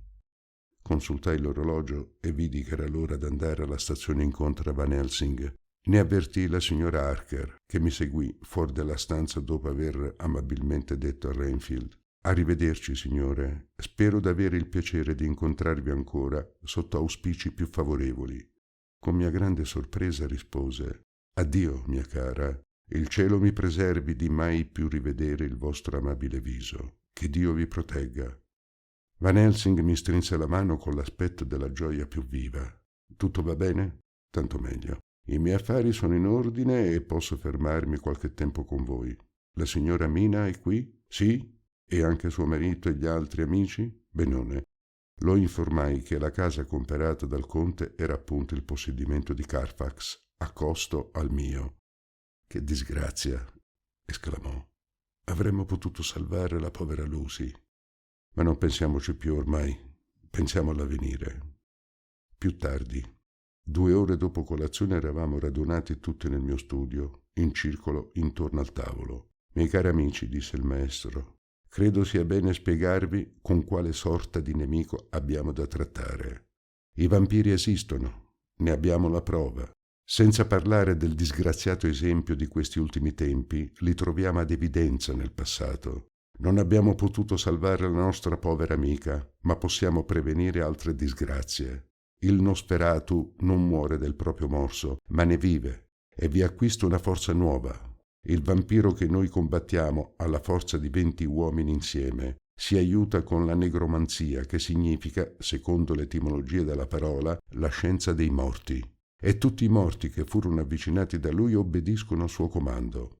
È un vero demone. Può assumere certe apparenze e svaporare come una nube. Come agire per distruggerlo? Dove prenderlo? Il compito è rude, la lotta può essere tragica. Io son vecchio e non importa. Ma voi che siete giovani, oserete affrontarlo? Io rispondo di Mina e di me, disse Jonathan. Contate su di me, professore, aggiunse Quincy Morris con decisione. Vi seguirò, confermò Lord Godalming. Quanto a me mi contentai di chinare la testa. Non bisogna d'altronde nasconderci, riprese Van Helsing. Dal canto nostro abbiamo un certo potere, il potere della scienza, e poi ci appartengono tante le ore del giorno quanto quelle della notte. Or fa un anno, noi tutti quanti ci saremmo ricusati a credere all'esistenza dei vampiri, e oggidì. Eppure il vampiro rivelò la sua esistenza in tutti i luoghi abitati, nell'antica Grecia, nell'antica Roma, nelle Indie, in Francia, in Germania, nella Cina, e ovunque fu sempre temuto con un flagello. Il vampiro è immortale, non muore di vecchiaia e si fortifica ogni volta che si nutre di sangue umano. Inoltre sappiamo che ringiovanisce, se può saziarsi di sangue giovane. che il suo corpo non proietta ombra alcuna e che non si riflette negli specchi. Jonathan poté convincersene. Può trasformarsi in nebbia, in lupo, come vedemmo all'arrivo del battello di Whitby, in pipistrello, come fu intraveduto dietro la finestra di Lucy. Corpo fluido può infiltrarsi come un fumo attraverso spazi piccolissimi, come fece Lucy prima della sua vera morte fra le sbarre del sepolcreto. Comanda ai topi, ai lupi e ai pipistrelli. Finalmente vede nel buio al par dei gatti non è il minore dei suoi vantaggi. Tuttavia, malgrado tutte queste facoltà, il vampiro non è onnipotente. Sotto certi aspetti è prigioniero più del galeotto, più del pazzo nella sua cella, poiché deve obbedire a certe leggi di natura. Perché? Non si sa. Non può entrare in una casa senza esservi chiamato, ma poi potrà entrarvi quando vorrà. Il suo potere cessa, come quello degli spiriti del male, dopo il sorgere dell'aurora. Non può trasformarsi che all'alba oppure al tramonto. Non può riposare che nella terra dove fu sotterrato, oppure in una tomba sacrilega, come il suicida di Whitby. Difficilmente lo si può esorcizzare. Il fioredaglio e la tuberosa, tuttavia, gli sono ostili. Posti sul suo feretro, gli impediscono di uscirne. E Van Helsing aggiunse: «Dobbiamo dunque bloccare il mostro nella sua tomba e immergergli un piolo nel corpo per ridurlo al nulla». Ho consultato il mio amico Arminius dell'Università di Budapest. Mi ha dato informazioni sugli antecedenti del conte. Egli fu certo un tempo quel Dracula che rese famoso il nome combattendo contro i turchi. La sua bravura e la sua crudeltà lo resero celebre. I Dracula, m'ha detto Arminius, erano una grande e nobile razza, ma i loro contemporanei affermavano che fossero in relazione col diavolo. Satana rivela loro i suoi segreti nelle montagne che dominano il lago di Hermannstadt. In una delle memorie del tempo si parla d'un certo Dracula come d'un vampiro. Eppure da quella razza uscirono grandi uomini e donne oneste, e le loro ossa santificano la terra ove riposano. Poiché, ahimè, il bene si frammischia al male, come la gramigna al vero grano. Durante quel discorso, Morris, che guardava attentamente la finestra, si alzò pianamente e lasciò la stanza. Ci fu un piccolo silenzio e il maestro riprese. E adesso decidiamo il nostro piano d'azione. Per mezzo dell'inchiesta di Jonathan sappiamo che 50 casse piene di terra, la terra maledetta ove fu sepolto il conte, vennero portate al maniero di Carfax. Sono i covi del mostro. Si tratta di sapere se vi si trovano tuttora oppure se... Un colpo di rivoltella l'interruppe, un vetro volò in frantumi, una palla colpì il muro opposto alla finestra. Ci alzammo a precipizio. Lord Godalming corse alla finestra e la perse. In quel momento si udì la voce di Quincy Morris. Scusatemi, temo di avervi inutilmente impauriti. Aspettatemi che vengo a spiegarmi». Entrò. «Poco fa», disse egli, mentre il professore parlava, ho veduto sul margine della finestra un grosso pipistrello. Siccome non posso più soffrire questi uccelli di malaugurio, da che capitarono gli ultimi casi, decisi di sopprimerlo. «L'avete colpito?» chiese vivamente Van Helsing. «No. Credo che sia fuggito verso il bosco». Sedemmo ancora e il professore riprese. «Bisogna in primo luogo accertarci che tutte le casse sono là. Allora potremo santificare la terra che contengono per impedire al mostro di rientrarvi. Poi sorprenderlo di pieno giorno, sotto la sua forma umana, vale a dire nel momento in cui è maggiormente disarmato, e così potremmo aver ragione di lui. Fin da stasera ci metteremo in compagnia, ma voi non ci accompagnerete, signora Mina. Voi siete la nostra stella e la nostra speranza e non vogliamo esporvi a rischi che potremmo affrontare. Mistress Harker dovette assoggettarsi. Morris suggerì: «Propongo d'andare subito a fare un giro in casa del nemico». Vidi lo sguardo ansioso della signora Harker, ma seppe nascondere il proprio turbamento per non inquietare suo marito. 1 ottobre, 4 del mattino. Ci preparavamo a lasciare la casa quando vennero ad avvertirmi che Rainfield desiderava vedermi senza indugio. Doveva farmi una comunicazione importante. Risposi al guardiano che l'avrei veduto l'indomani al mattino, essendo occupato. Egli rispose: «Il malato mi sembra molto nervoso, signore, e se ricusate di vederlo, temo non s'abbandoni a un violento accesso di furore». «Sta bene, andrò», dissi. e pregai i miei amici di aspettarmi un momento. «Conducetemi», disse il professore. «Il suo caso mi interessa». «Posso venire anch'io?» domandò Lord Godalming. «Ed io?» fece Quincy Morris. Annui e tutte e quattro infilammo il corridoio. Trovammo infatti il pazzo piuttosto agitato, ma coerente nei suoi discorsi. Mi pregò soltanto di rendergli la libertà e di promettergli di tornare a casa. Invocò la sua guarigione completa e aggiunse: «Prendo a testimoni i vostri amici. Ma già, non mi avete presentato». La sua serietà mi impressionò e senza pensare al ridicolo della cosa presentai Dottor Van Helsing, Lord Godalming, Mr. Quincy Morris. Egli strinse loro la mano e disse: «Lord Godalming, ebbi il piacere altra volta di incontrare vostro padre. In gioventù fu l'inventore di un famoso punch al rum, assai rinomato. Constato con dispiacere che è morto poiché ne avete ereditato il titolo.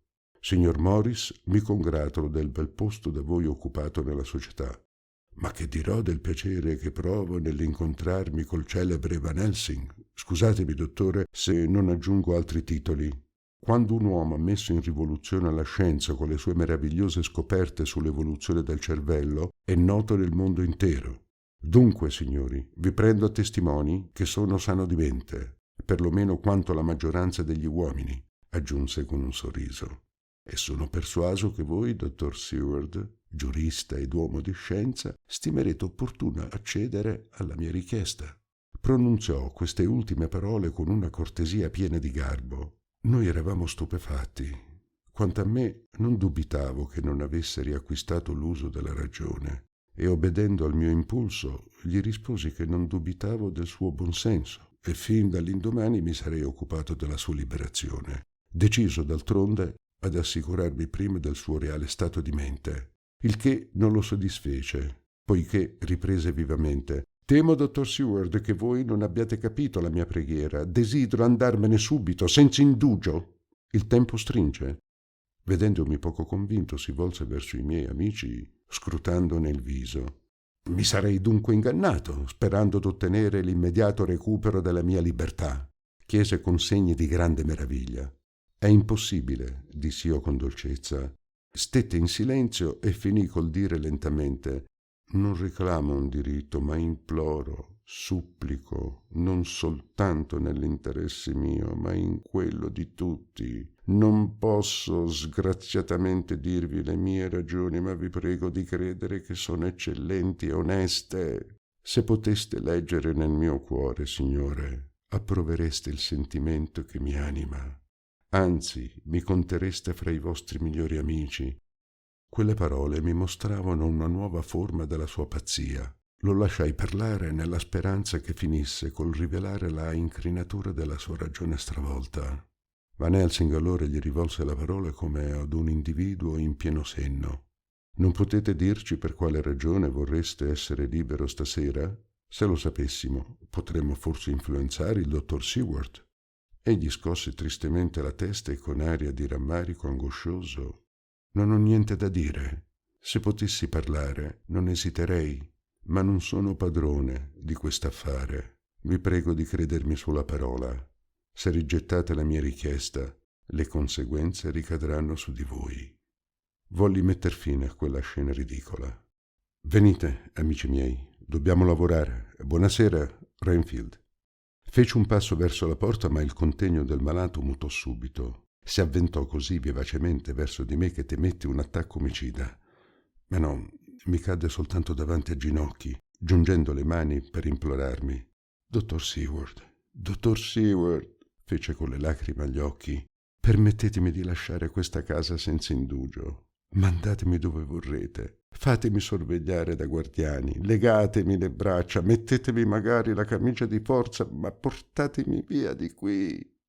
Non vedete che ho ritrovato la mia ragione?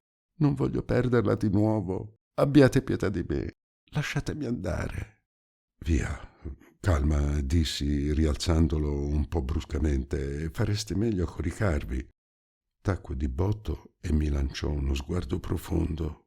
Poi sedette sull'orlo del letto. Nell'atto in cui mi ritiravo, disse con voce ferma: «Mi renderete più tardi questa giustizia, dottor Seward». che stasera ho fatto tutto quanto era in potere mio per convincervi. Capitolo 16. Giornale di Jonathan Harker. 1 ottobre, le 5 del mattino. La scena con Renfield aveva impressionato tutti.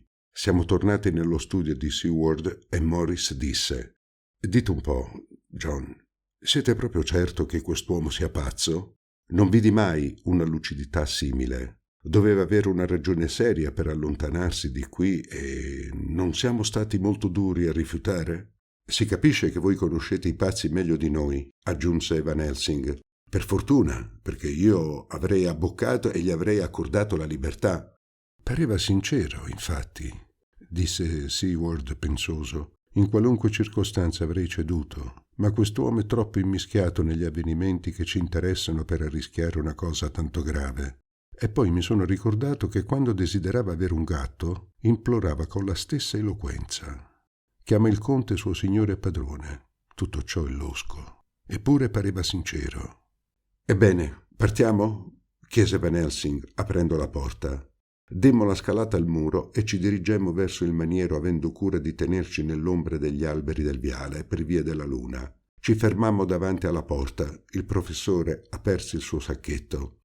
«Amici miei», disse, «incorriamo in pericoli d'ogni sorta. Difendiamoci come possiamo. Ognuno di noi si mette intorno al collo una ghirlanda di questi fiori, prenda una rivoltella e un coltello e si faccia scivolare in tasca queste lampadine elettriche. John, datemi il soprabito. Cercheremo di aprir la porta».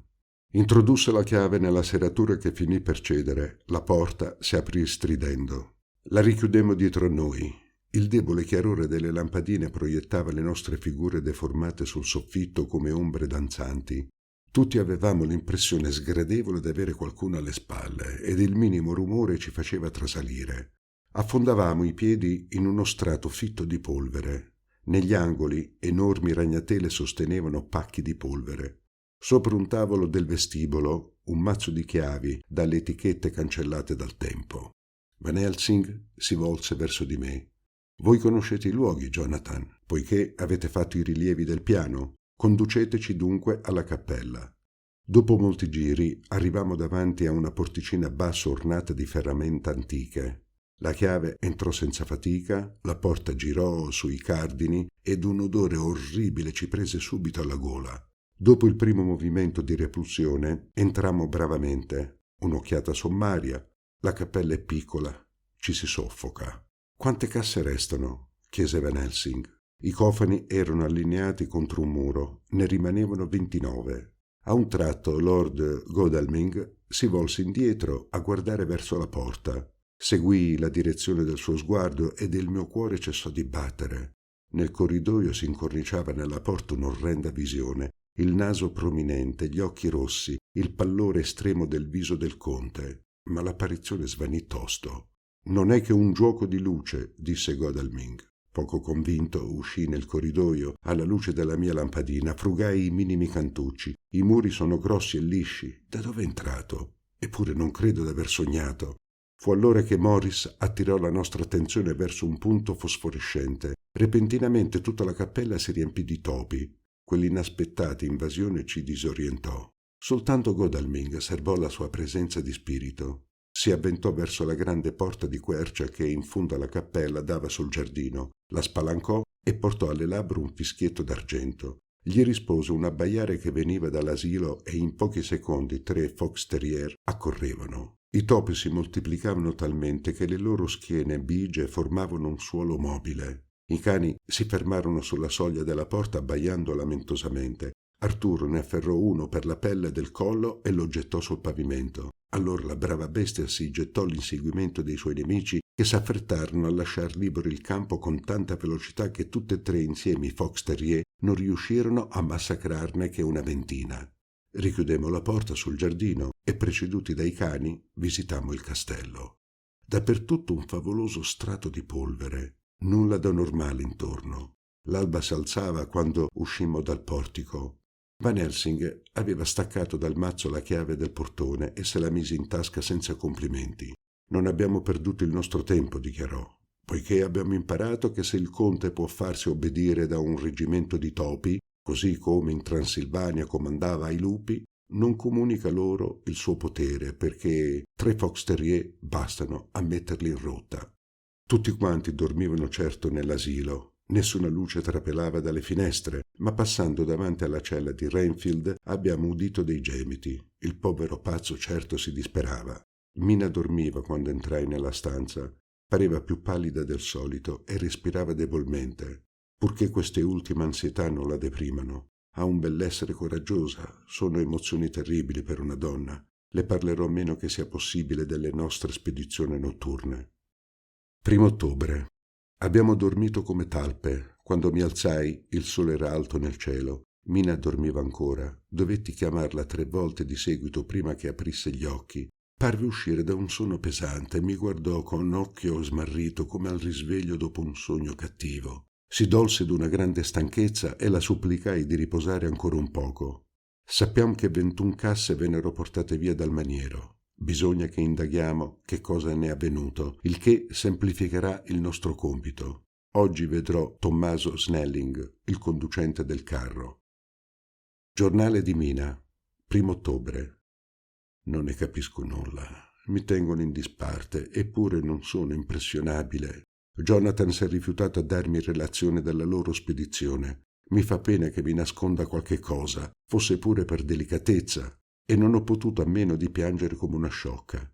D'altronde sono assai depressa. È il contraccolpo dei giorni scorsi. Non appena sola, ieri sera andai a letto. Ero molto inquieta e tardavo ad addormentarmi. Dei cani abbaiavano e dalla stanza di Renfield, situata sotto la mia, saliva una preghiera esaltata. Poi ci fu il silenzio. Mi alzai avvicinandomi alla finestra. Era buio. Nulla si muoveva sul paesaggio. Una leggera bruma bianca ondeggiava sul prato e, come dotata di vita, si riaccostava alla casa. Mi ricoricai, ma il sonno non venne. Allora mi alzai nuovamente. La nebbia adesso avvolgeva la casa come se volesse penetrarvi, ma non osasse. Il povero pazzo lanciava grida strazianti. Pareva supplicasse disperatamente. Poi udì il rumore d'una lotta. I guardiani lo domavano, certo. Presa dal terrore scivolai nel letto. Rialzai le lenzuola fin sopra la testa e mi turai le orecchie. Non avevo nessuna voglia di dormire, tuttavia il sonno dovette prendermi prestissimo perché feci un sogno strano. Aspettavo il ritorno di Jonathan. Ero inquieta e come paralizzata e oppressa da un'atmosfera pesante e glaciale. Rigettai le lenzuola e constatai che il becco a gas lasciato acceso per Jonathan non rischiarava più che con un piccolissimo punto rosso appena visibile nella nebbia che aveva invaso la stanza. Avevo gli occhi chiusi, certo, e tuttavia vedevo attraverso le palpebre. Quali assurdità si immaginano nel sogno. La bruma diventò più fitta e mi parve formasse una specie di pilastro nuvoloso sormontato dal puntino rosso del gas. La stanza girò, poi vidi 2 punti rossi invece di uno. Luccicavano come occhi. Mi ricordarono gli occhi rossi che vedemmo Lucy ed io nel cimitero in quel bel tramonto. Mi parve che un viso livido si delineasse fra la nebbia, accostandosi a me. Non so perché pensai allora alle 3 orribili donne che Jonathan scorse in un raggio di luna e mi parve di svenire per lo spavento. Spero di non rifare simili sogni d'incubo. Sono spossanti e nefasti per l'equilibrio mentale. Una notte simile mi ha depresso più che se non avessi chiuso occhio. 2 ottobre. La notte scorsa ho dormito bene, non ho sognato e neppure ho sentito Jonathan rientrare.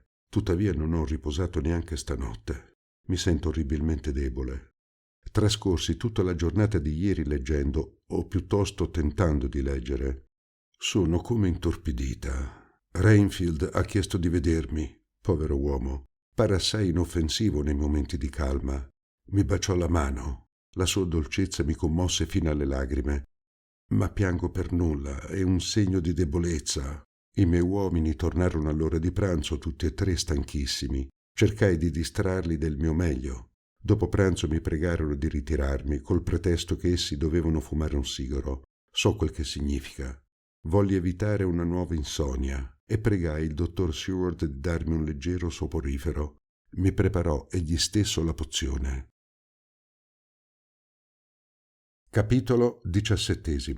Giornale di Jonathan Harker. 1 ottobre. Ho scoperto Tommaso Snelling, ma nulla di nuovo. Sua moglie mi disse che egli era soltanto l'assistente di Smollett e che soltanto da quest'ultimo avrei potuto avere informazioni. Mi feci condurre in vettura a Walworth. Il rispettabile personaggio beveva il suo tè con la gravità che un tale atto comporta. È il tipo del bravo operaio malizioso e buon ragazzo. Si ricordava benissimo del trasporto a Carfax, ma per precisare i ricordi tolse un vecchio registro tutto unto ricoperto di geroglifici a matita. Recentissimamente aveva trasportato 6 casse da Carfax a Londra all'indirizzo seguente: 197 Chicksand Street, Mile End, Newtown, e 6 altri a Jamaica Lane, Bermondsey. È probabile che il mostro disperda nella città ognuno di quegli invii. Evidentemente ha fatto il piano di prepararsi a Londra parecchi pied-à-terre. Avete fatto altri trasporti? Gli chiesi. Sto per dirvelo, signore. La notte scorsa all'osteria del Cavallo Bianco c'è un tipo nominato Bloscombe che si è lamentato di aver dovuto fare un lavoro niente affatto gradito in una vecchia casa di Parfleet. Forse se lo interrogate ve lo dirà. E dove lo posso trovare? Alla manifattura del Poplar. Con quel vago indirizzo partì alla volta del Poplar. Era mezzodì quando scopersi quel lontano quartiere londinese. Anzitutto, non sapendo dove si trovasse la suddetta manifattura, mi informai in un caffè. Gli operai che facevano colazione a un angolo del tavolo mi dissero che non molto lontano ce n'era una recente. Vi andai. Il capomastro, interrogato, rispose che Bloscombe lavorava infatti per conto loro. Lo chiamarono in seguito alla mia promessa di pagare il tempo che stavo per fargli perdere. Era un giovanottone vigoroso, dai lineamenti duri e l'aria ostinata. Una moneta da 20 soldi gli sciolse la lingua. Aveva fatto 2 viaggi fra Carfax e una casa di Piccadilly per trasportare in questa 9 grandi casse che pesavano enormemente. Potresti dirmi il numero di quella casa in Piccadilly? Perdiana, signore, non so più il numero, ma so che era a pochi passi da un grande fabbricato bianco, forse una chiesa. Anche quella era una casa piena di polvere. Avete potuto caricare e scaricare da solo quelle casse? No, il vecchio galantuomo che mi aveva impegnato per fare quel lavoro mi diede una mano. Non ho mai veduto un uomo di quella forza. Ah, feci io con interesse. Sì, un vecchio con i capelli bianchi, eppure sollevò una delle impugnature della prima cassa come fosse stato un pacchetto di tè mentre io sbuffavo per sollevare l'altra. Bisognava vedere. Lo stesso avvenne a Piccadilly. Era giunto prima di me e m'aperse la porta. Deponeste le casse nella hall? Sicuro. Dove volevate metterle? Poi ripartii ed egli mi chiuse l'uscio alle spalle. E non vi ricordate il numero? No, signore. Ma è facile ritrovare la casa. C'è una gran facciata di pietra e un alto limitare. Non potendo avere più precise informazioni, gli feci scivolare in mano un marengo e mi diressi al Piccadilly. Non c'era tempo da perdere. Il conte deve già aver disperso qua e là qualcuna delle sue casse. A Piccadilly Circus lasciai la vettura e feci alcuni passi. Scopersi prestissimo la casa descritta da Sam. Non fu certo abitata da molto tempo perché uno strato di polvere l'annerisce. Le imposte sono aperte. Il cartello di vendita venne tolto, ma disegna sul muro un quadrato più chiaro. Mi duole che non ci sia più. Senza dubbio mi avrebbe dato il nome del proprietario dal quale forse avrei avuto il permesso di entrare nella casa. Ma il cameriere del caffè lì di fronte potrà informarmi. Il proprietario di quella casa là? Il nome scritto sul cartello era Mr. Mitchell e figlio. Trovai l'indirizzo nella guida. Pochi minuti dopo arrivai all'ufficio dell'agenzia Mitchell e figlio. In assenza dei padroni fui ricevuto dal primo scrivano. Siccome pareva assai reticente, mi provai a prenderla dall'alto. Sono inviato da Lord Godalming, che ha veduto la casa dall'esterno e vorrebbe comperarla. A chi deve rivolgersi? E gli tesi il mio biglietto da visita. La cosa cambia aspetto, signore, disse repentinamente ossequioso. Vi darei volentieri informazioni, poiché sarebbe usare cortesia a Lord Godalming. Ma, per disgrazia, non posso dirvi nulla senza l'autorizzazione dei miei principali. D'altronde, che desiderate sapere? Il nome del nuovo proprietario della casa. Sentite, volete lasciarmi l'indirizzo di Ser Arturo? Faremo per lui un'eccezione alla regola. Conferirò con i miei padroni e gli scriverò subito stasera. Dopotutto, meglio valeva farmi di quell'uomo un alleato. Lo ringraziai garbatamente, gli diedi l'indirizzo dell'asilo e lo lasciai con una stretta di mano. Dopo essermi rifocillato con del tè, ripresi il primo treno per Parfleet.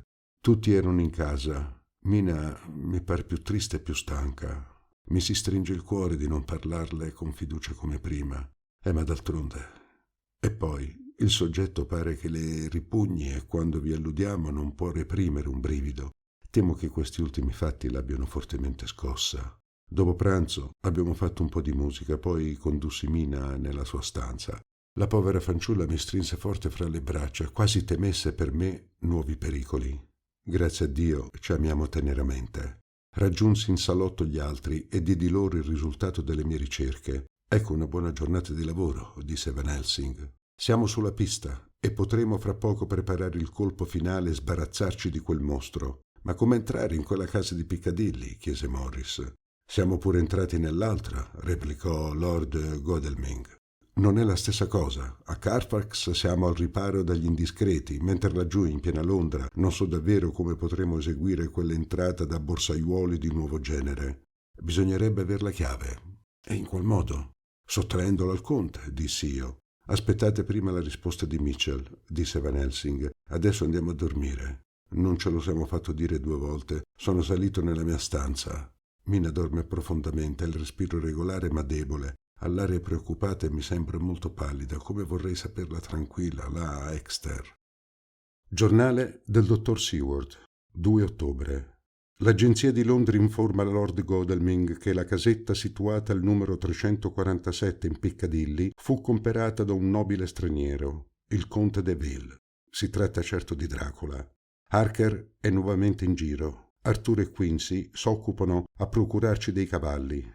Sostengono, e a ragione, che non appena in possesso di tutte le informazioni necessarie al nostro piano d'azione non ci sarà tempo da perdere. Infatti dovremo, fra l'alba e il tramonto, purificare con fiori d'aglio e tuberose tutte le casse di terra importate dal conte per sopprimergli ogni rifugio e vincerlo.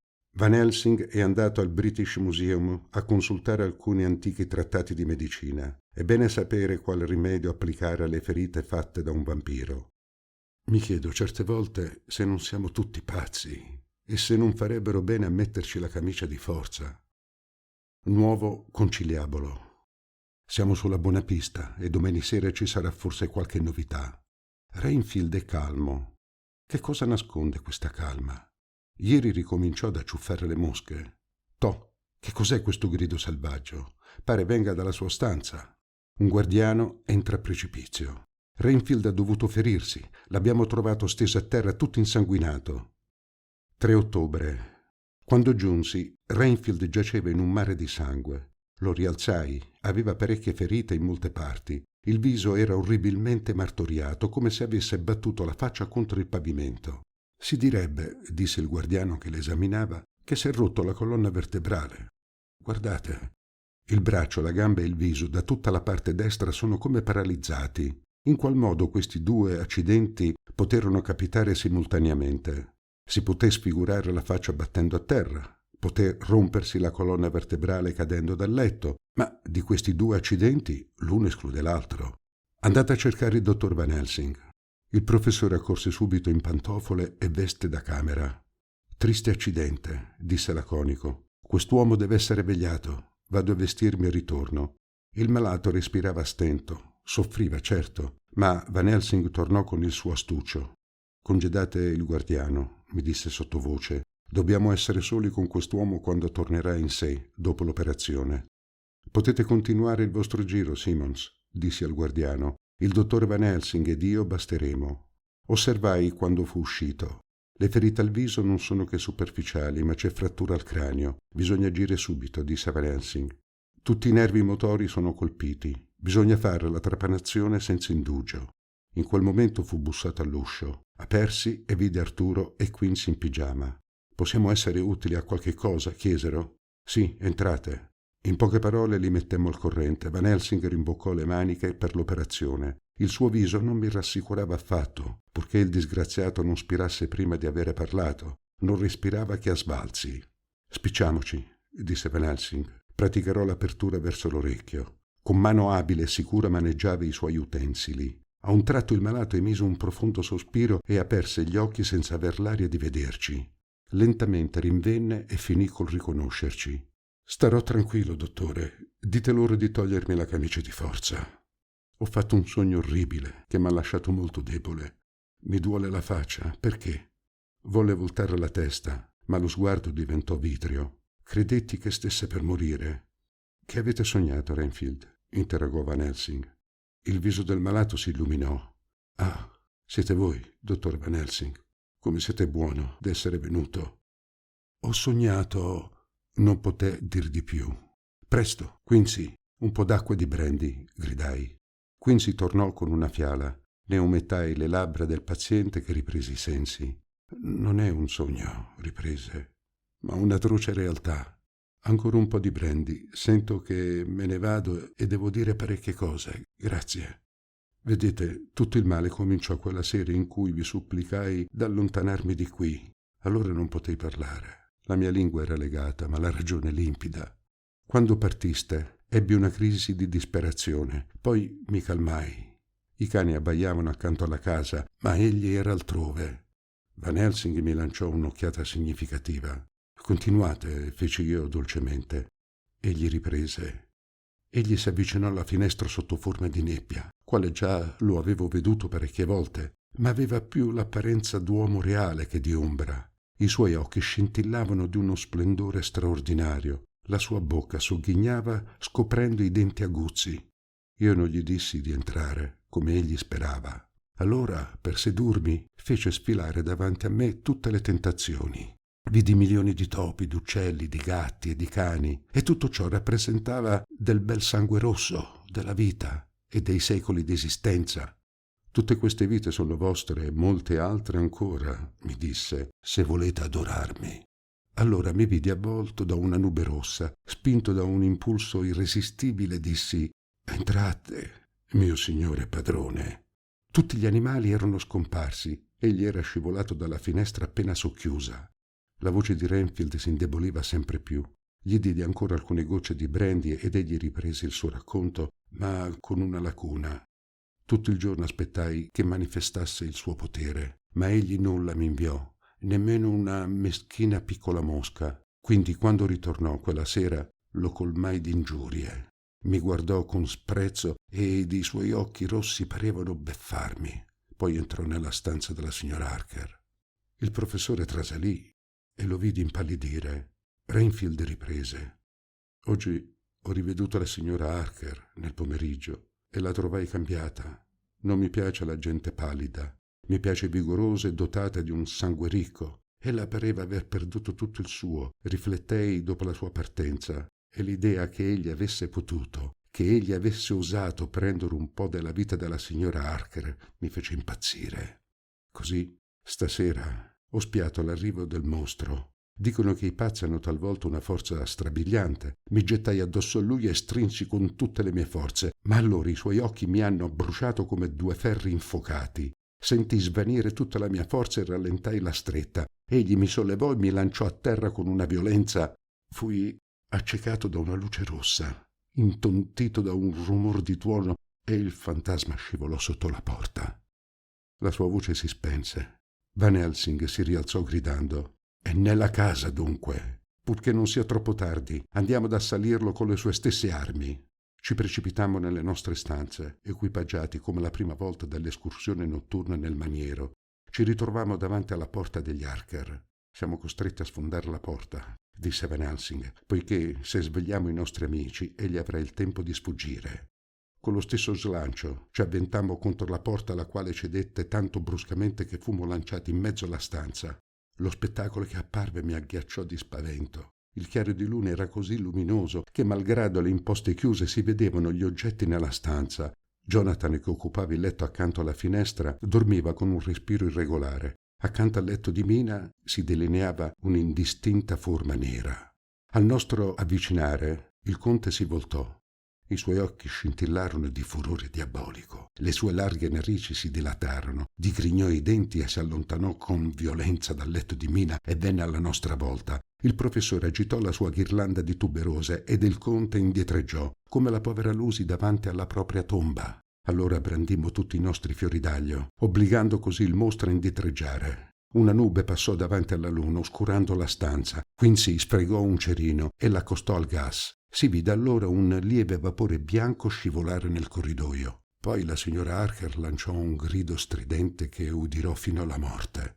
Noi siamo accorsi verso di lei. Era d'un pallore livido e aveva lo sguardo folle di terrore. Si ricoperse il viso con le mani che portavano le tracce della rude stretta del conte. Arturo scivolò fuori dalla stanza e Van Helsing mormorò: «Bisogna risvegliare Jonathan, che pare sotto l'effetto d'un narcotico». Immerse una salvietta nell'acqua e gliene sferzò il viso. Apersi le imposte. La luna brillava nuovamente. Mi permise di vedere Quincy Morris attraversare il prato e nascondersi all'ombra d'un grande cipresso. Con quale scopo? Harker si svegliò con un grido. Un profondo stupore si dipinse sul suo viso. «Che c'è?» balbettò. Sua moglie gli tese le braccia, poi bruscamente se ne ricoperse il viso rabbrividendo. «Che c'è?» replicò Jonathan. «Perché quel sangue sul lenzuolo di Mina?» «Dio, Dio!» «Il vampiro?» «È mai possibile?» Saltò giù dal letto e si infilò rapidamente gli abiti. «Bisogna salvar Mina, dottor Van Helsing», disse. «Io mi lancio all'inseguimento di quel miserabile, occupatevi di lei». «No, no, no, Jonathan», gridò Mina, «non lasciarmi. Non voglio perderti». Gli si avviticchiava disperatamente al collo. «Non temete, figlia mia», disse Van Helsing, dando alla giovane donna alcuni fiori di tuberosa. «Siamo qui noi che vegliamo». Tutta tremante, ella nascose il volto contro il petto di suo marito. La piccola ferita al collo imprimeva sulla camicia di Jonathan 2 tracce rosse. A quella vista ella singhiozzò gemendo. «Impura, sono impura. Non posso più toccare mio marito. Sono la sua peggiore nemica. Non deve più avvicinarsi a me. È orrendo, è orrendo». «Via, Mina», disse Jonathan con severità. «Ti proibisco di parlare così. Dici delle cose assurde». La prese fra le braccia cullandola come una bimba. «Adesso, dottore», diss'egli quando ella si fu alquanto calmata, «ditemi tutto ciò che è avvenuto». Gli esposi gli ultimi avvenimenti. Egli mi ascoltò senza muoversi, livido. Quincy e Godalming tornarono. «Dove eravate andati?» «Nella stanza di Renfield», disse Arturo. Il poveretto era morto. Esitò un secondo come se volesse aggiungere altro, ma non osò e tacque. «E voi, amico Quincy, che avete a dirci?» chiese Van Helsing. Andai nel giardino a spiare la sua uscita, ma non vidi altro se non un grosso pipistrello che pareva fuggirsene dalla stanza di Renfield e allontanarsi in direzione dell'ovest. Speravo che il conte rientrasse a Carfax, ma senza dubbio giudicò prudente scegliersi un altro rifugio. Il cielo si rischiara ad oriente, l'alba è prossima. Aspettiamo il giorno. Capitolo 18. Giornale di Jonathan Harker. 3 ottobre. Dopo colazione venne tenuto consiglio. Mina stavolta era con noi. Sarà la nostra segretaria e, mentre lavorerà, scorderà un poco l'orrendo incubo della notte scorsa. «Bisogna», disse Van Helsing, «che da qui a stasera noi abbiamo purificato e reso quindi inabitabili per il mostro tutte le casse di terra, di modo che, non trovando nessun rifugio, egli sia ridotto a conservare la forma mortale che avrà preso. E adesso cominciamo dalla casa di Piccadilly». «Ma come entrarvi?» chiese Arturo. «Non importa come», esclamai, «anche a costo di romper la serratura». «E la polizia?» osservò Quincy. «Ah, non si occuperà di noi», disse Van Helsing. «Anzi, se sappiamo fare, ci verrà in aiuto. Tutto dipende dal comportarci come proprietari legittimi della casa e di presentarvici ad un'ora congrua, verso le 10 del mattino, per esempio». Vidi con piacere la povera Mina, interessata dalla nostra discussione. Scordavo un poco la sua angoscia, ma era pallida, tanto pallida, e le labbra esangui scoprivano i denti, che mi parvero un po' più appuntiti. Ahimè, non voglio pensarvi. Decidemmo prima di partire di distruggere il covo del conte al maniero, poi di prendere il treno per Piccadilly. Lord Godalming e Quincy sarebbero andati a Walworth e Mile End a esorcizzare gli altri rifugi del conte. Insistei per restare accanto a Mina, ma ella non volle saperne. Non temo più nulla adesso, disse tristemente, e starò allerta. Partite senza timore, amico mio. Abbiamoci dunque, esclamai. Non perdiamo tempo.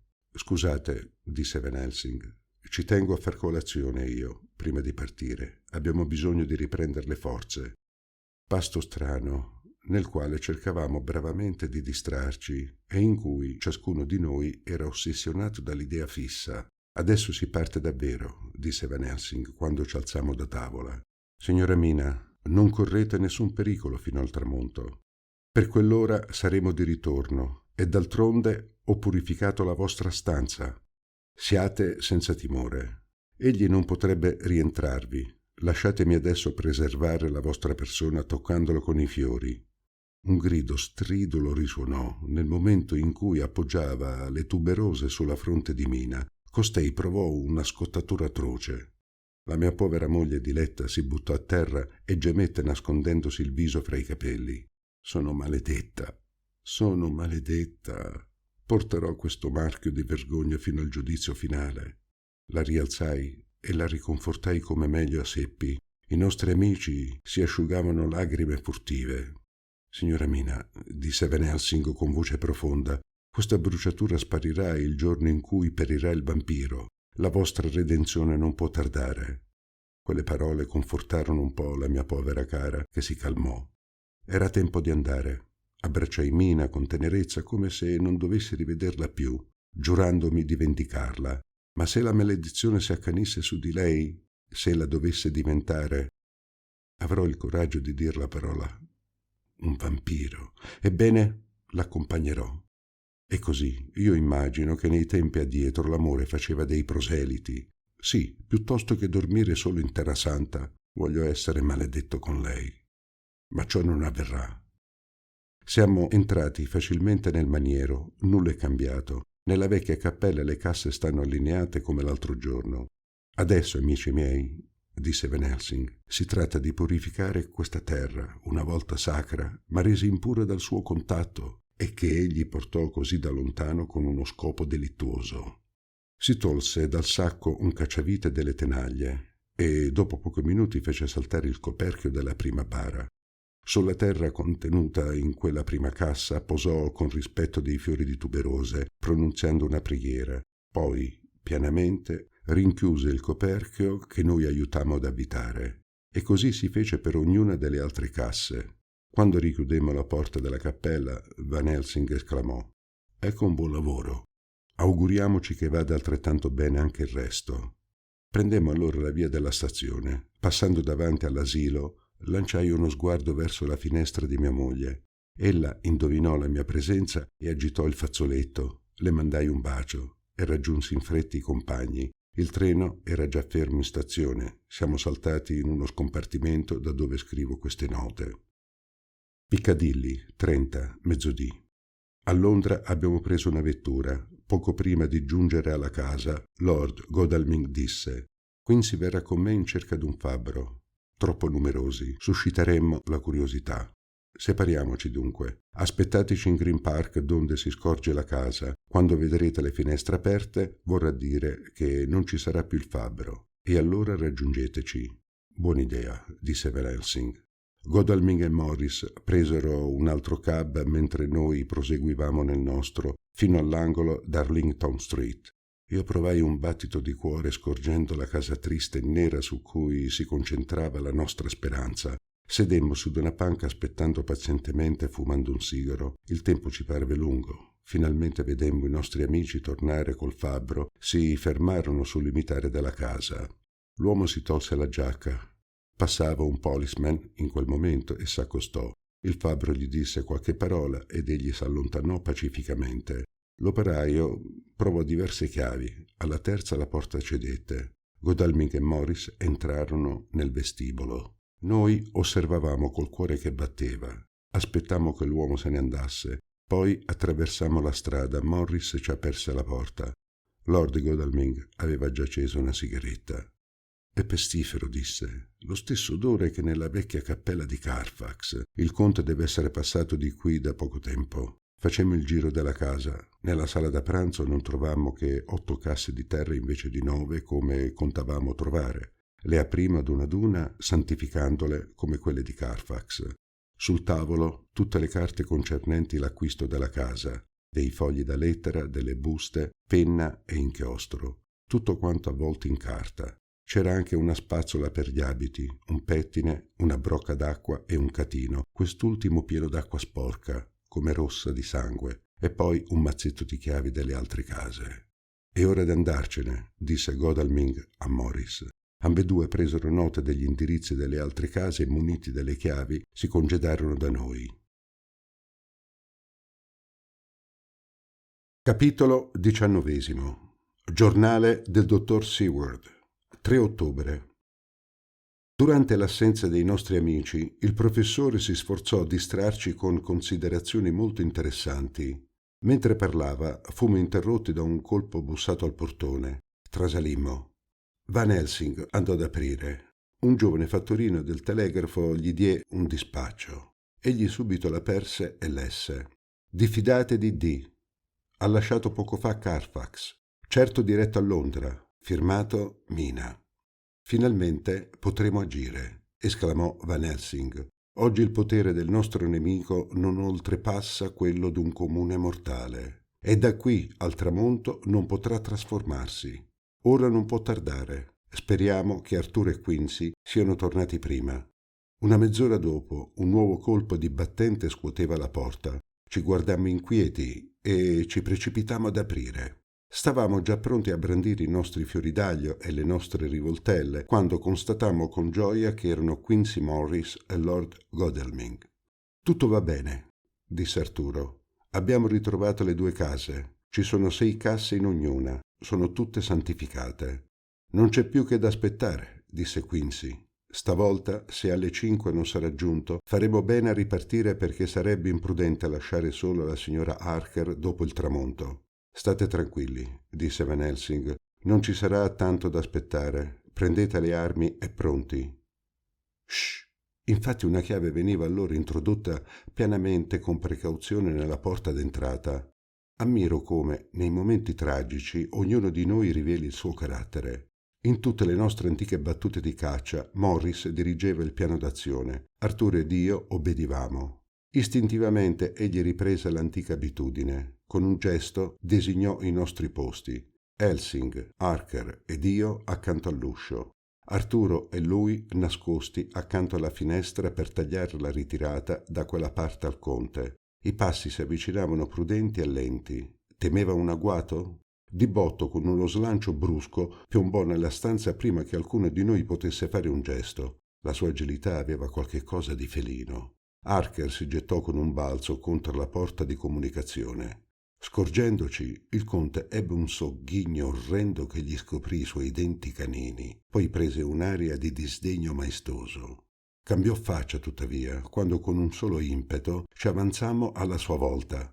Per disgrazia avevamo preparato male il nostro piano perché io non sapevo neppure dove ferirlo né se le nostre armi omicide avessero potuto servirci a qualche cosa.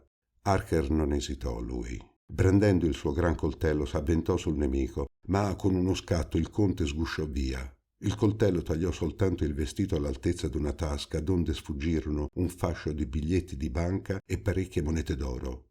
L'espressione del conte era così atrocemente piena d'odio che, temendo per la vita di Jonathan, m'avanzai tenendo con la sinistra delle tuberose e nella destra una rivoltella. I miei amici fecero altrettanto e il demonio indietreggiò. Da livido che era, Dracula diventò verde. I suoi occhi lanciarono fiamme. Con un balzo passò sotto il braccio di Harker che spiccò un salto per colpirlo nuovamente. L'uomo atroce raccolse rapidissimo alcune monete d'oro. Le fece scivolare in tasca e saltando dalla finestra sparve in mezzo ad uno strepito di vetri infranti. Era caduto nella corte senza farsi male. Lo vedemmo spingere la porta della scuderia e voltarsi verso di noi.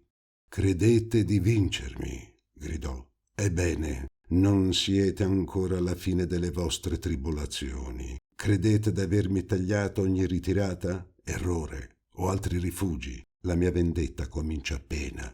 La stenderò sui secoli venturi poiché il tempo m'appartiene. Le vostre donne sono già mie e per mezzo loro sarete miei». Con un sogghigno Tirò dietro a sé la porta della scuderia, poi l'udimmo aprire e chiudere un'altra porta. Van Helsing fu il primo a riaversi. Ci teme, tuttavia, poiché altrimenti non si sarebbe affrettato tanto a piantarci in asso. Perché ha preso il denaro? Bisogna seguirlo senza indugio. Noi inseguiamo una bestia feroce, nessuna tregua finché non l'avremo abbattuta. Raccolsi i biglietti di banca e l'oro, mise il denaro in tasca e così pure gli atti relativi alla compera della casa. Non lasciamo qui nulla che gli possa servire, disse. Il sole calava all'orizzonte. Visitammo invano la scuderia, la corte e i dintorni. Disse Van Helsing, credo che sia più saggio rinunziare per oggi al nostro inseguimento e tornare presso la signora Mina.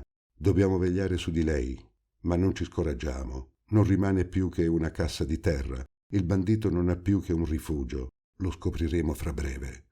Siamo rientrati col cuore gonfio. La signora Harker ci aspettava con impazienza. Parve costernata venendo a sapere dello scacco subito, ma con forza d'animo seppe dominarsi. Il pranzo manca d'allegria. Abbiamo deciso di vegliare a turno. C'è Quincy che monterà la guardia stanotte. Giornale di Jonathan Harker, 3-4 ottobre, mezzanotte. Mina dorme, calma in apparenza. Quali possono essere i suoi sogni? Povera cara, l'ama ancor di più per tutto ciò che ha sofferto. Ah, quando usciremo da questo incubo? Quando dormiremo tranquilli? 4 ottobre mattina. Mina mi ha svegliato sul finir della notte. L'alba grigia filtrava dalle fessure delle imposte. Ella mi disse con agitazione: va a cercare il dottor Van Helsing, voglio parlargli subito. Perché? Ho un'idea che mi è venuta durante la notte. Bisogna che egli mi ipnotizzi prima dell'alba. Forse avrò delle rivelazioni da farvi. Presto, amico mio, il tempo stringe. Corsi nella stanza del professore, dormiva e parve sorpreso di vedermi. Mia moglie vi reclama, venite presto. Mi seguì senza protestare. Mina gli espresse il suo desiderio. Allora, senza chiedere particolari inutili, egli fece i passi d'uso. Mina lo guardava fissamente. A poco i suoi occhi si chiusero. Il professore fece ancora alcuni gesti e si fermò poiché aveva la fronte madida di sudore. Mina riaprì degli occhi imbambolati. Pareva che non vedesse né noi due né gli altri tre entrati senza far rumore. «Dove siete?» chiese Van Helsing. Ella rispose come in sogno, con una voce lontana. «Non so, non conosco i luoghi. Che cosa vedete?»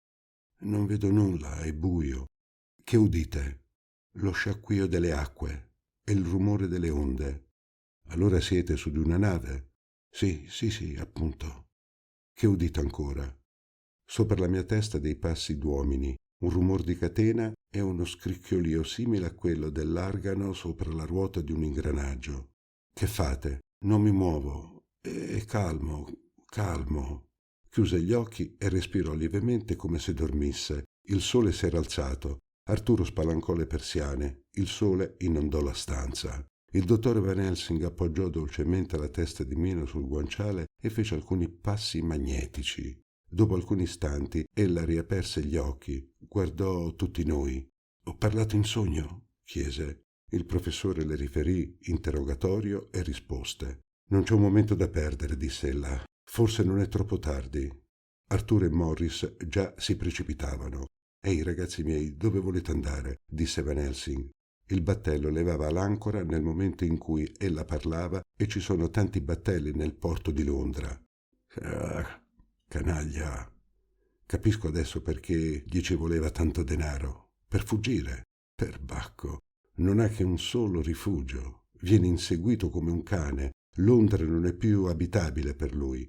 Certo, fece caricare su di una nave l'ultima cassa, ma non speri di fuggirci.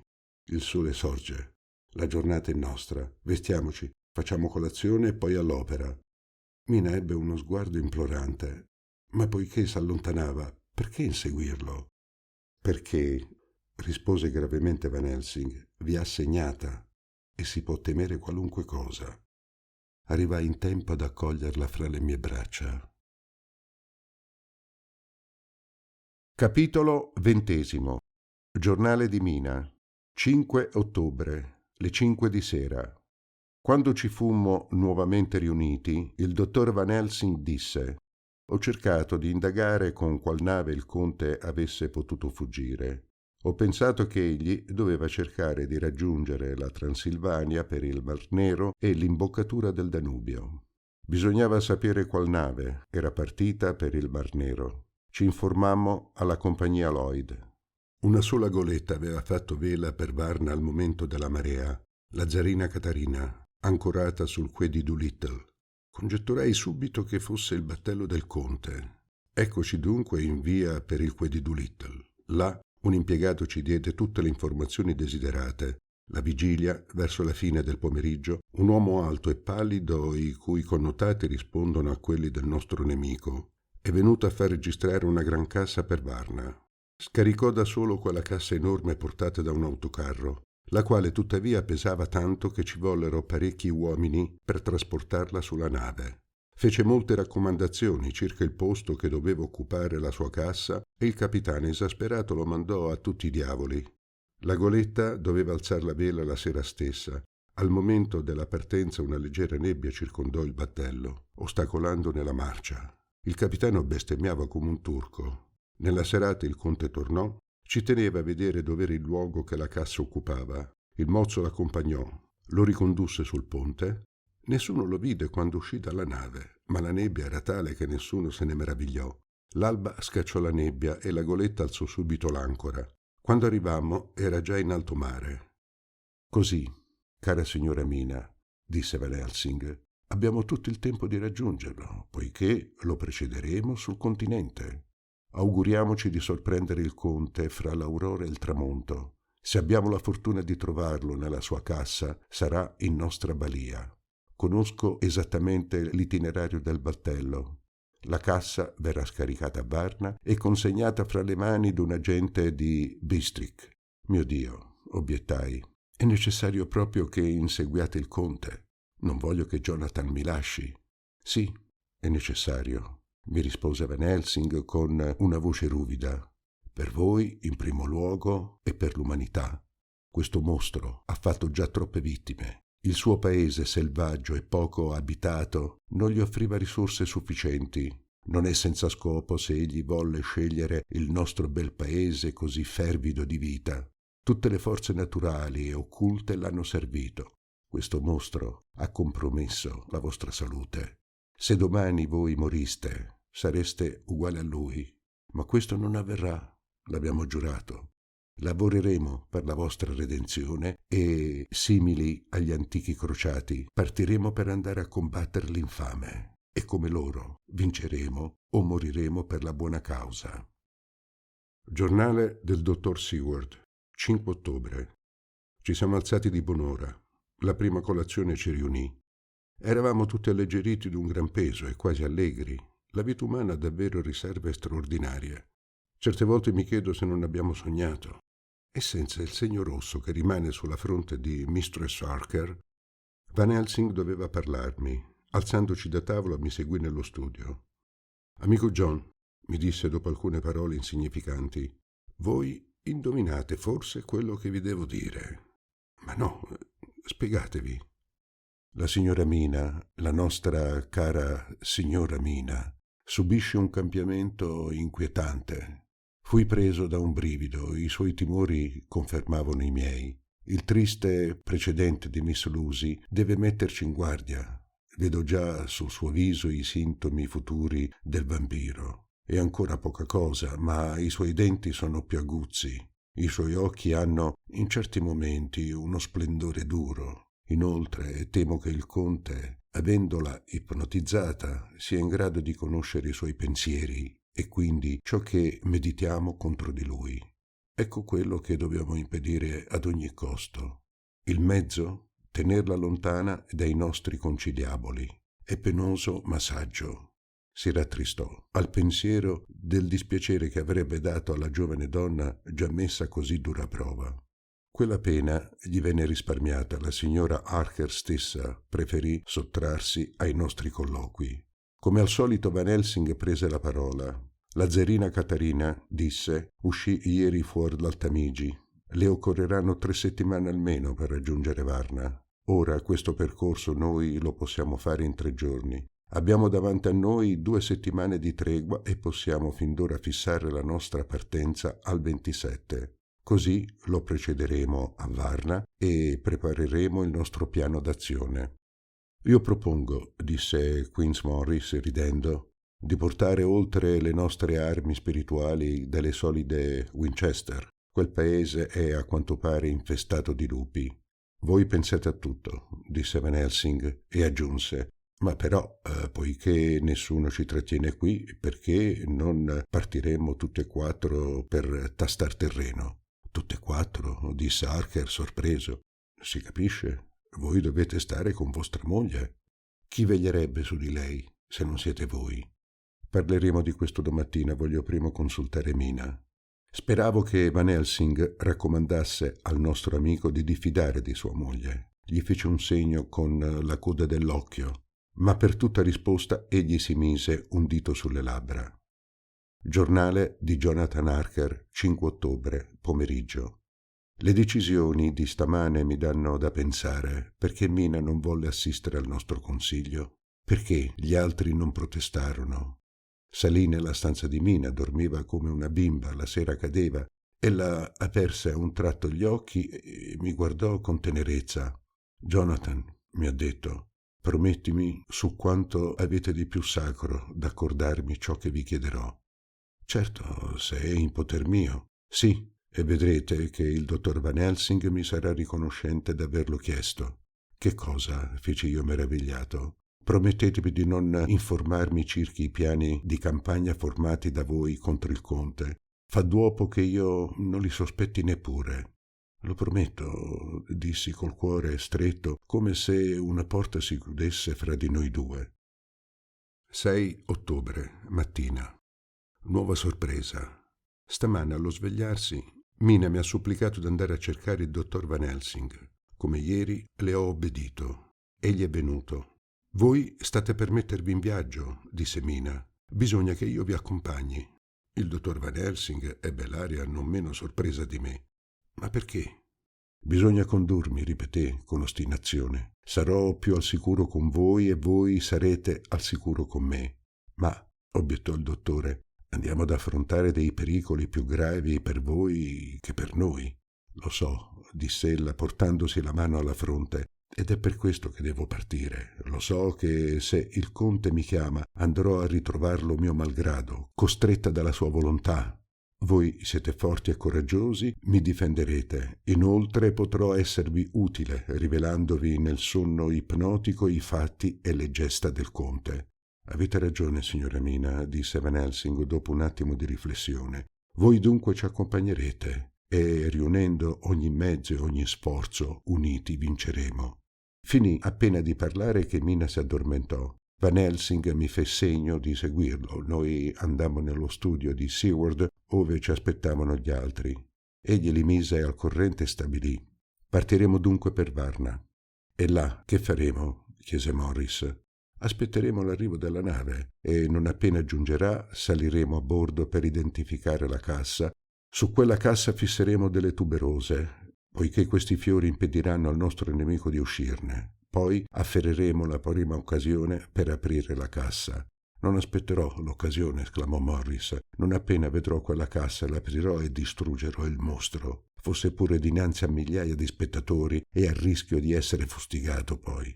Bravo ragazzo, disse il dottor Van Helsing, ma vedete, ragazzo mio, occorrerà affidarci un poco alle circostanze. Per il momento pensiamo a partire. Vado ad occuparmi dei biglietti. Un po' più tardi. Tutte le mie carte sono in ordine. Ho fatto il mio testamento. Mina, se sopravvive a me, sarà la mia sola erede. La sera cade, Mina mi sembra a disagio. Io temo il tramonto. 15 ottobre. Varna. Lasciato Londra il 12, eravamo a Parigi la sera stessa ove ritenevamo i nostri posti nell'Express Orient. 48 ore di viaggio, siamo giunti qui alle 5 di sera. Lord Godalming è andato al consolato per sapere se non ci fossero telegrammi per lui. Ci siamo ritrovati all'albergo. Mina sta meglio. Dorme molto. Tuttavia, sembra inquieta quando il sole si alza o tramonta e Van Helsing ha preso l'abitudine di ipnotizzarle in quei momenti. Ella s'addormenta subito, egli le chiede sempre ciò che vede ed ode, risponde invariabilmente: «Odo il rumore delle onde e dell'elica, il vento soffia nelle sartie». La zarina Caterina è dunque in mare tuttora e s'avvicina a Varna. Lord Godalming ha ricevuto 4 telegrammi dalla compagnia Lloyd con cui fece un accordo prima di lasciare Londra. La zarina Caterina non fece scalo da nessuna parte. Ci siamo coricati di buon'ora. Domani cercheremo di ottenere dal console il permesso di salire a bordo della goletta non appena getterà l'ancora nel porto. Se dopo il levar del sole, il conte è in nostra balia. Spero che i doganieri non facciano ostacoli. Qui per fortuna il denaro è onnipotente e noi ne siamo abbondantemente provveduti. 17 ottobre. Godalming seppe persuadere gli armatori che la cassa spedita da Londra rinchiudeva degli oggetti appartenenti ad uno dei suoi amici al quale furono rubati. L'autorizzarono ad aprire la cassa a suo rischio e pericolo e l'armatore gli ha dato un permesso grazie al quale il capitano lo lascerà agire. Anzi, mise amabilmente a nostra disposizione il suo agente e costui, conquistato dalle larghezze del nostro amico, ci è acquisito.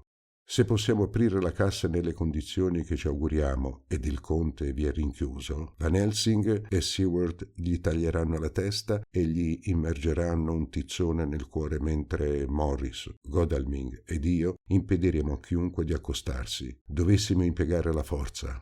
Il professore non dubita che, non appena compiuto l'operazione, il corpo non cada in polvere. Noi siamo pronti ad arrischiare l'impiccagione. Non appena segnalata la zarina, ne saremo avvisati. 24 ottobre. Una settimana di attesa. Ricevo un telegramma da Smith Lloyd, così concepito. La zarina Caterina ha varcato i Dardanelli stamane. Giornale del dottor Seward, 24 ottobre. Grande emozione al ricevere il dispaccio. Soltanto la signora Harker rimane calma e assai cambiata. È costantemente in uno stato letargico che inquieta Van Helsing e me. Noi celiamo i nostri timori al povero Jonathan che ne sarebbe atterrito. Van Helsing esamina attentamente i denti. Finché non diventano aguzzi non c'è pericolo immediato. Varna non è che a 24 ore dai Dardanelli. Il battello arriverà dunque nella mattinata. Fino ad allora ci riposeremo. 25 ottobre, mezzodì. Nessuna notizia della goletta. La signora Harker, interrogata stamane, ci ha fatto la solita risposta. Noi siamo ansiosi. La signora Harker ci ha un po' inquietati. Verso mezzodì è caduto in una specie di letargia. Jonathan crede che questo sonno le giovi. 26 ottobre. Ancora un giorno trascorso e nessuna notizia della zarina Caterina. Dovrebbe essere entrata nel porto. Tuttavia è sempre in mare, dice la signora Harker. È la nebbia che la ferma? 27 ottobre, mezzodì. È straordinario, la goletta non è segnalata. Interrogata, la signora Harker ha risposto la frase solita, aggiungendo tuttavia: l'acqua è calma. Van Helsing è inquieto. M'ha confidato poco fa. Temo che egli ci sfugga. Non mi piacciono le letargie della signora Mina. Lo spirito può cose strane durante il sonno. Stavo per pregarlo di spiegarsi, ma in quel momento entrò Harker e non insistetti.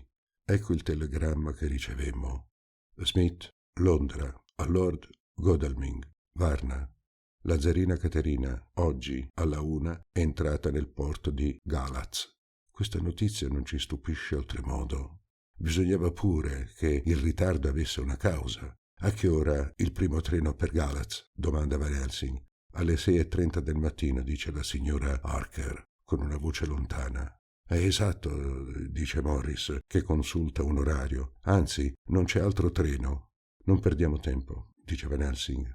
Voi, Arturo, andate a prendere i posti per domattina. Voi, Jonathan, andate a trovare l'agente della compagnia marittima e ottenete da lui un'introduzione presso l'agente di Galatz con l'autorizzazione ad operare a bordo del battello, come volevamo fare qui. Quincy Morris, andate dal viceconsole e pregatelo di raccomandarci al suo confratello di Galatz. Jonathan, resterà con me accanto alla signora Mina e terremo consiglio. Cercherò d'aiutarvi del mio meglio, dice Mistress Harker. Mi sento meno oppressa degli scorsi giorni. Van Helsing mi lanciò uno sguardo significativo. Quando i 3 uomini furono partiti, egli pregò la signora Harker di cercare nel memoriale il giornale di Jonathan scritto nel castello del conte. Quando la porta si fu richiusa alle spalle di lei, egli disse: «Che succede mai? La nostra amica sembra come alleggerita». Me lo spiego così. Nel suo stato ipnotico ella raggiungeva il conte e per mezzo suo egli conobbe tutti i nostri piani. Si è dunque aggiustato in modo da sfuggirci. Per il momento non ha più bisogno di lei e l'abbandona, persuasa che ella accorrerà al suo primo comando. Silenzio, eccola. Capitolo 21. Giornale del dottor Seward. 29 ottobre.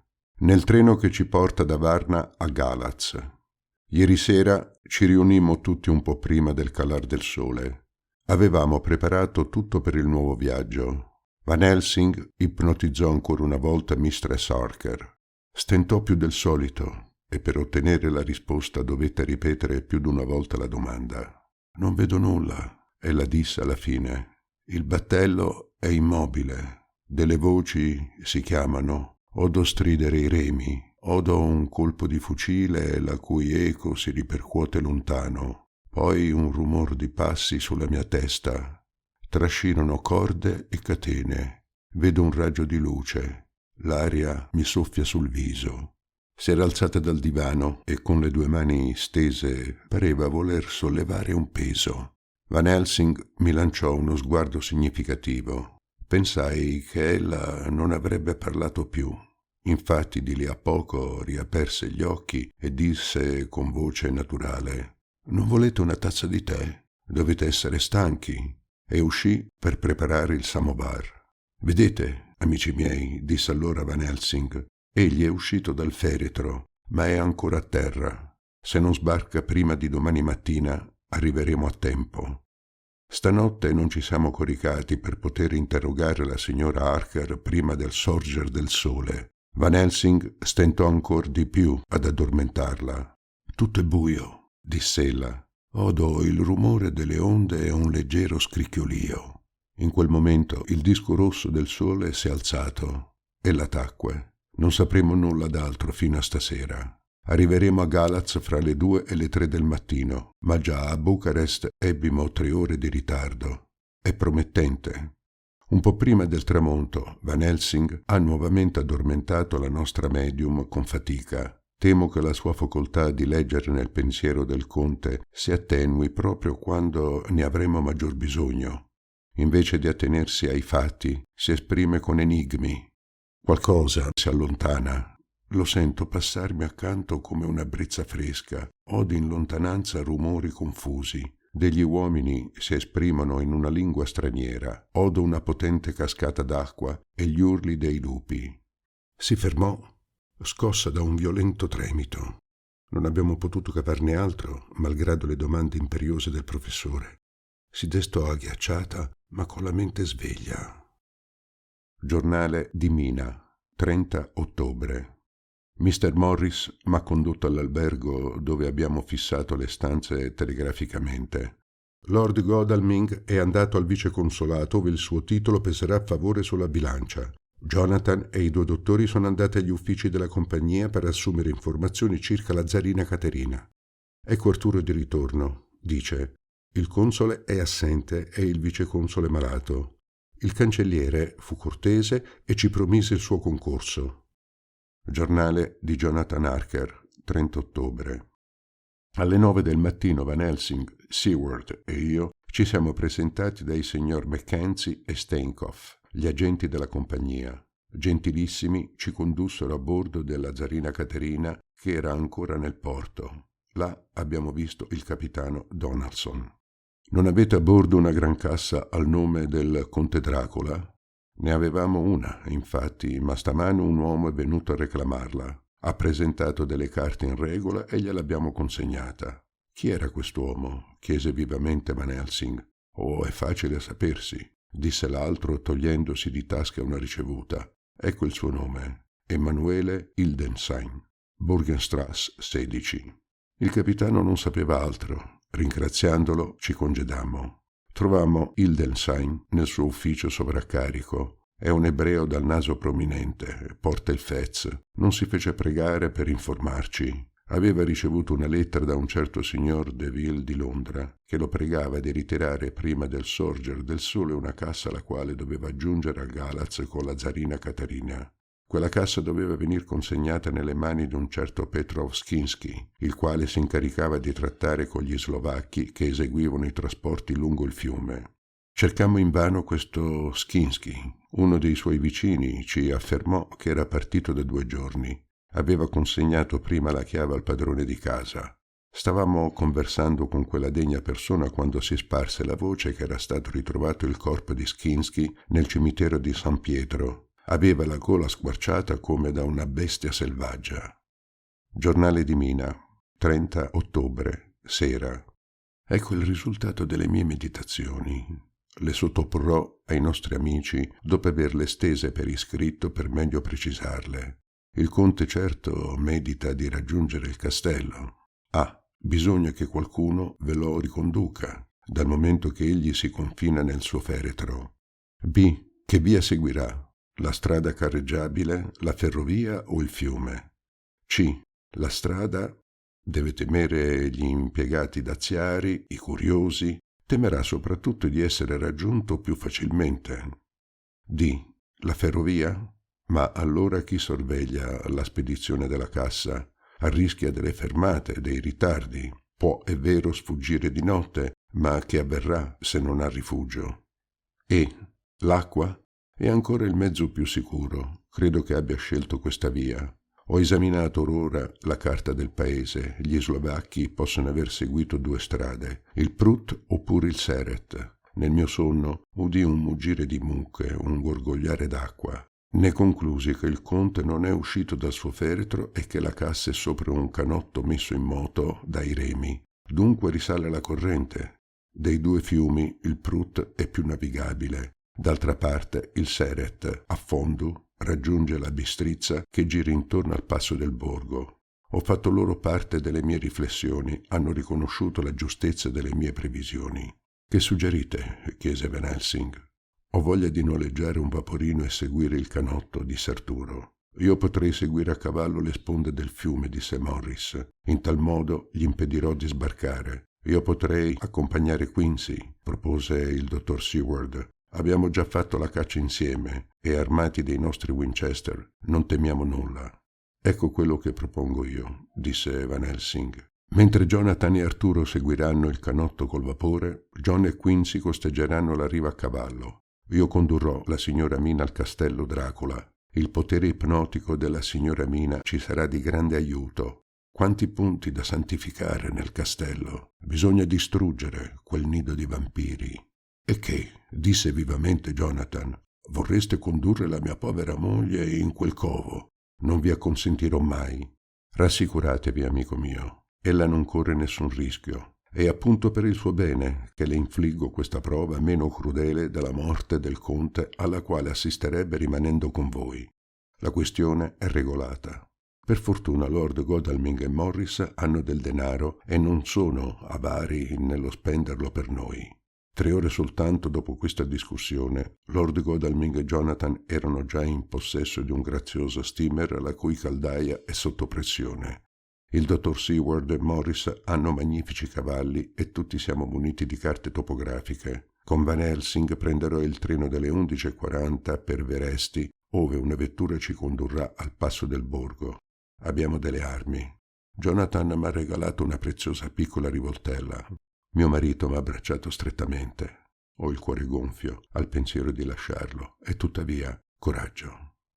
Giornale di Jonathan Harker, 30 ottobre, notte. Scrivo alla luce della fornace che Lord Arturo attizza. Egli è esperto meccanico, non dimentica d'aver altra volta diretto egli stesso uno yacht sul Damigi. Studio la carta topografica. Mina ha certamente ragione. Il conte raggiungerà il suo castello per il Seret e la Bistrizza. Lascerà il fiume al 47° grado di latitudine nord per raggiungere i Carpazi. Noi avanziamo con discreta velocità, il fiume è profondo. Morris e Seward ci precedono, seguono la riva destra, purché almeno siamo sulla buona via. 4 cavalli sellati li seguono nel caso in cui ne avessimo bisogno. 31 ottobre, il giorno si alza. Arturo dorme e monto io la guardia. Fa freddissimo, indossiamo grossi mantelli di pelliccia. Abbiamo già oltrepassato parecchi canotti, ma nessuno ci parve contenere quello che cerchiamo. Quando dardeggiammo sui marinai il nostro faro elettrico, essi caddero a ginocchi. 1 novembre, sera. Nulla di nuovo.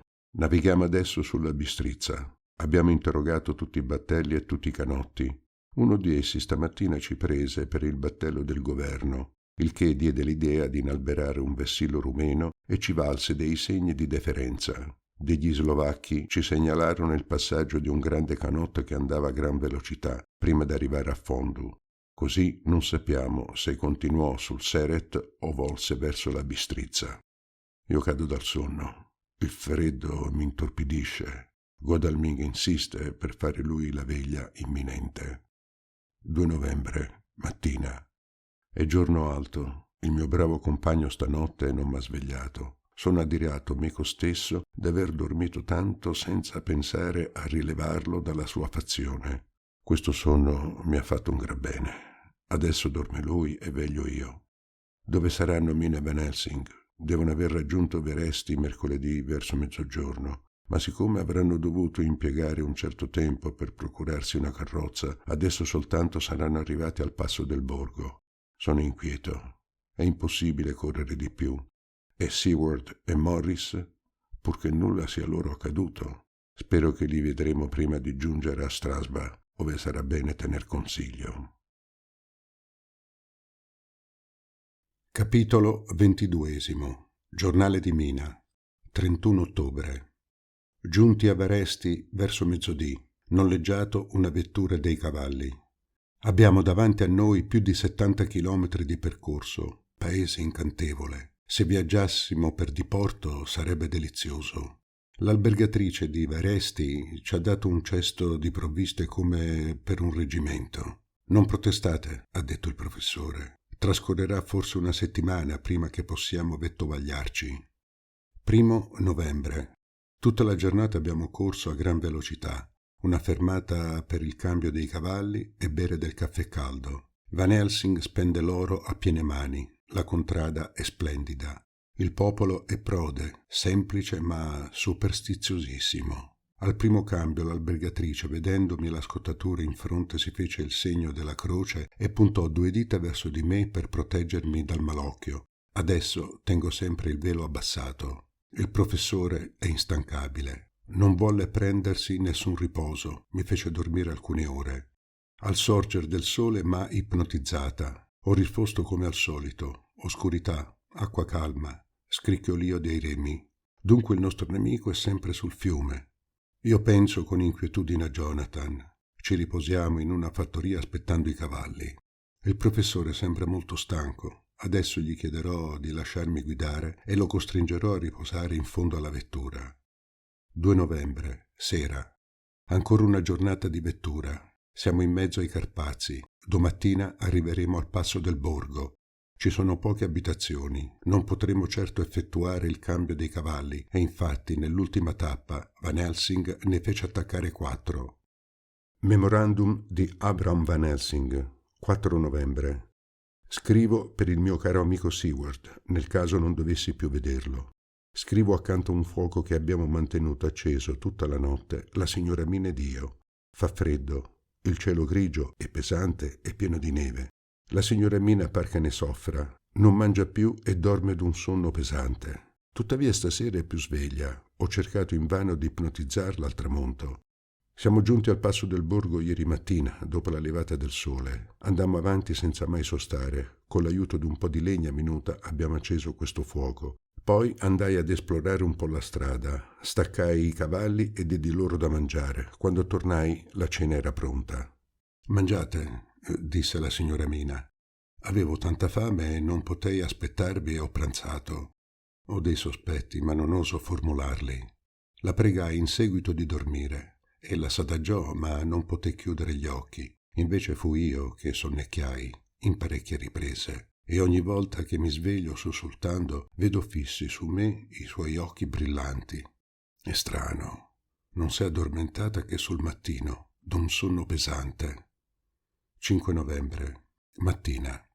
Il paese diventa sempre più selvaggio. Ci sono grandi precipizi. La signora Mina dorme ancora. Ho cercato invano di svegliarla. Temo che questo paese non eserciti il suo incanto malefico e che la maledizione non cominci ad agire. Poiché dorme tutto il giorno, mi guarderò bene dal dormire io di notte. Ci accostiamo ad una collina dominata da un castello somigliante, sotto ogni aspetto, a quello descritto da Jonathan. Ho svegliato la signora Mina. Mi par riposata e seducente quanto mai.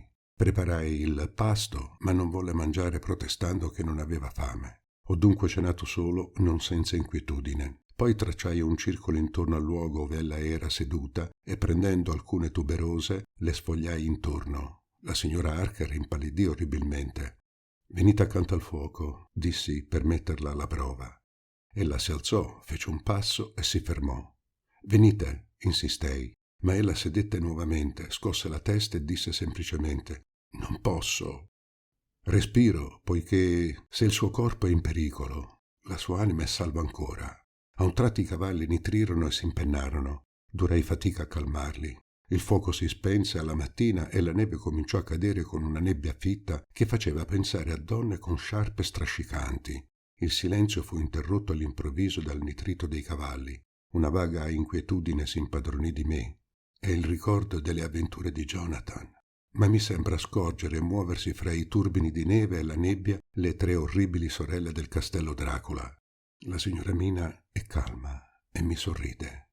Il fuoco, essendosi spento, ho voluto alzarmi per riaccenderlo, ma la signora Mina mi prese per il braccio. «No, no, restate accanto a me», disse sottovoce. «Soltanto qui siete al sicuro, ma è per voi che io temo». Allora ella ebbe un riso basso e strano. «Per me? Perché? Io non temo nulla». Vidi allora la bruciatura della fronte e capii. Finalmente sorse il sole e dissipò il mio terrore. La signora Mina dormiva profondamente. M'accostai ai cavalli per attaccarli, ma constatai che erano stesi al suolo, morti tutti. 5 novembre. Lasciando lì la signora Mina addormentata, mi munii di un'accetta e m'avventurai solo verso il castello, pronto a sfondare le porte. Erano tutte spalancate, ma per prudenza le tolsi dai cardini, per essere sicuro che non vi si richiudessero dietro di me.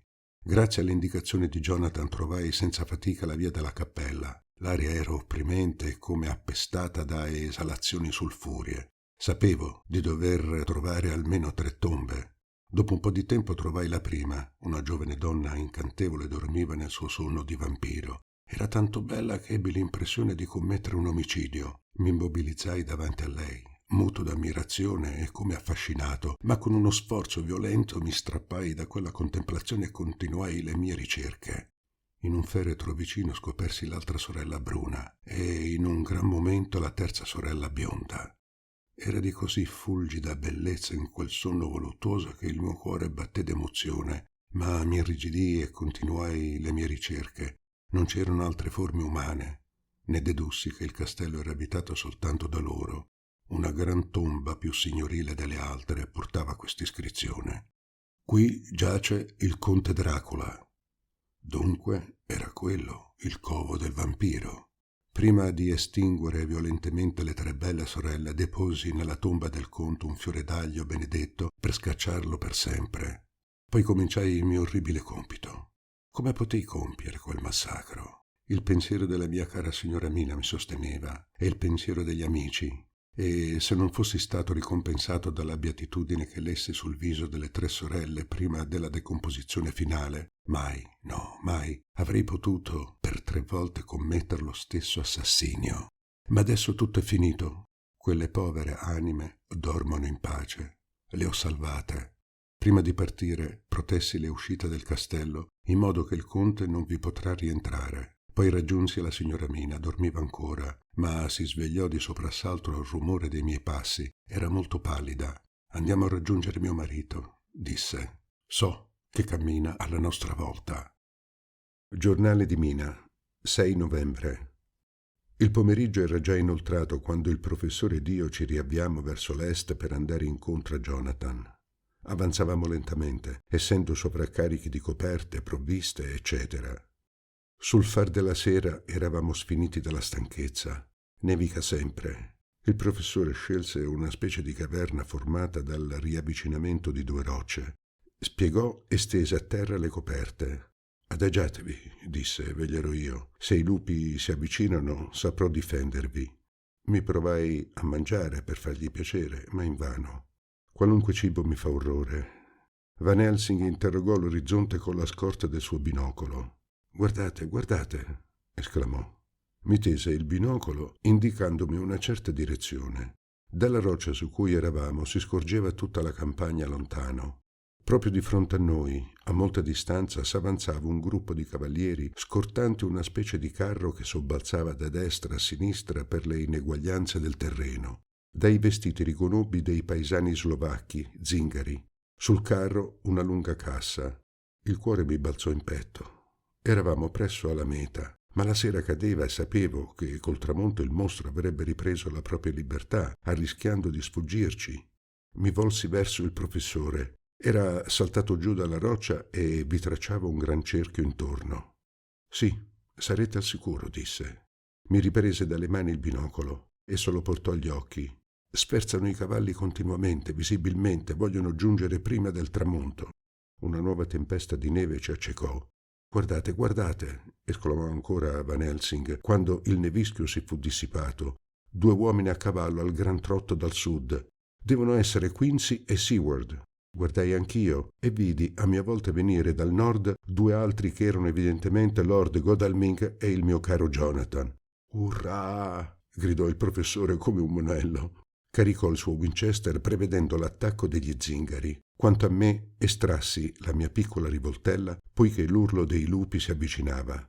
Ogni momento pareva un secolo. Il vento soffiava con forza sollevando bufere di neve, tanto che in certi momenti non ci si vedeva davanti a sé. Gli zingari s'accostavano ed i nostri cavalieri minacciavano di tagliar loro la ritirata. Ad un tratto 2 voci gridarono. «Halt!» Riconobbi la cara voce del mio Jonathan e il tono deciso di Quincy Morris. Gli zingari si fermarono meravigliati, ma il capo, un magnifico centauro vestito di rosso, nel suo linguaggio diede un comando breve ed essi si rimisero in moto. Lord Godalming e Jonathan a destra, Seward e Morris a sinistra li circondarono, impugnando la loro Winchester. Nello stesso punto Van Helsing ed io ci mostrammo. Gli zingari, vedendosi circondati, estrassero le armi pronti alla difesa. Jonathan, incosciente del pericolo e trasportato dal proprio ardore, si lancia in mezzo agli uomini e noi accorriamo alla riscossa. Il capo mostra il sole che cala sull'orizzonte e pare esorti i compagni. Jonathan è balzato sul camion e con un'energia di cui non l'avrei creduto capace ne butta giù la cassa. Gli zingari s'avventono su di lui. Vedo luccicare un coltello e lancio un grido. Morris interviene. È lui che riceve la coltellata. Jonathan si sforza di scassinare il feretro. Gli zingari, sotto la minaccia dei fucili, sembrano domati. Il sole sta per scomparire. Vittoria! Jonathan ha fatto saltare il coperchio della cassa e scopre il corpo del nostro nemico. Il conte è pallido come la cera e dai suoi occhi traluce un folle terrore. Lo spazio di un lampo e il largo coltello di Jonathan gli mozza il capo mentre Quincy Morris gli immerge il proprio pugnale nel cuore. Il miracolo è istantaneo. Il corpo cade in polvere. Dietro di noi il castello si stacca sul cielo rosso. Gli zingari, atterriti, sono saltati sul carro allontanandosi a corsa, ma il nostro povero amico Quincy s'accascia portandosi la mano sul fianco sinistro. Un fiotto di sangue gli cola fra le dita. Accorriamo. Egli mi prende la mano e guardando la mia fronte dice con aria di beatitudine: «Il segno è scomparso. Posso morire tranquillo». Ci siamo inginocchiati accanto a lui, piamente. È morto da prode.